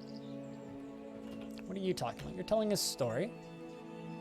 The dwarf Ubal Wiltgate became the king of the defensive Still Sax. Well, that's a name I need to look up. So when we do a defensive Still Sax deep dive, which I'll do this week, into Legends, probably do that on Monday, or maybe even tomorrow. I might even do this tomorrow. Just a big old deep dive into this faction. Maybe some more Legends and adventure. All of this stuff is worth screenshotting here, so I can come here and look these people up. Because the dwarves consider them worth telling stories of, so why not come back and look at them later? You know? Also, I'm not hungry yet, but I'm gonna go pull my insulin out of the fridge, and then in about 10 minutes, I'm gonna make myself some toast. Back in a sec.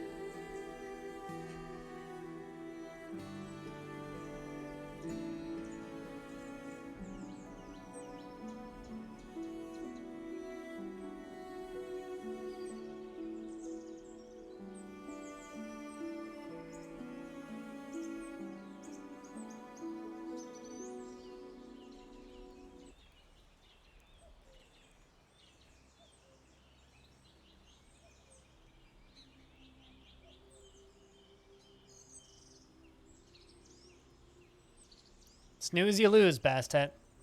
You snooze, you lose. Jeez, I wonder why the well's dry. Because I haven't put water in it yet.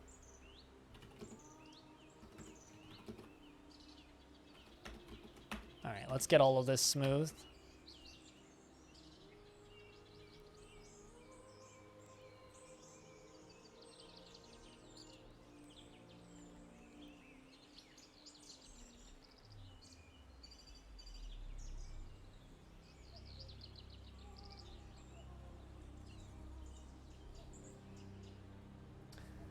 All right.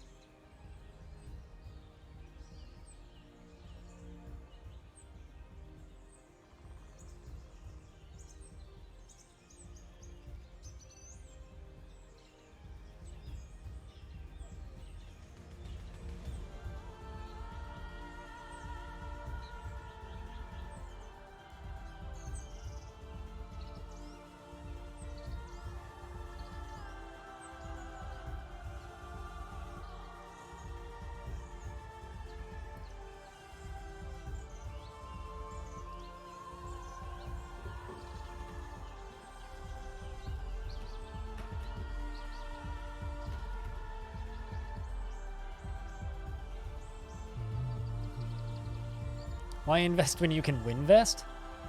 I mean, win-vesting is just not investing. Yep, we ran out of alcohol again. Yeah, I think I might need to actually automate my stuff. Oh fuck, we got a named Billy Goat? Where the fuck did you come from? Guess I need to pasture you. Goaty McGoats.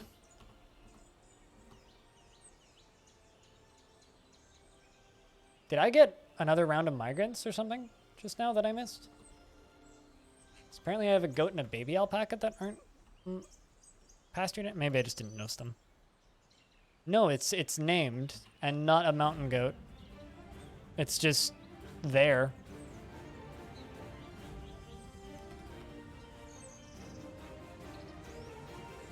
All right, so this was connected. So I'm gonna connect that to that. I also need more mechanisms. Let's make another 10. Can I make soap? No, I can't. Is there anything I can slaughter?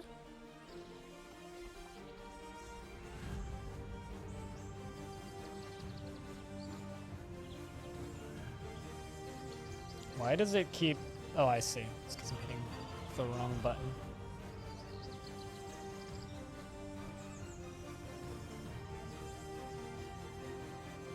Got a few animals that I would like to slaughter but can't just yet. Too many puppies. Like, I need my breeding, my animal breeding to be, like, kind of rolling. That, or I need hunters, actually. What if I took you off of animal caretaking and gave you hunting? I need a few more hunters. I don't know how many I have available, but that could be a good use of, like, well, that fishery worker is doing stuff that I need you to be doing. You're a peasant, so I can give you hunting. And then if they decide they would like to, you know, do other tasks in the future, that's okay. But hunting will give me a constant route of slaughtering, which will also give me more animal fat, which is what I need.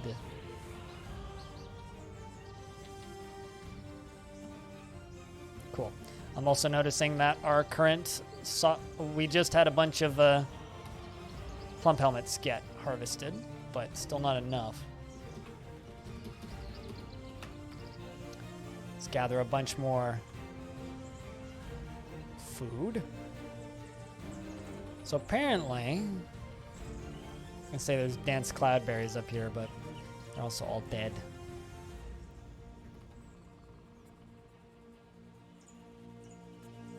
Purple moorgrass, velvet grass, hazel tree, pecan tree saplings, hazel tree slaplings, blueberry bushes. How would you like that? You got blueberries. Can you make blueberry wine?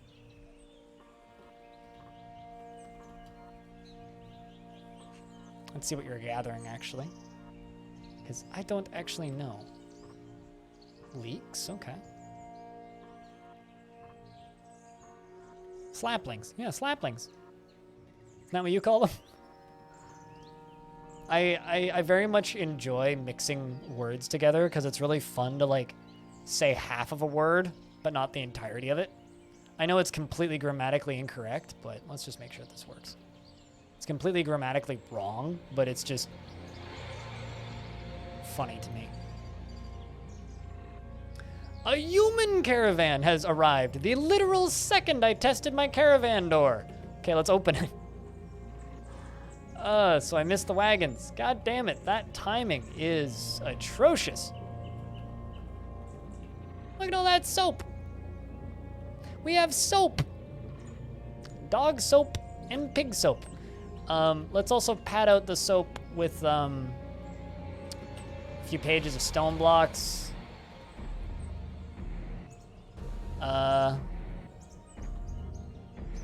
And a prepared food barrel?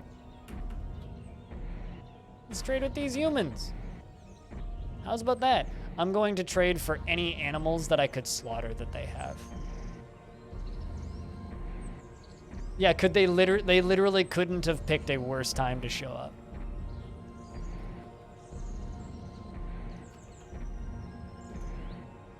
They literally couldn't have. But what can you do?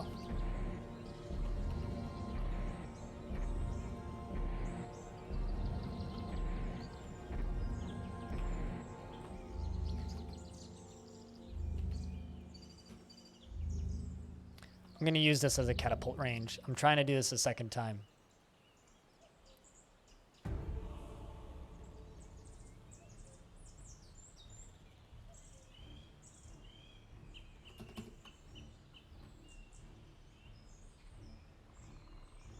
Make ash, make ash, and make ash. I got tons of ash. And they're making lye and making lye, all on repeat.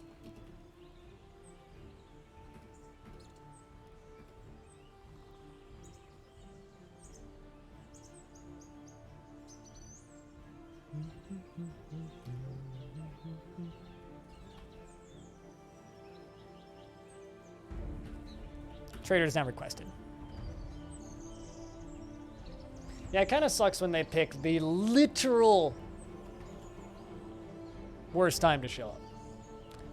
That always kind of sucks.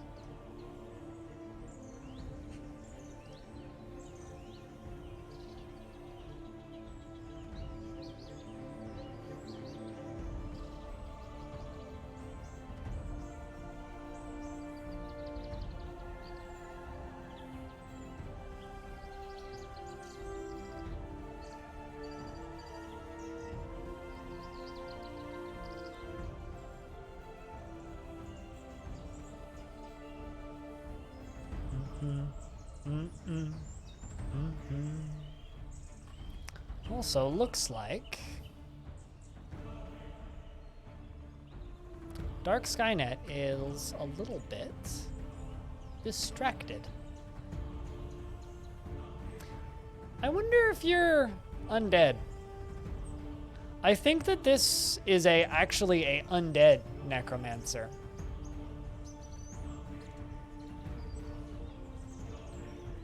And the reason I say that is because you were born in the year 105, right?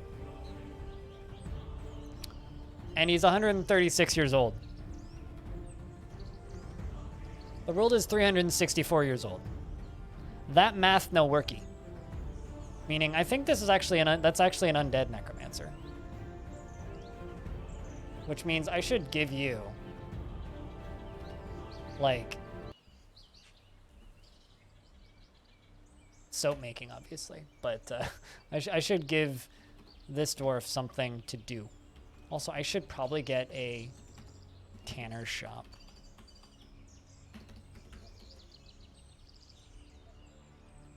No, I think that this is an undead necromancer.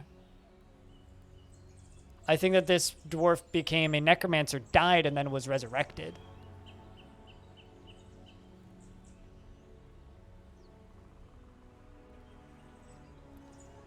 Probably of unnatural causes. You have any scars?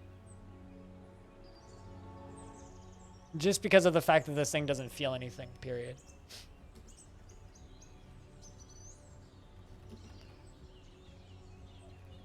Because, like, necromancer still feels, usually. Yeah, like this necromancer feels lots of things. Enjoyment, satisfaction, interest, memory. This one, a little bit more lich-like, you know?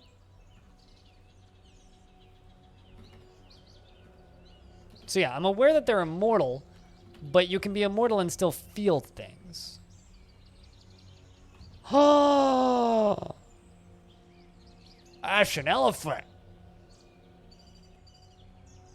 They brought an elephant. They brought an elephant. Chat. They brought an elephant. That's a lot of soap. And a camel. I just bought an elephant and a camel. You know, things Dwarf Fortress players get excited about.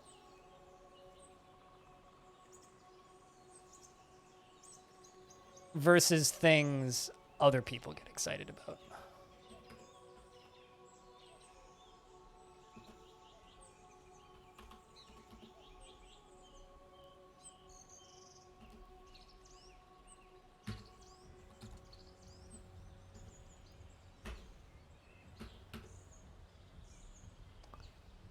man, do I soap it or do I train it?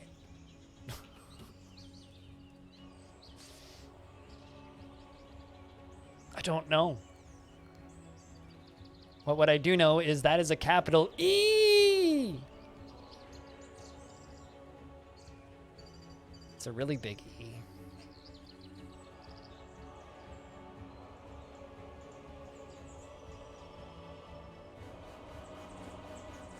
Oh, you can war train them.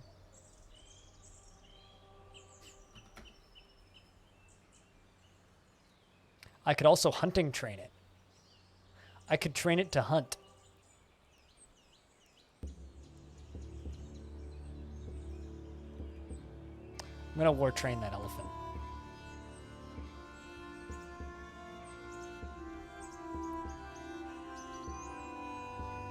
I use them as a soap selling ad. I mean, just let them hold big signs with an arrow pointing in a direction on it, and they can spin the sign. I'll train them to do that. Train them to be sign spinners.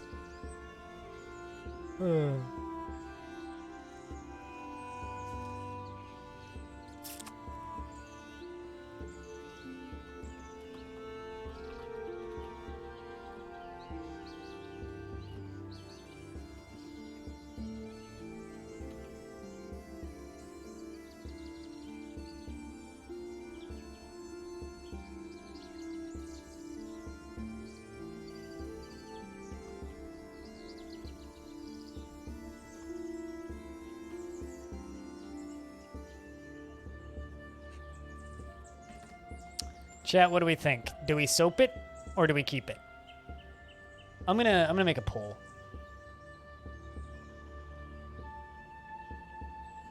Elephant. Soap it. Pet it.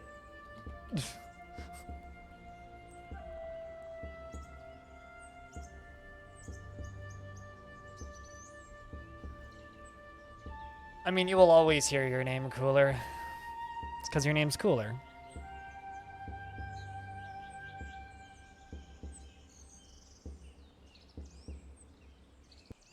I mean, yes, we could work it into a breeding pair, in theory. Soap its children. Well, if we soap it and get more, then... Or if we soap it, then we get soap now, right? If we pet it, then we can use its children to make more soap in the future. So it's either a short-term investment or long-term investment.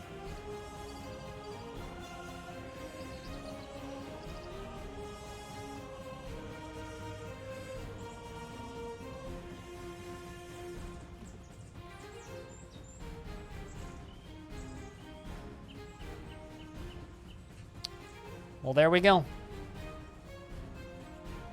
It is settled then. We shall pet it.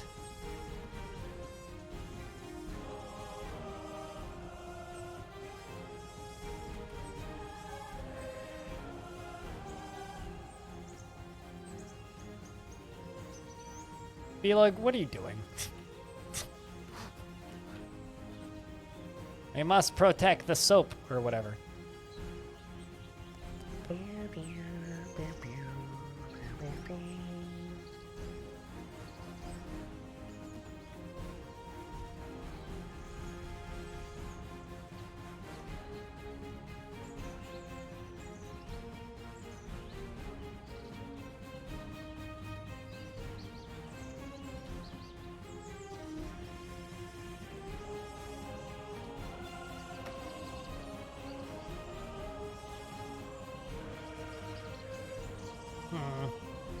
This stockpile's in a really not ideal place.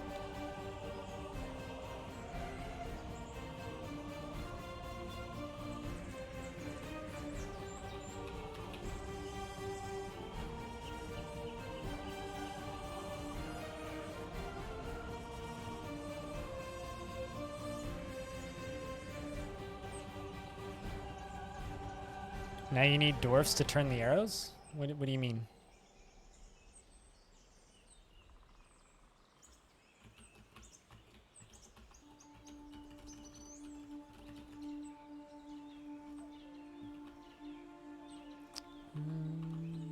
think I need to food pretty soon because my brain's being dumb.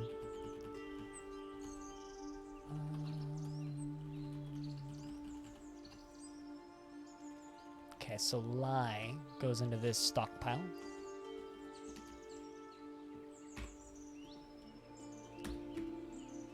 There we go.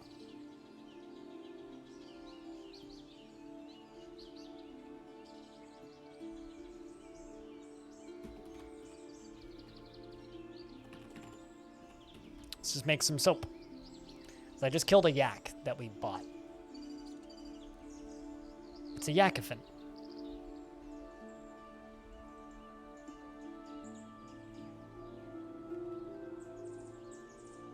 Yeah, you should avoid Snoop Dogg's channel. Yes, this is true. Although I would avoid Snoop Dogg's channel anyway because the show that he puts on doesn't seem to be of highest quality. Nothing against the Snoop's channel, but I mean, come on.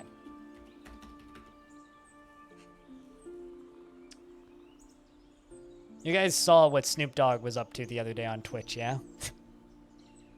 By that, I mean, turned on a stream, streamed for 15 minutes, got really mad at Madden, quit, and then forgot to turn the stream off for 7 hours.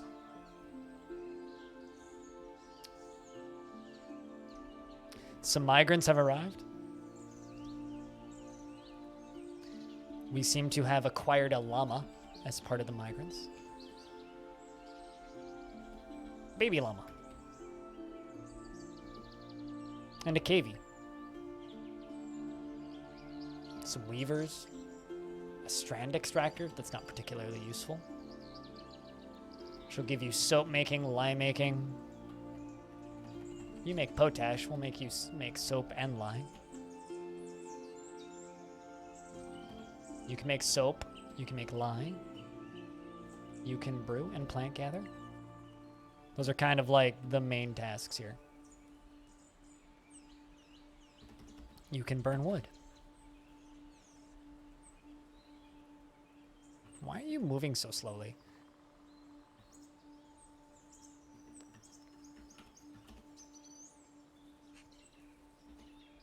Quite clumsy and susceptible to disease and unquestionably weak. Okay. And I guess because you're carrying a few things, moving is just very slow for you. Fair enough. Also, I'm still out of booze. I don't know how that's possible.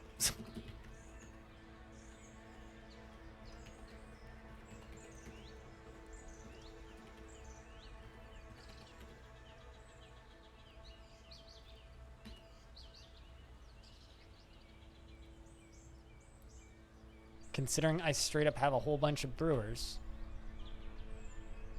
you guys should be able to do that. These dwarves are really bad. Also, one of my children has grown to become a peasant. Dudak.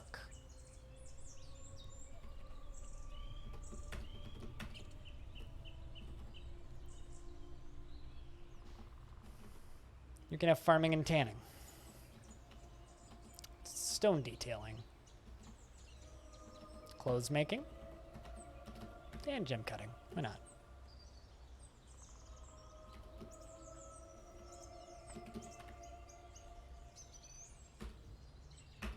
I'm gonna put a floodgate there.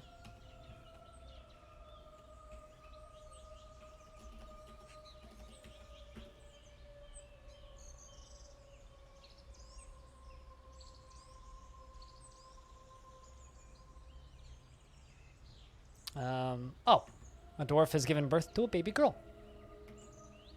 Got our first child in the fort.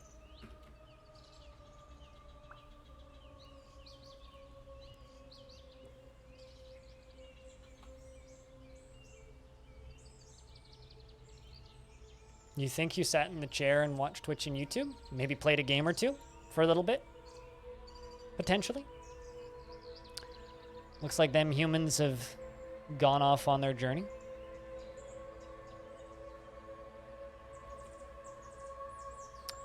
I'm pretty happy with how this fort's looking, not gonna lie.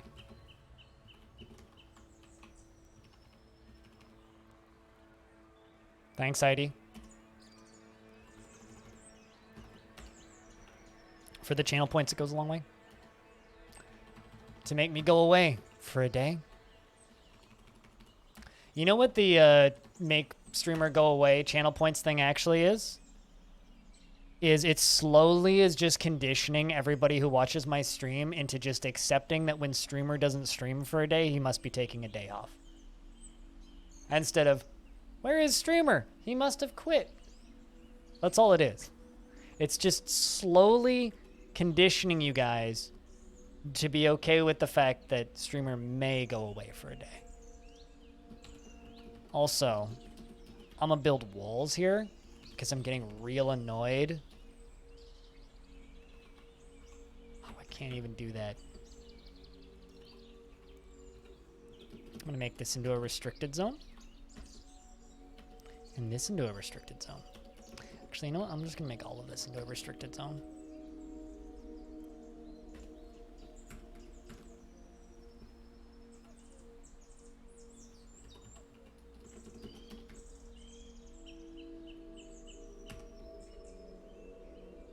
So that they stop getting lost over there.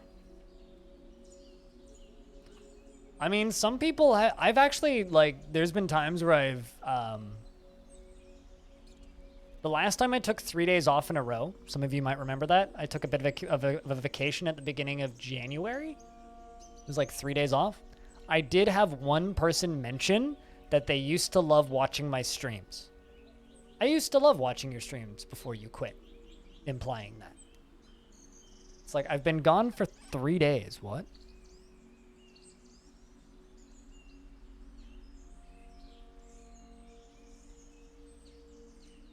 Streamer off doing more equals doing more work than he does on normal stream days, right?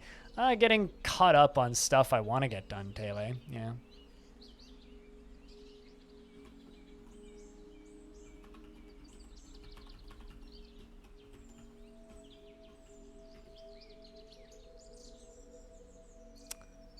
Because I forbid all the blocks that they were originally using, so thus they can't continue working on them.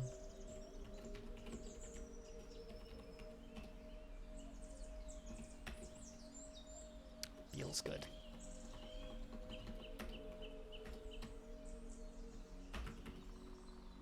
There we go. We got booze again.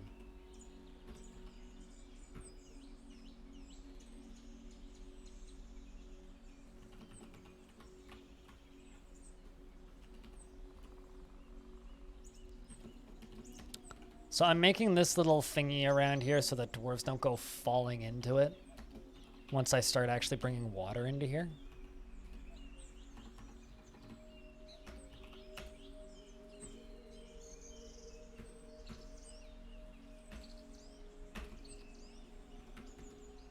Because this is going to be a little, well, potentially drowning trap, but not actually a drowning trap.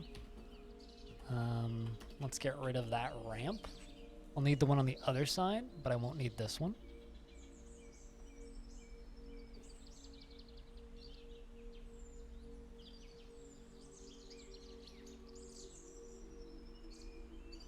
And make a door right there. And I'll probably just fill this thing in when I'm done with it.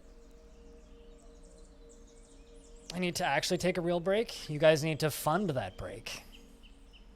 Or I need to fund that break.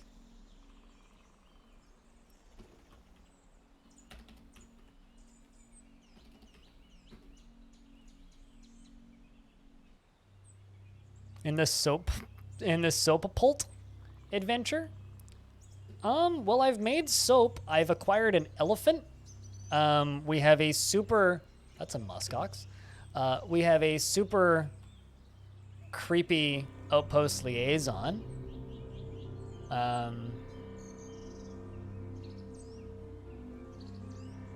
We've done some interesting dances. These dwarves have intricate poetry dedicated to what's the word I'm looking for here? I need to forbid eggs, so I need to stare at this until they.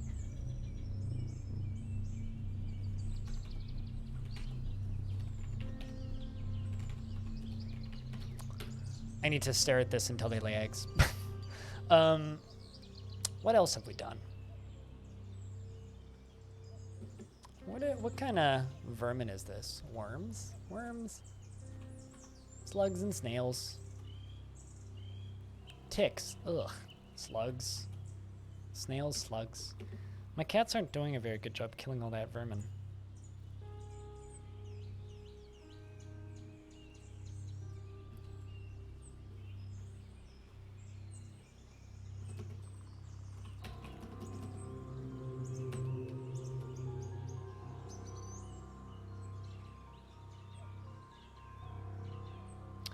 All right, well, okay, so I've got that constructed. I'm going to forbid, or not forbid, but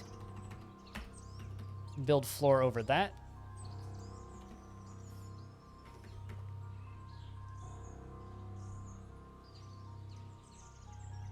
Should have put a fortification down there.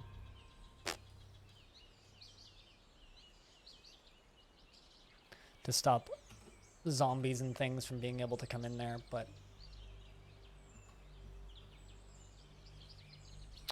okay, so I need screw trap, component, and an enormous screwdriver, corkscrew, cork, wood, 1, pipe, wood, 1. That'll be plenty.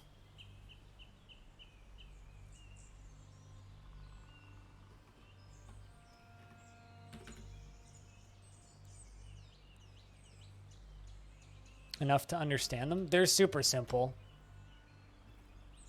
Like, painfully simple. Actually, bone bolts. Let's make bone bolts until they cancel. They probably have that. Probably. Yeah, I've got tons of random bones lying around.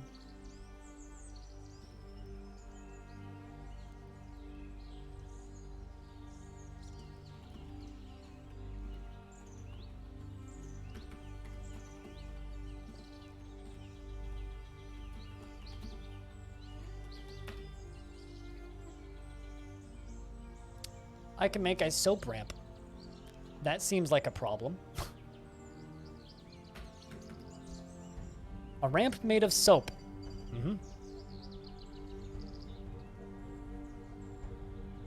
So this pump is going to pump water into here,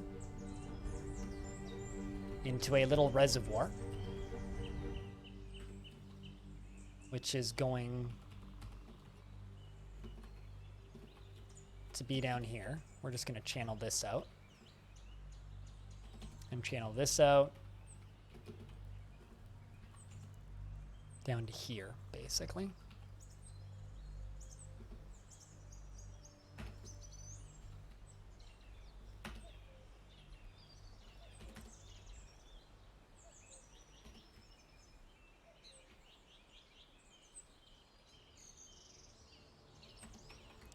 And I'm going to make a little ramp here, or a little reservoir here, which is going to get blocked right there.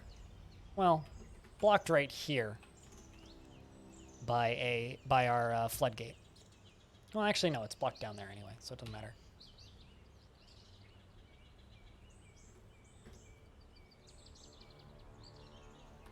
Just going to channel this out real quick because I want to get rid of those stairs. And this is an easier way to just do that.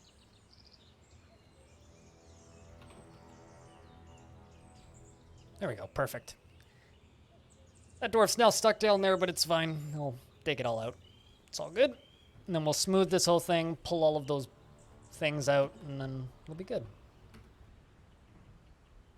You're reciting poetry. I'm kind of sad that I missed it. They seem to be doing all kinds of dancing.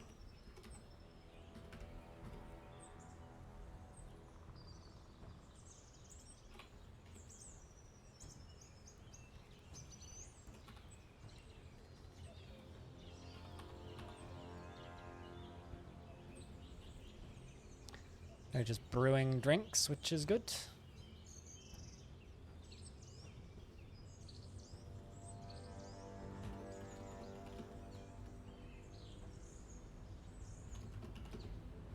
Kind of didn't do what I wanted you to do, but that's okay.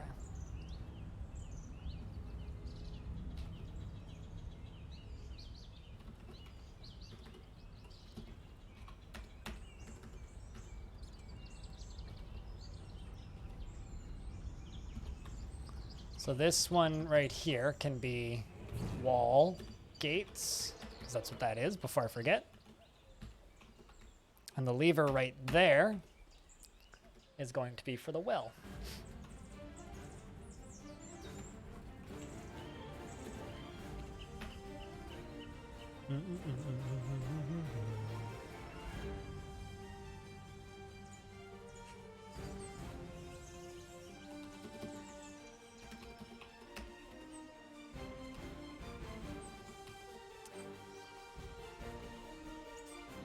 And the screw pump is going to pump from the south. I'm just going to make this a manual pump, so nothing fancy. Little pump house is going to get its roof.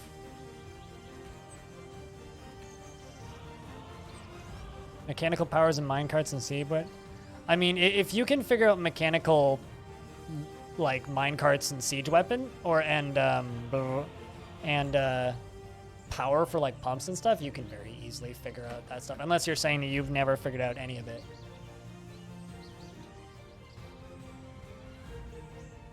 Also, cheers to the new people who followed the stream today. I don't shout out follows specifically generally, but I do see them, so thank you.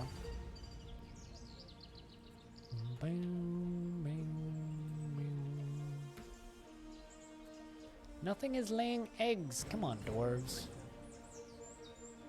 Although, actually...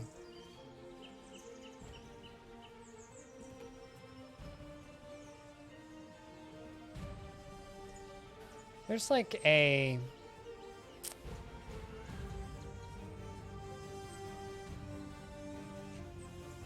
I kind of wish that there was a... Is there like an automatic forbid eggs thing? Because I want the...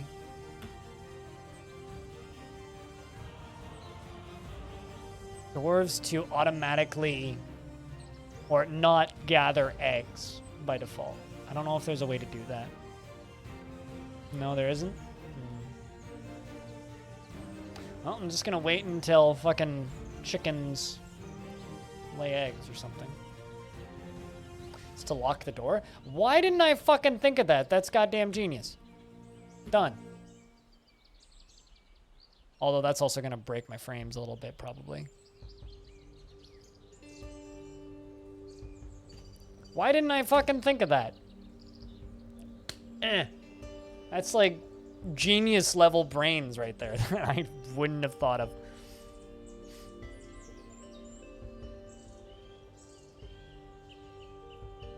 Well, now we're gonna get turkeys, chicken, geese, all that shit.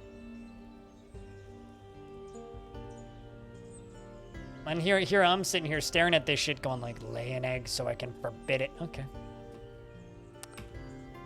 Well, it's funny because people like claim I'm some sort of genius at this game, but I assure you, I'm not. All right, I just need to connect this to the floodgate.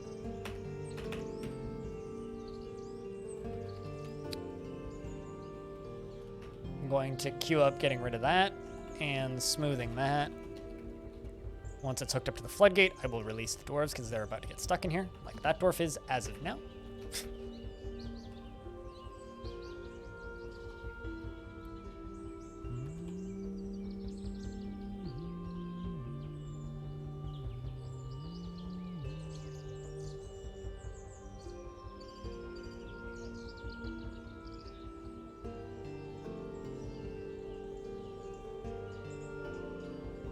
Because I need to let that dwarf out of there. Because I now have a dwarf stuck in my well. Kind of intentionally, but... Poultry explosion? I mean, chat, if you notice, turkeys have hatched or something, like, let me know. Alright, let's just pull that lever. A macaw. Oh no. Also, a large one-eyed humanoid. It has a pair of knobby antennae. Its charcoal skin is warty. This night creature was first created by the dwarven necromancer, Zon, Fortress Wander, after horrible experiments on an elf. He is incredibly muscular. It's just a wild animal. Kind of a scary wild animal.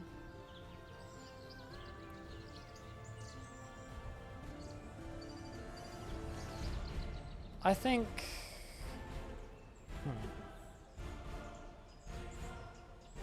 It's definitely enough to spook my animals.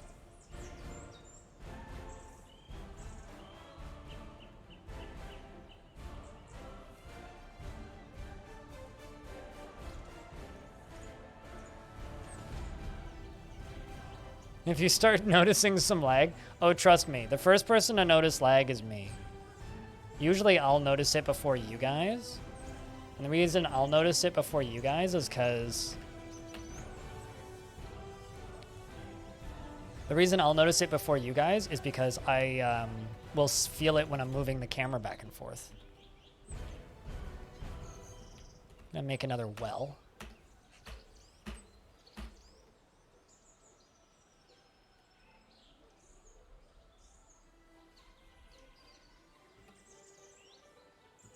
Like that dog child is fighting.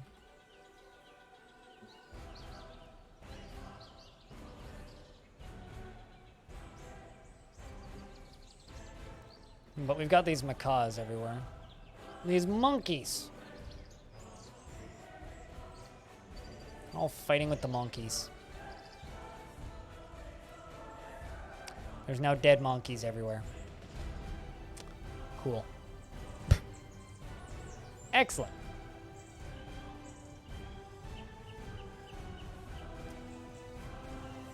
Should we find out if that's a resurrecting spooky area, chat? What do we think?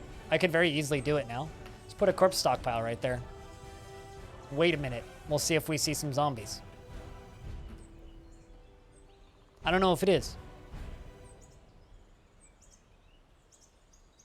Definitely operating under the science function.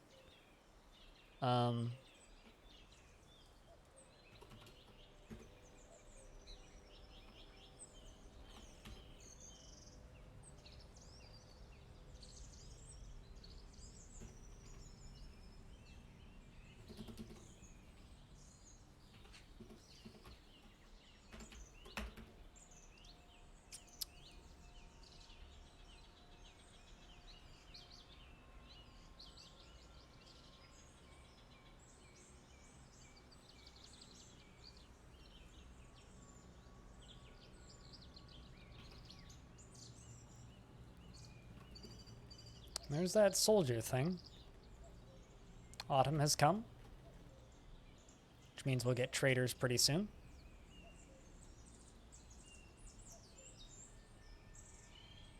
Those bloody monkeys.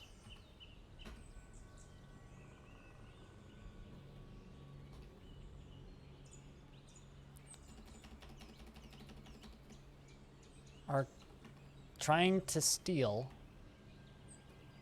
my blocks. Let's beat them into bits. There they go, that's one.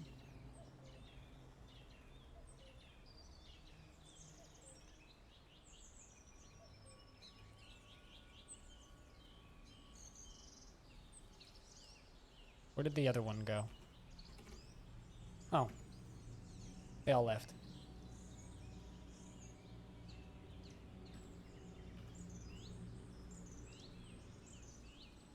Seems like beating them has worked. I'm also not noticing any chickens or any eggs.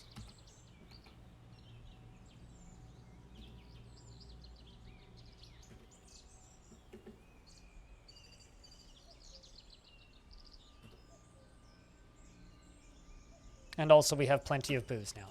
Magical. All right, so I'm going to forbid that. I'm going to pull this lever. That appears. Perfect. And let's fill our well, chat. Can I get a round of beers for our new water supply?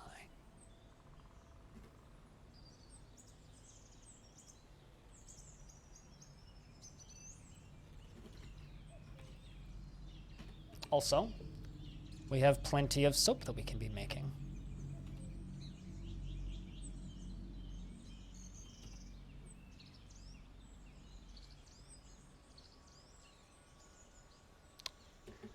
Also, looks like the dwarves are celebrating too with a dance.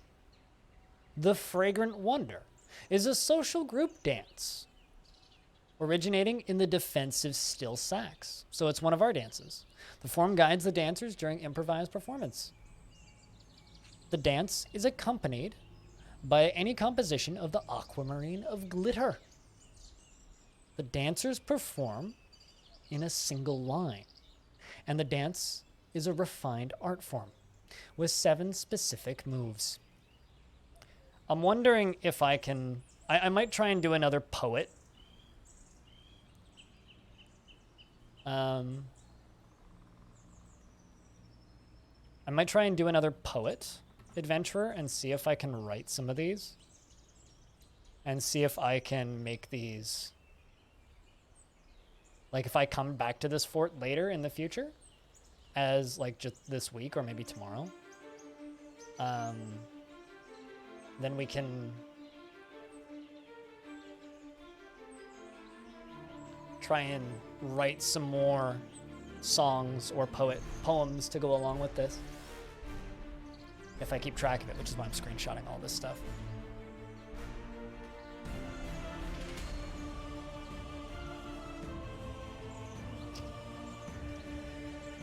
The aquamarine of glitter is a form of music used for entertainment originating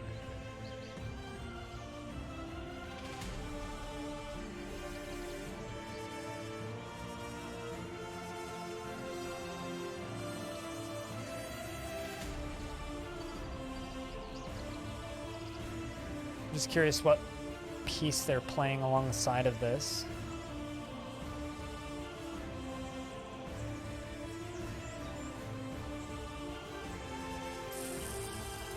But anyway.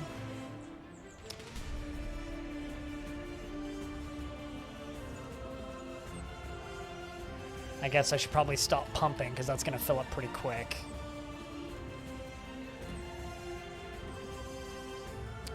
We have a nice, clean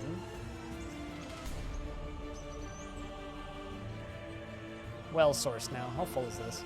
4 of 7, 5 of 7. Let it fill up a little bit.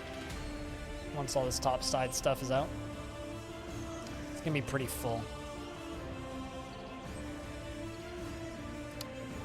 It shouldn't fill up my wells too much. Let's see how this goes. Infinity needs real beer.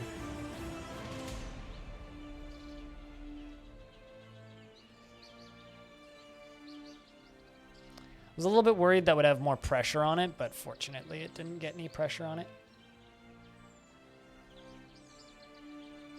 Nice, clean water.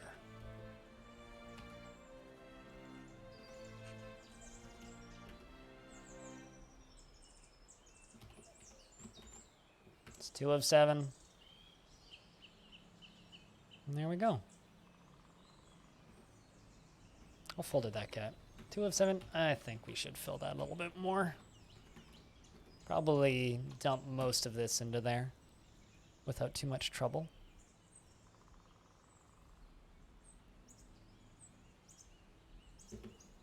Is that a story or poetry? Oh, nope, they're just socializing. This seems like a pretty festive fort to me at this point. Not gonna lie. Quite like this little fort. Oh, huh. Dark Skynet's our mayor. And he wants 2 figurines.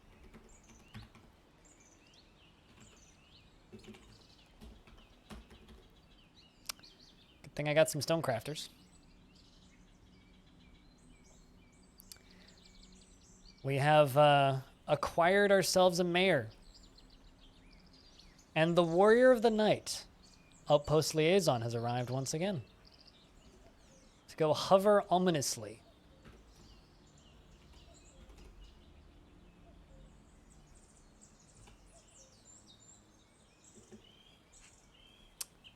Once again they go. Oh, I know what's going on here. Refuse. Gather refuse from outside. There you go. They will now gather refuse from outside.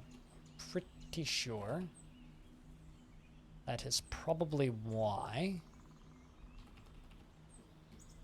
those corpses are still there.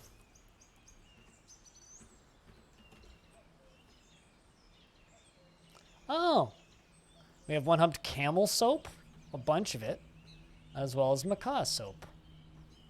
Would you look at that? I think we should probably sell them lye. Because that I have a whole bunch of.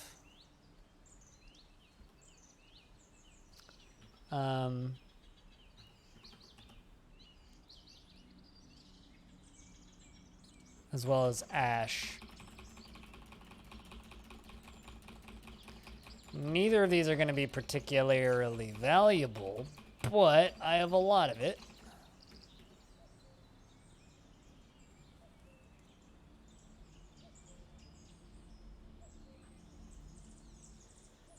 Tubal says, I am your liaison from the mountain homes. Let's discuss your situation. There is much to share. We've updated your maps. What requests do you have of our merchants? I don't know what this weird night creature would sound like, or this strange night creature would sound like, but I should buy some metal from them.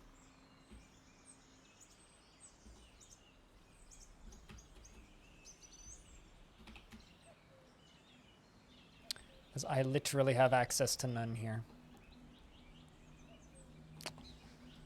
And you know what? Now that I know that we have elephants, I should import some elephants, shouldn't I? Or rather, the humans have elephants. Darn. Darn. I guess I could request some yaks.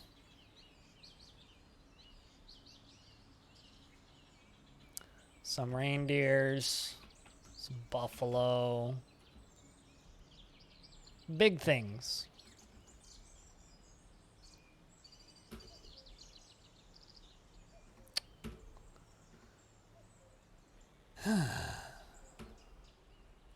And they look forward to meeting us next year.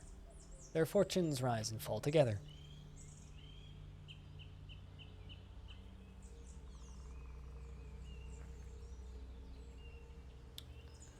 Comes a lot of ash and a lot of lye.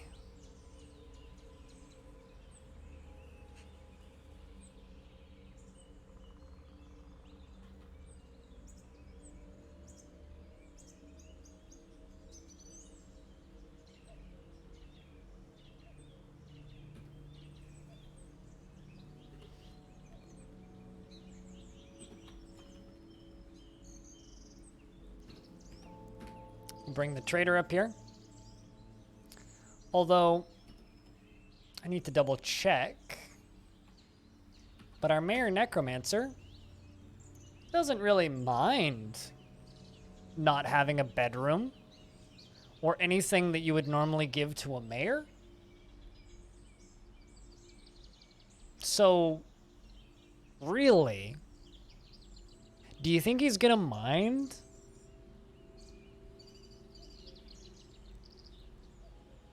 That I don't give him his own specific bedroom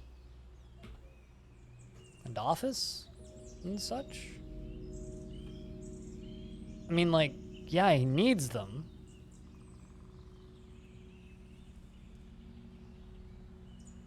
But does he really need them? Now that, I don't know. Listening to a story. What story are you telling us? Yeah, we're telling a story of a queen. Just gonna grab this.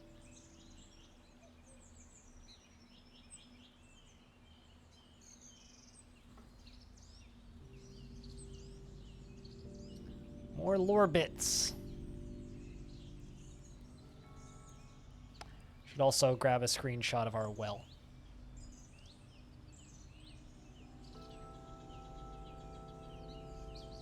And I should also go do lunch. Because I'm running kinda late on my own lunch.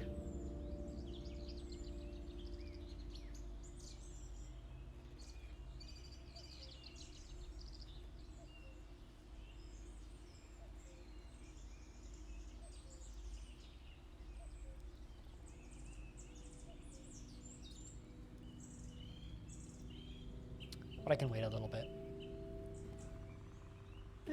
Actually, chat, I'm gonna go do lunch. Because I've been saying I'm gonna do that. Oh shit! This time the Outpost Liaison didn't float up like a spooky weirdo. The Outpost Liaison came down into the tavern this time.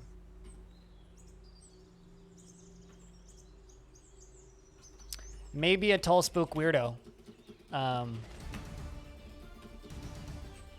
But still, you know, maybe friendly tall spook weirdo.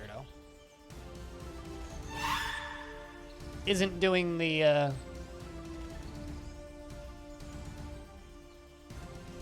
way above ground thing anymore.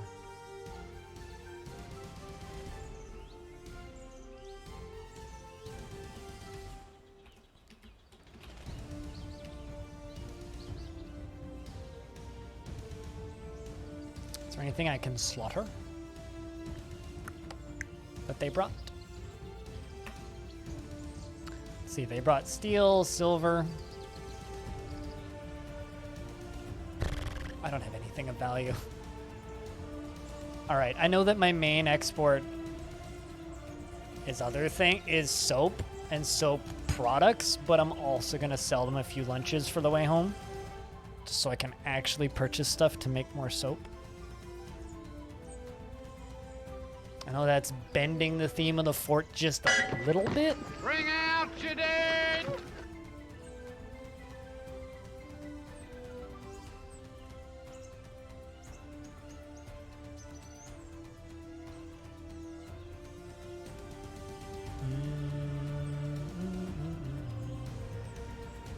Did you startle? Here, I'm gonna turn those down a little bit. Music's a little loud too. So I'm gonna turn some stuff down so that you don't startle people. Can you try that stab again?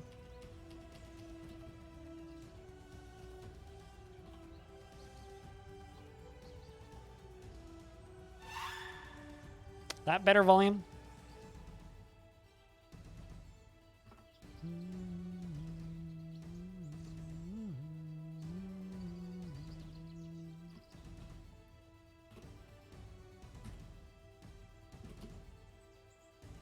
Yeah, they're still abandoning them. The gave up on occupation thing is still listed. And this Necro Tower seems to be really distracted.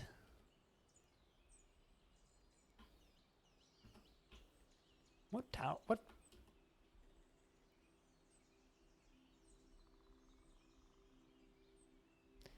Shield priests, eh? It's a bunch of no civilized population forts over here. Human tower over there. Dead forest retreat. I don't really want to start, or accidentally start even, a civil war, so I'm not going to go raiding these dead forts, but these dead forts have so many artifacts in them.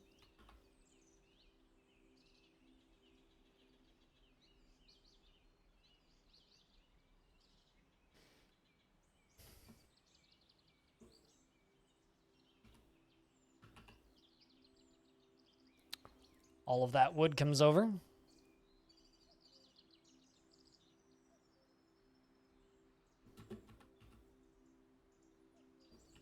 It's my dwarf's being super busy.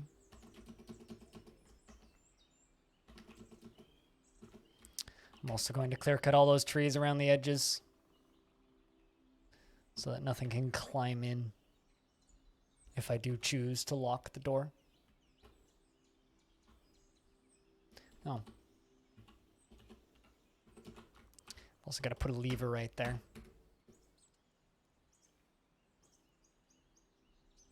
Connect those two bridges to that, which I haven't done yet.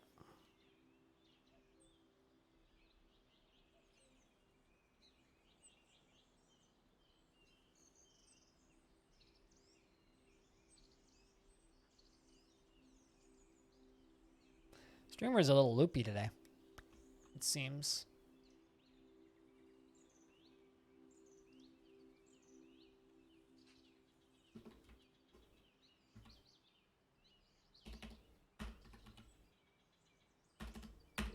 There we go. Be able to close those nice and easily.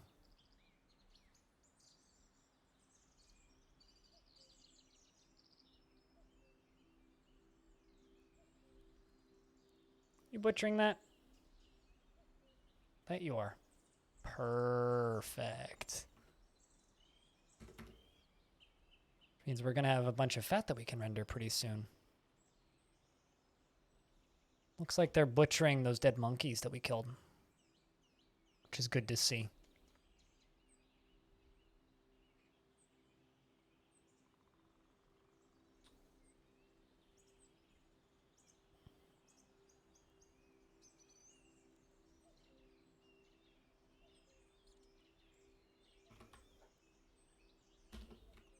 Okay.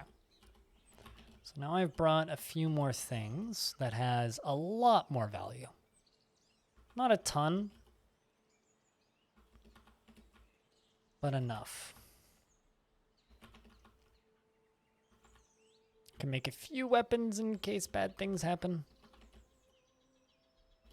Or in case artifact is needed for them. Let me just swap out the font real quick. See, we got another gander, a donkey, duck, donkey. Anything in cages, I will eat. They didn't bring much in the way of fun. Just a gander, a dog, a duck, and a donkey. All of which will be nommed. Some fancy ropes. I'm also going to buy this silk cloth.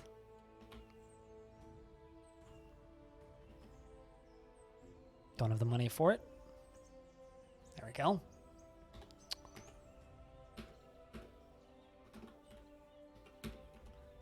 Trader is no longer required.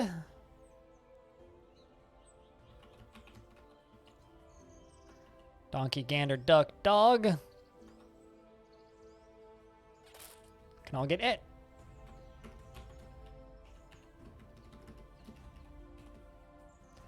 I still haven't had any duck explosion.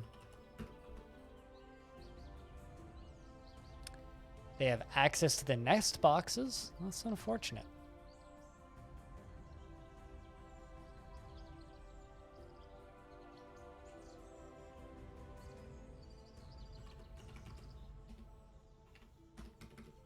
Let's make 100 more barrels.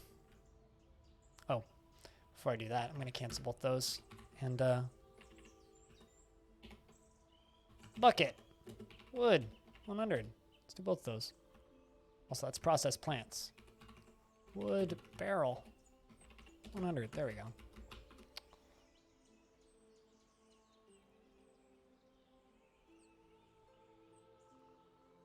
I only have one elephant still. We agreed to pet it, not soap it.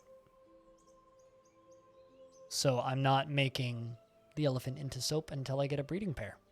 But I need the humans to bring me a second elephant, which probably won't happen. So the result is I just have a single elephant.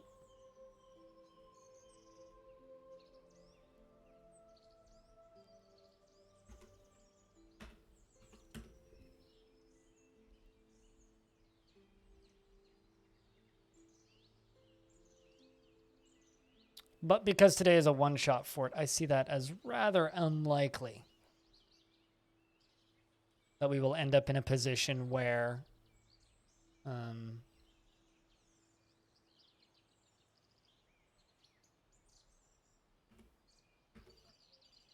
We got plenty of drinks for right now, so I can probably get rid of those for now.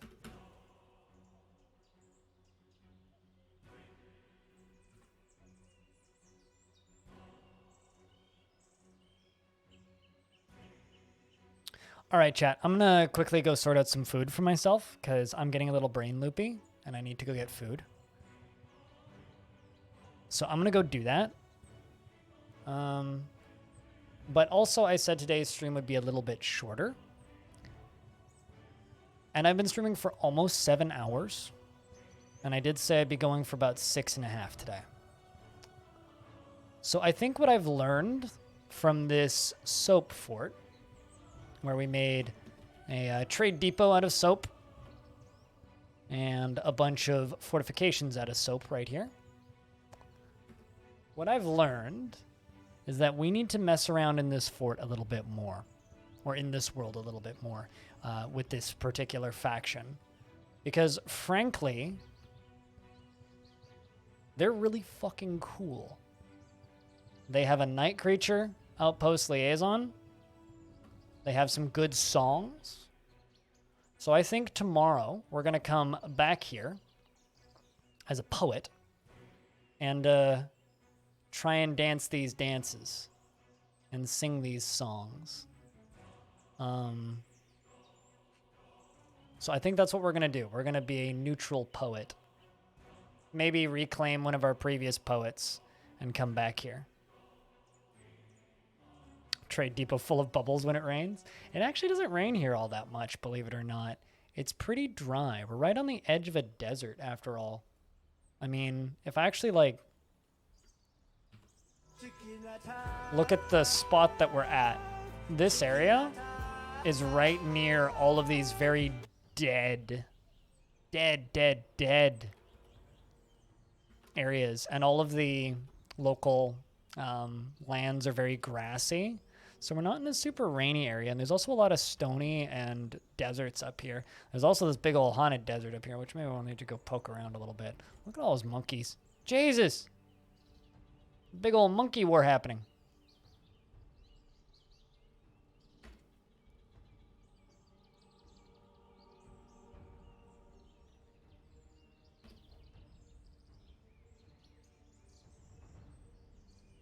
The axe dwarf hacks the Rias macaw in the lower body with her copper battle axe, tearing the muscle.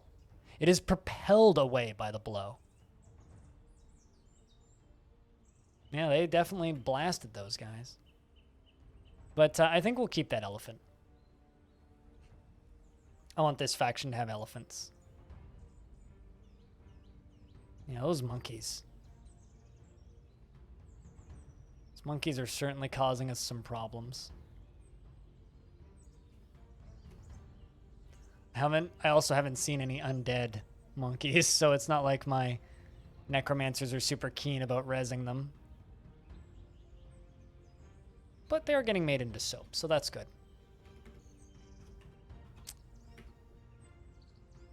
Very curious about what kind of soap we have right now.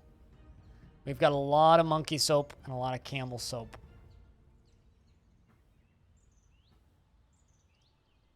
Some dog soap. Or elephant would be cool.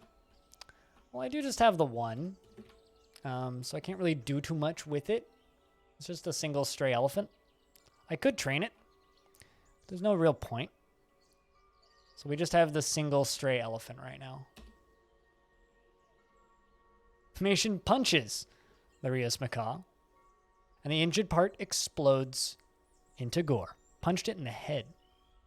An artery has been opened. The head literally exploded. But since I've kind of hinted that I'm cooling off for the day, this has been a fun little fort. You know, we have a bunch of named necromancers. I think I'm just going to screenshot the full list of everybody in here so I can go hunt down some people and figure out where they're at in the future as well. But yeah, so tomorrow on Sunday, or yes, tomorrow is Sunday. Tomorrow on Sunday, I will return to this fortress as an adventurer, and we'll see if we can do some other fun things here. and see where things go. So that's kind of the plans for tomorrow. But for right now, we will retire this fortress. If you would like to download this world or any of the previous versions of the world, if you go to Dayfort in the chat, you'll get a link to that Google Doc. I'm also going to stealthily link it in the description of this, or down beneath the chat in the channel description. What's it called? Channel panels. There will be a panel where it's linked very stealthily.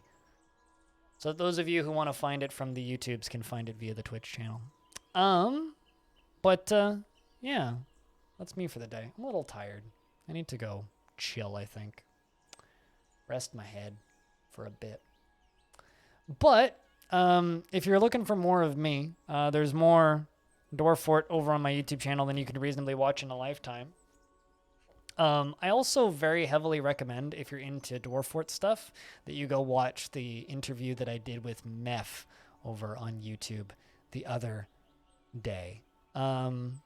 Second thing is I have another video to recommend to you that's over on my YouTube channel, which is an interview that I did right here. This is an interview that I did with the developer of Jupiter Hell. It's a full-length movie. It's an hour and 20 minutes. So if you want to go listen to a lot of a game developer talk about his game for an hour and 20 minutes, you can do that. From there, I think I'm going to point you guys over at this, which is my Patreon, if you want to support this and the shenanigans that I do in those videos, which take a long time to edit directly. This is my favorite roguelike on the Citadel. You can do that via my Patreon. But now that the stream is cooling down, what would you guys prefer I send you guys over to? A Brogue stream or a Loop Hero stream? What would you guys prefer to see? Because I got to host somebody. So who would you guys prefer I host? A Brogue stream or a Loop Hero stream? I know a lot of you guys are enjoying Loop Hero.